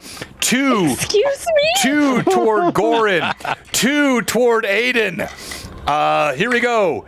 Aiden. Give Aiden saving shield for one of those. Remember that we're level Okay. 4, right? Yes, I do remember that you're level 4. And you also took hit points away from us. Just letting you know. I didn't take them. You gave them away. Your party member. Hey, choices have consequences, remember? You'd all be casting 3rd level spells and have more hit points and all that good stuff. But If I had lightning bolt, I would have cast it. somebody wanted her nose candy and she got it. So, all right. So I made a character choice. you did make a character choice. And it led to love. It did. It led to love. Oh. All right. Aiden, you are barely hit once. Goran, you hit twice. Aiden, you take only 9 points of damage this time. I do need another will save DC 17. Goran, you take a total of 22 points of damage. Holy crap. You're definitely going to... I need 2 will saves DC 17. While they're working that out, we're going to come back to the rest of the party. They're doing their calculations. So, Zara, we're going to start with you. As you see the creature rapidly it claws away, ripping chunks of flesh from your comrades. What was the save? Zara's going Aiden? to leap up onto the table so she has a bit of a better vantage point. Okay. And is going to, I'm going to exchange 5 of my points to get advantage on the first of the 2 rolls. Okay. Nice. And I'm going to send one right after. All right, go ahead and make your roll. With magic arrows. Okay, Aiden, what was your saving throw? 23. Okay. Goran, what was your saving throw? I had a 19 and a 13. 19 past 13 is no good. Michael, I'm so sorry. I don't know what you. This has been the worst so combat night for you. I Michael know, is this is never rolling playing with me terribly, but again. I'm okay I know with he's not. Goran, you feel suddenly shaky. This night has been so hard, so confusing. The loss, the gain, the betrayal. They betrayed you. She betrayed you. She betrayed you. Goran. No. You turn, and Celeste, you see his eyes affix on Zara. Zara, roll your 2 hits. Is he still surrounded by his magic circle against evil? I can't even cast that anymore. No, hours yeah, he now. does. He lost that when he lost his level. Shoot. Oh, nice. But it was still in Nat effect, 20? right? Or it would last us for a while. Yeah. No, once if the level it was cast at was lost, okay. the All right. effect All right. would go away. Yeah, Okay. it's a. I tried, man. Sorry. No, it was good. It was good though. I like it, Richard. I like it. What'd you say? I need to step back and start casting spells instead of trying to fight. First hit was a nat 20. Yes. Why I took the, I was like, Crit him. Okay. All right. Roll to confirm. Come on. That is an 18 on the die, not including the like plus 11. Okay. Yes. Roll your percentile dice, Zara. Come on, roll big. Don't get those weak ones that's double damage. Don't Insta roll kill. low. That is a 63. A that's good. 63 on the die. Okay. Go be ahead one and of the roll your magic damage. numbers. I'm going to tell you a couple things that happen here. So while she's doing that, let's go to Aiden. We'll resolve your attack. Go ahead, Aiden. All right, I am going to whack him with my Smite Evil. I'll throw an 18 plus a bunch. Winds up being a 31 to hit, but I got min damage, so 13 damage. Nice. Another slashing blow. All right, so first of all... I just call upon Paylor, and, Paylor, strengthen me for this battle, which means lay on hands self for a swift action and Okay. heal myself a little bit. All right, go ahead and roll your healing. Add it back to your character. Yep. Zara, let me read to you the crit. So you can kind of get the feel, and then we'll have to do a little bit of a modification here. So your weapon drives into your opponent's growing. If male, he screams like a girl and counts his helpless D10 rounds. This is unfortunately an undead creature. So as your weapon punches deeply into his growing, And access goes down. although I'm not sure why the writer of these crit tables think that a female would not also be suffering from an arrow to the groin, but whatever. This was obviously written by a guy. So Tim, thunk, you're going to do triple damage and you stun the creature as it slams into the growing, even though it's undead. It has a memory of such things, and your arrow dives deeply. Only the fletching is visible from the growing. Give me your damage. 30. Whoa! And I still have another arrow shot. Go ahead, make your other arrow shot. Does stun do anything different in 3.5 than it does in 5e? Does what? Does stun do anything different? No. What stun does is he loses his attack on whatever the next. He's stunned for one round, so whatever. Beautiful. So the next round, this will carry over. He will not get an attack the next round. As this slams home, Vivi, you know what I'm thinking? Do we have a new Nutcracker? Have you lost we do, your? 100%, You've lost your mount. That Nutcracker was a long time ago. This is a new Nutcracker. Look at what's happening. 25. Thunk. Roll damage. 100%. 100%. 100%.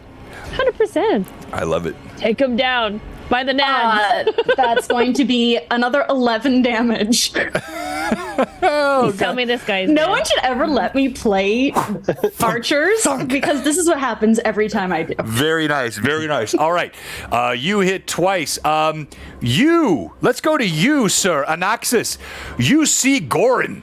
Gorin turns. You have had the most amazing night. It was not enough that you have regained her hand. You could not have imagined a night in which you would both regain Zara and see her table dance. Now you are seeing Gorin turn with fury in his eyes. What do you do? So when something is stunned, do they lose like their dexterity to AC? Or Oh yeah, lose their to all hit? of it. Uh-huh. They are? Okay, good. So, I think Anaxis hopefully he understands that, like, something's wrong with Gorin, right? Like, Gorin's been possessed. I can identify that very clearly. Correct. Okay. So I think Anaxis is going to say, I know you're worried about this inn burning down, but I think that's a bigger threat, and I'm going to just whop out my Scorching Ray. The bad guy. He was just waiting for it. We can just put the fire out. And I'm going to use my pluses to hit. Probably, I don't know if I get them on both attacks or just the one. No. So you're using your bonuses. So in this case, yes, you would. No, it's one attack because they would hit. It's a one touch attack. So you add it to the one. Both hit or both miss. Scorching Ray is 2 shots, and I think do I roll them separate? Yeah, I'm gonna have you roll one time. It's a single touch attack for both. Is the way I'll have you roll it. Okay. And so I have. I apologize. I'm so deep into 5e anymore. I'm sorry. All right, now we're. I'll roll it, and then we'll just figure it out from there. Okay. And so They're all high enough; it won't matter. Yeah, go ahead, roll. Celeste, what are you doing? What does... Okay, so Goran's looking at Zara right now, correct? Goran has turned and is lunging towards Zara. I don't know what this staff does, do I? No. Can I guess? I know. Can you? Could I try to use it? You can try anything. Okay, well, Use it to trip. Try it. What are you gonna do? I'm gonna try to use the staff. What? Like just hold it out and you're gonna hit him with it, or what do you? No, I don't know. Is it magical? It's obviously magical of some degree. It is. Yeah. Try to cast with it, I guess. Okay. No, I don't know. Do I want to do it? No. You know what? Okay, fine. Let's not. I got a 17, John. A total of 17. I mean, if it doesn't work, I can just Touch whack attack. him with it. Yeah, 17 touch attack. He is flat-footed. That is a hit. Okay, we can wait for Vivi to go ahead. for Celeste to finish. That's okay. Yeah, that's fine. I will attempt to use it magically, and if not, then she will. If nothing happens, then she's just gonna hit him with it as a weapon. Goran, or the creature? No, not Goran. Okay. He's not looking at me right now. You see If he was Celeste. looking at me, that would be a different Celeste, story. she holds the staff out. No idea what it does. Concentrates on it. Clearly gets very frustrated and whacks at the creature. Go ahead, roll to hit. Okay. Whoa! Go ahead, roll to hit, Celeste. Yep. Okay, plus what would I have for stuff? It would just be your base attack bonus and then any strength bonus. So, Any strength? So yeah, I mean for you Ooh. it's going to be like a +2, I think. No, my strength is a -1. Oh, okay, right. Forgot And I about rolled that. an 18. Yeah, you're very okay. So you swing.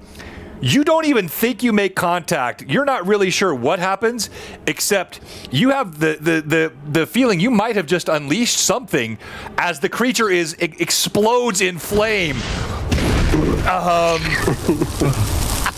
Anaxis, tell me what it looks like. So I do 38 points of damage, and so I throw the first bolt and it hits him, and the second bolt is like way stronger than the first, like uncontrollably so. And so once I strike him with it, there's like a concussion of fire, but it actually explodes and goes straight up like through the roof and like blows a hole in the roof. It does exactly that. The creature falls to the ground, sizzling.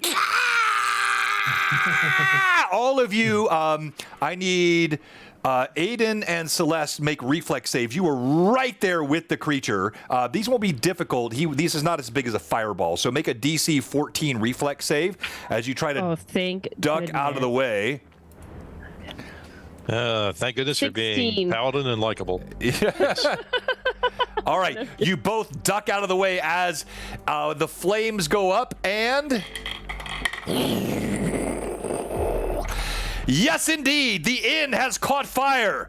No, The not again, floorboards, not again. the ceiling, party, and now it's a nascent blaze. It's just getting started. What are you doing? I mind controlled him. Celeste will immediately turn around to the group and be like, "It's clearly some sort of fire stick." She had no idea Naxis casted that, so Right. she thought, like in Exactly. her mind, she thought Exactly. that she just hit it. So she's like, "It's clearly a fire stick." Exactly right. Yes. All right, so party, the flames are licking every higher. Every second counts. What are you doing? I feel like this is a very classic Anaxis, so let's GTFO out of the tavern. Does the villainous creature appear to be defeated? Oh yeah, it's laying on the ground. It's a twisted, writhen form, shriveling and smoking, still squealing and popping with the moisture coming out of its form. All right, I will dash outside to climb the roof and try to go get up there and put out flames, because I'm not going to burn down another inn and access. Okay. Is there anybody still trying, like, who isn't our party, trying to get out of Oh the yeah, burning people are screaming. They're running. Ah! I did a good thing. I did a good thing. You can't tell me otherwise. It was a terrible creature. Question. If anybody is stuck, I'm gonna try and like moving debris out of the way. I'm trying to help evacuate people. Okay, all right, so you're pushing to evacuate people. Yes, Celeste. Question, is Goran still focused on No, Zara or not anymore? Goran, you immediately. I'm not like still trying to kill her. No, when the creature fell, you snapped out of it immediately. All right, what's everyone doing? Seconds count. Aiden's rushed outside. He's trying to scale to get to the roof. The flames are licking higher. I will assist with the fire in any way I can, as in putting it out manner. What? With what? So that's what and Axis kind of stands there, kind of inept, being like, "How can I help? Isn't there a water chain with buckets that's supposed to happen? That's what the guide says with fires in cities. Why is no one doing that? Look for stables. Because it's not a city. Closing. The stables. I'm gonna start looking for any kind of stables or where they have. All right. They keep animals. Goran, you go running out. Look at the stables. Aiden, you're doing you're climbing, but you can see the roof was wood covered with thatch. You know, the fire inside was meant to be kept within stone. It was never meant to be exploding through the roof. So I'm going to dethatch the roof around the area that's burning as fast as I can and hope that I can contain it. Okay, all right. Anyone else doing anything of interest? Celeste? Oh, go ahead. Are there any, is there an upstairs that's currently, now catching fire that people need to be evacuated from? Yeah, you see people are screaming, running down the stairs, coming from the patron rooms. The flames are licking and growing, so every few seconds this fire is growing. I am calling to direct people because people panic, and she's trying to keep everybody in orderly fashion, getting them out the door, and if there's any debris that's falling, kind of trying to at least clear a path. All right, you do this, and Aiden. This roof falls down on me. Your best efforts are in vain. I mean, if you've seen thatch with flame and wood, it's going so fast. So party, we're going to fast forward. No save. Oh man, We're gonna get a new name out of this. You did manage to get the patrons out. I made a few rolls. The quick thinking of the party, no one was left inside that you're aware of. There may have been some domestic animals that perished, but not any eagles. No fear there. And as we lead toward our conclusion tonight, it is the party in the town of Denlock. You stare 3 hours now past midnight at the smoldering embers of the Red Squirrel Inn. Smoke pillaring up to the sky, occluding the wan moonlight. And all the patrons, choking and coughing, have headed off their ways. And just the five of you stand alone in the moonlight, staring at the ruins of the Red Squirrel. As Celeste looks over to Naxxas and been like, at least it's not your fault this time, because she legitimately thinks it's her fault. Yeah. I see the wisdom of your words. Yeah. I think it's possible the undead creature spontaneously combusted out of spite. I mean, that also seems like a good point. My extensive knowledge of evocation and personal magical power could not possibly have generated that kind of event. No, Naxxas, it was the fire stick. I like to think on the way out I was able to snag a bottle of whiskey for us. We're just sitting there, me and you were just sitting there at the fire. Just passing the bottle around. Yeah, all of us. Yeah, you did, and you are. And in moments, you're feeling that warm glow of the liquor as it goes through you. And frankly, you grabbed 3 or 4 bottles, Goran. It is not lost on you that you just went through this entire adventure without your hammer once drawing blood. Not one single strike.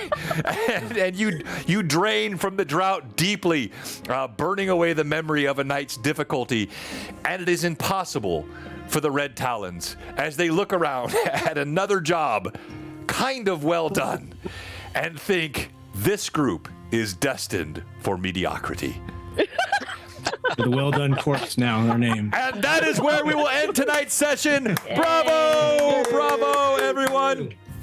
Great job. Thank you to all the mad chatters. Thank you for the chattery. done, Thank you for like $1,300 given tonight to charity. We'll total things up. Amanda, if we have time, pop in the chat who was the top giver tonight. There's still time. You can jump in. Remember, top giver gets $450 subscription for the giveaway. In fact, I'll pull that up on the screen here.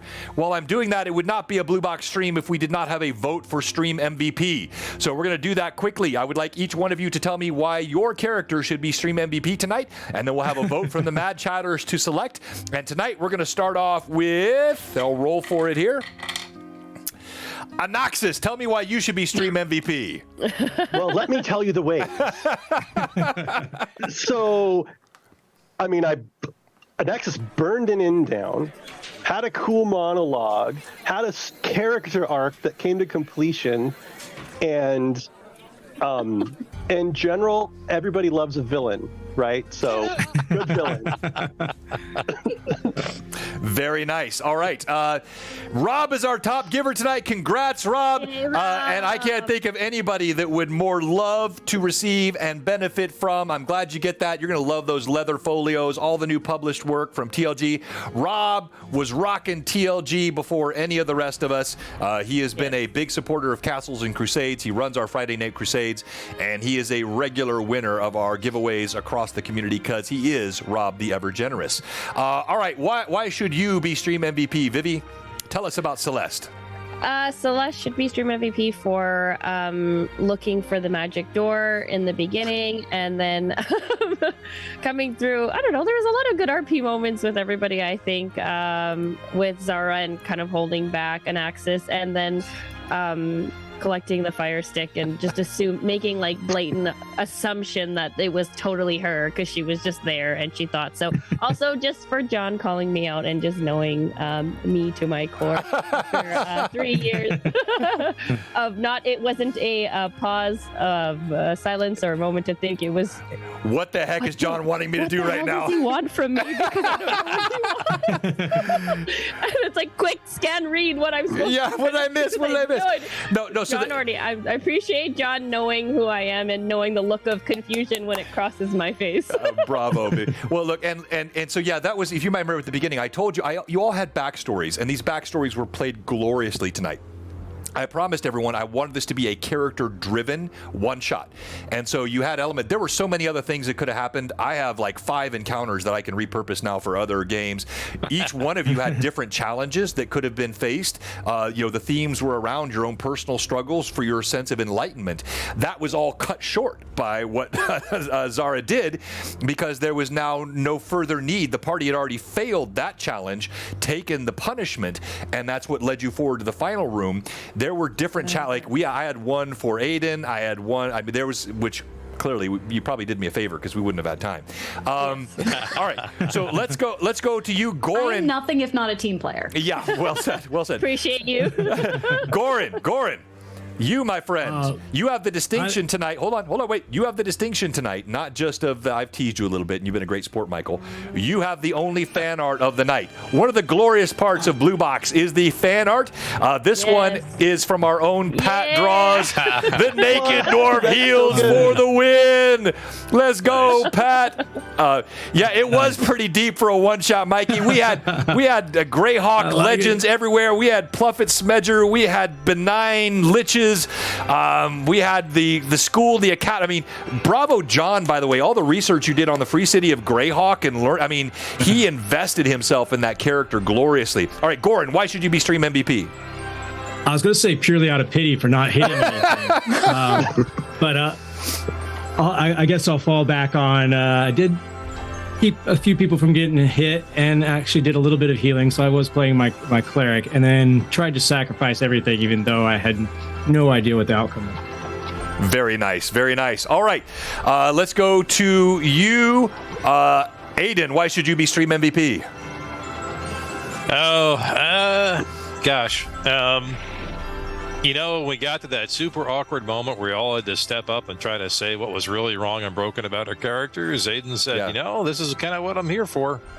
So Yeah. I stepped up and met the moment. Well, I'm going to say I like that. And so there was a little subtle thing, which, like, forever DMs will appreciate. Particularly, it is fantastic art. In one-shots in particular, you love having that character that keeps the party moving, right? That's so important. and if there's an art to it, because you don't want to run roughshod over the other players. You don't want to rush past important things, but recognizing the tempo of the game and knowing when to move it along, that was really well done tonight. Thank you for that. Richard, are you available on Tuesdays when we're standing there at a bridge for 30 minutes yes, and we don't want to move? Richard, we need you in our Tuesday night game. It is so true. All right, and last but not least, why should Ashlyn be stream MVP with her portrayal of Zara tonight?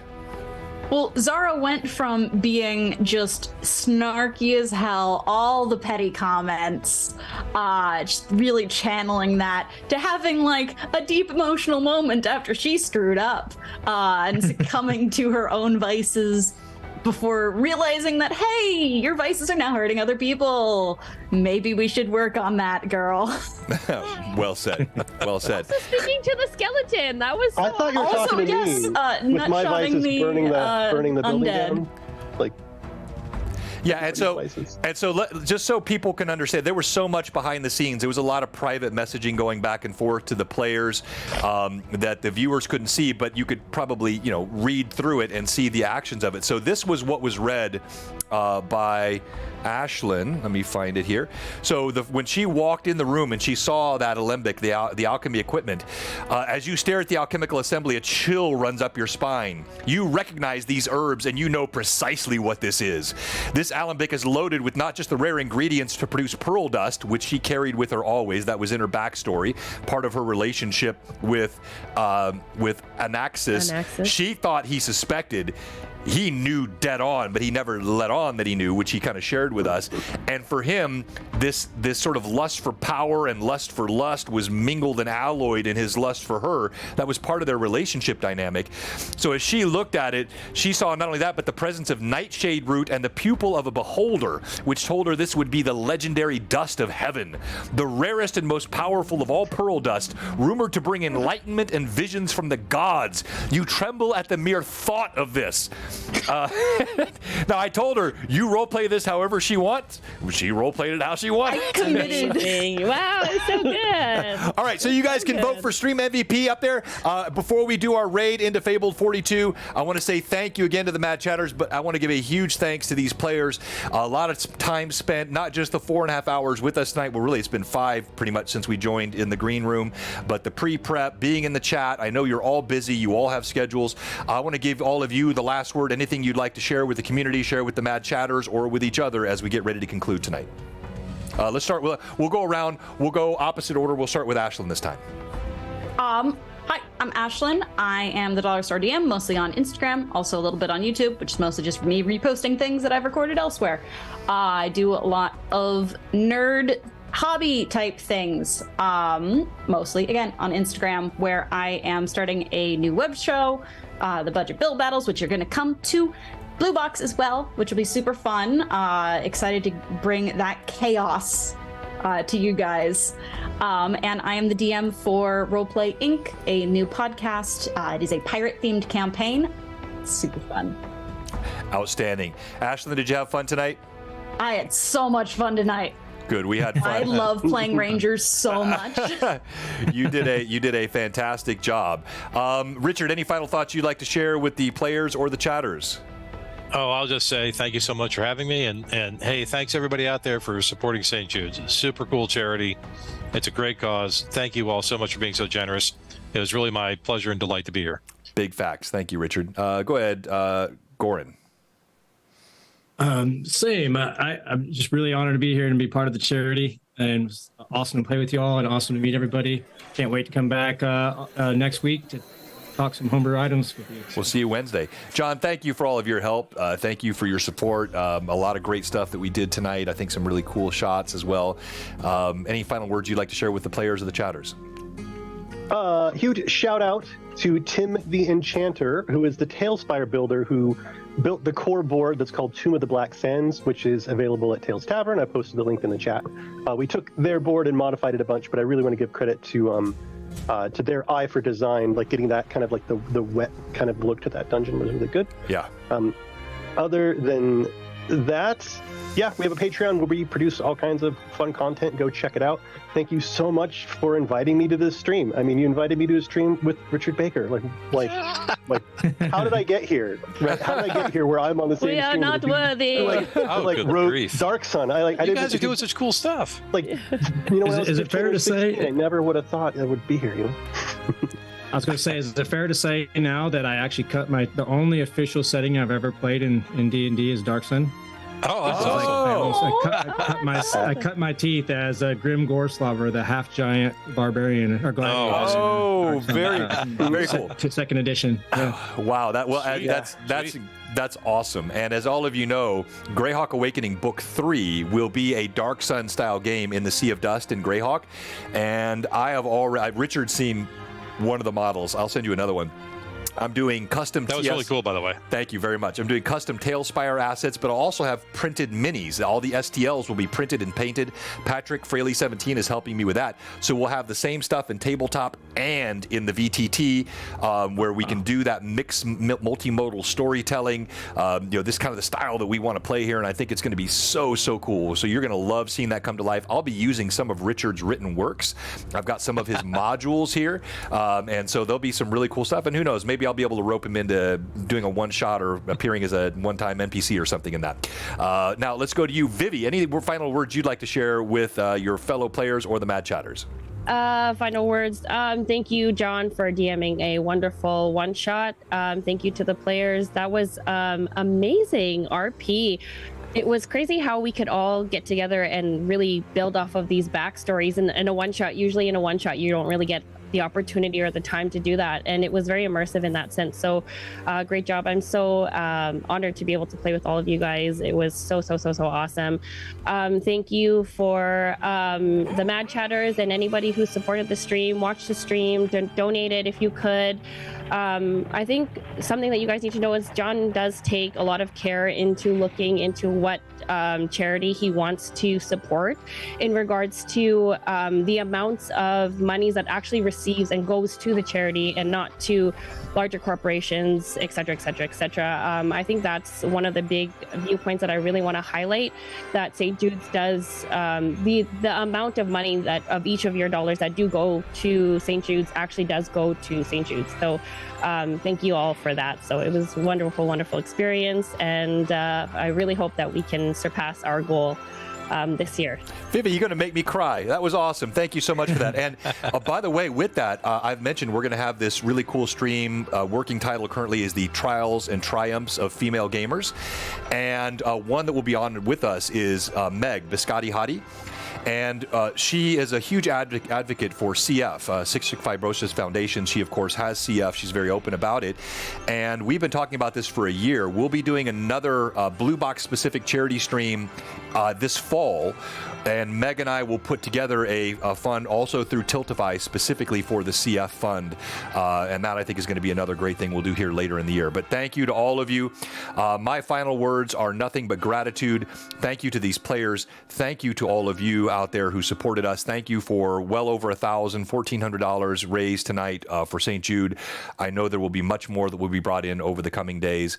And so from Blue Box, from the entire Greyhawk community, all the Mad Chatters, we say thank you, and we're going to go ahead and raid Fabled 42 in 9 seconds. Last words are, we'll be back here on this channel Sunday at 2 o'clock Central. The tears have aired. The children have grown up. In the free city of Altamira, the Understreet Rats come back after a 7-year hiatus. You are not going to want to miss that full cosplay. It's going to be a blast. Blue Box signing out. Good night, everybody. Night. Good night. And there goes the raid.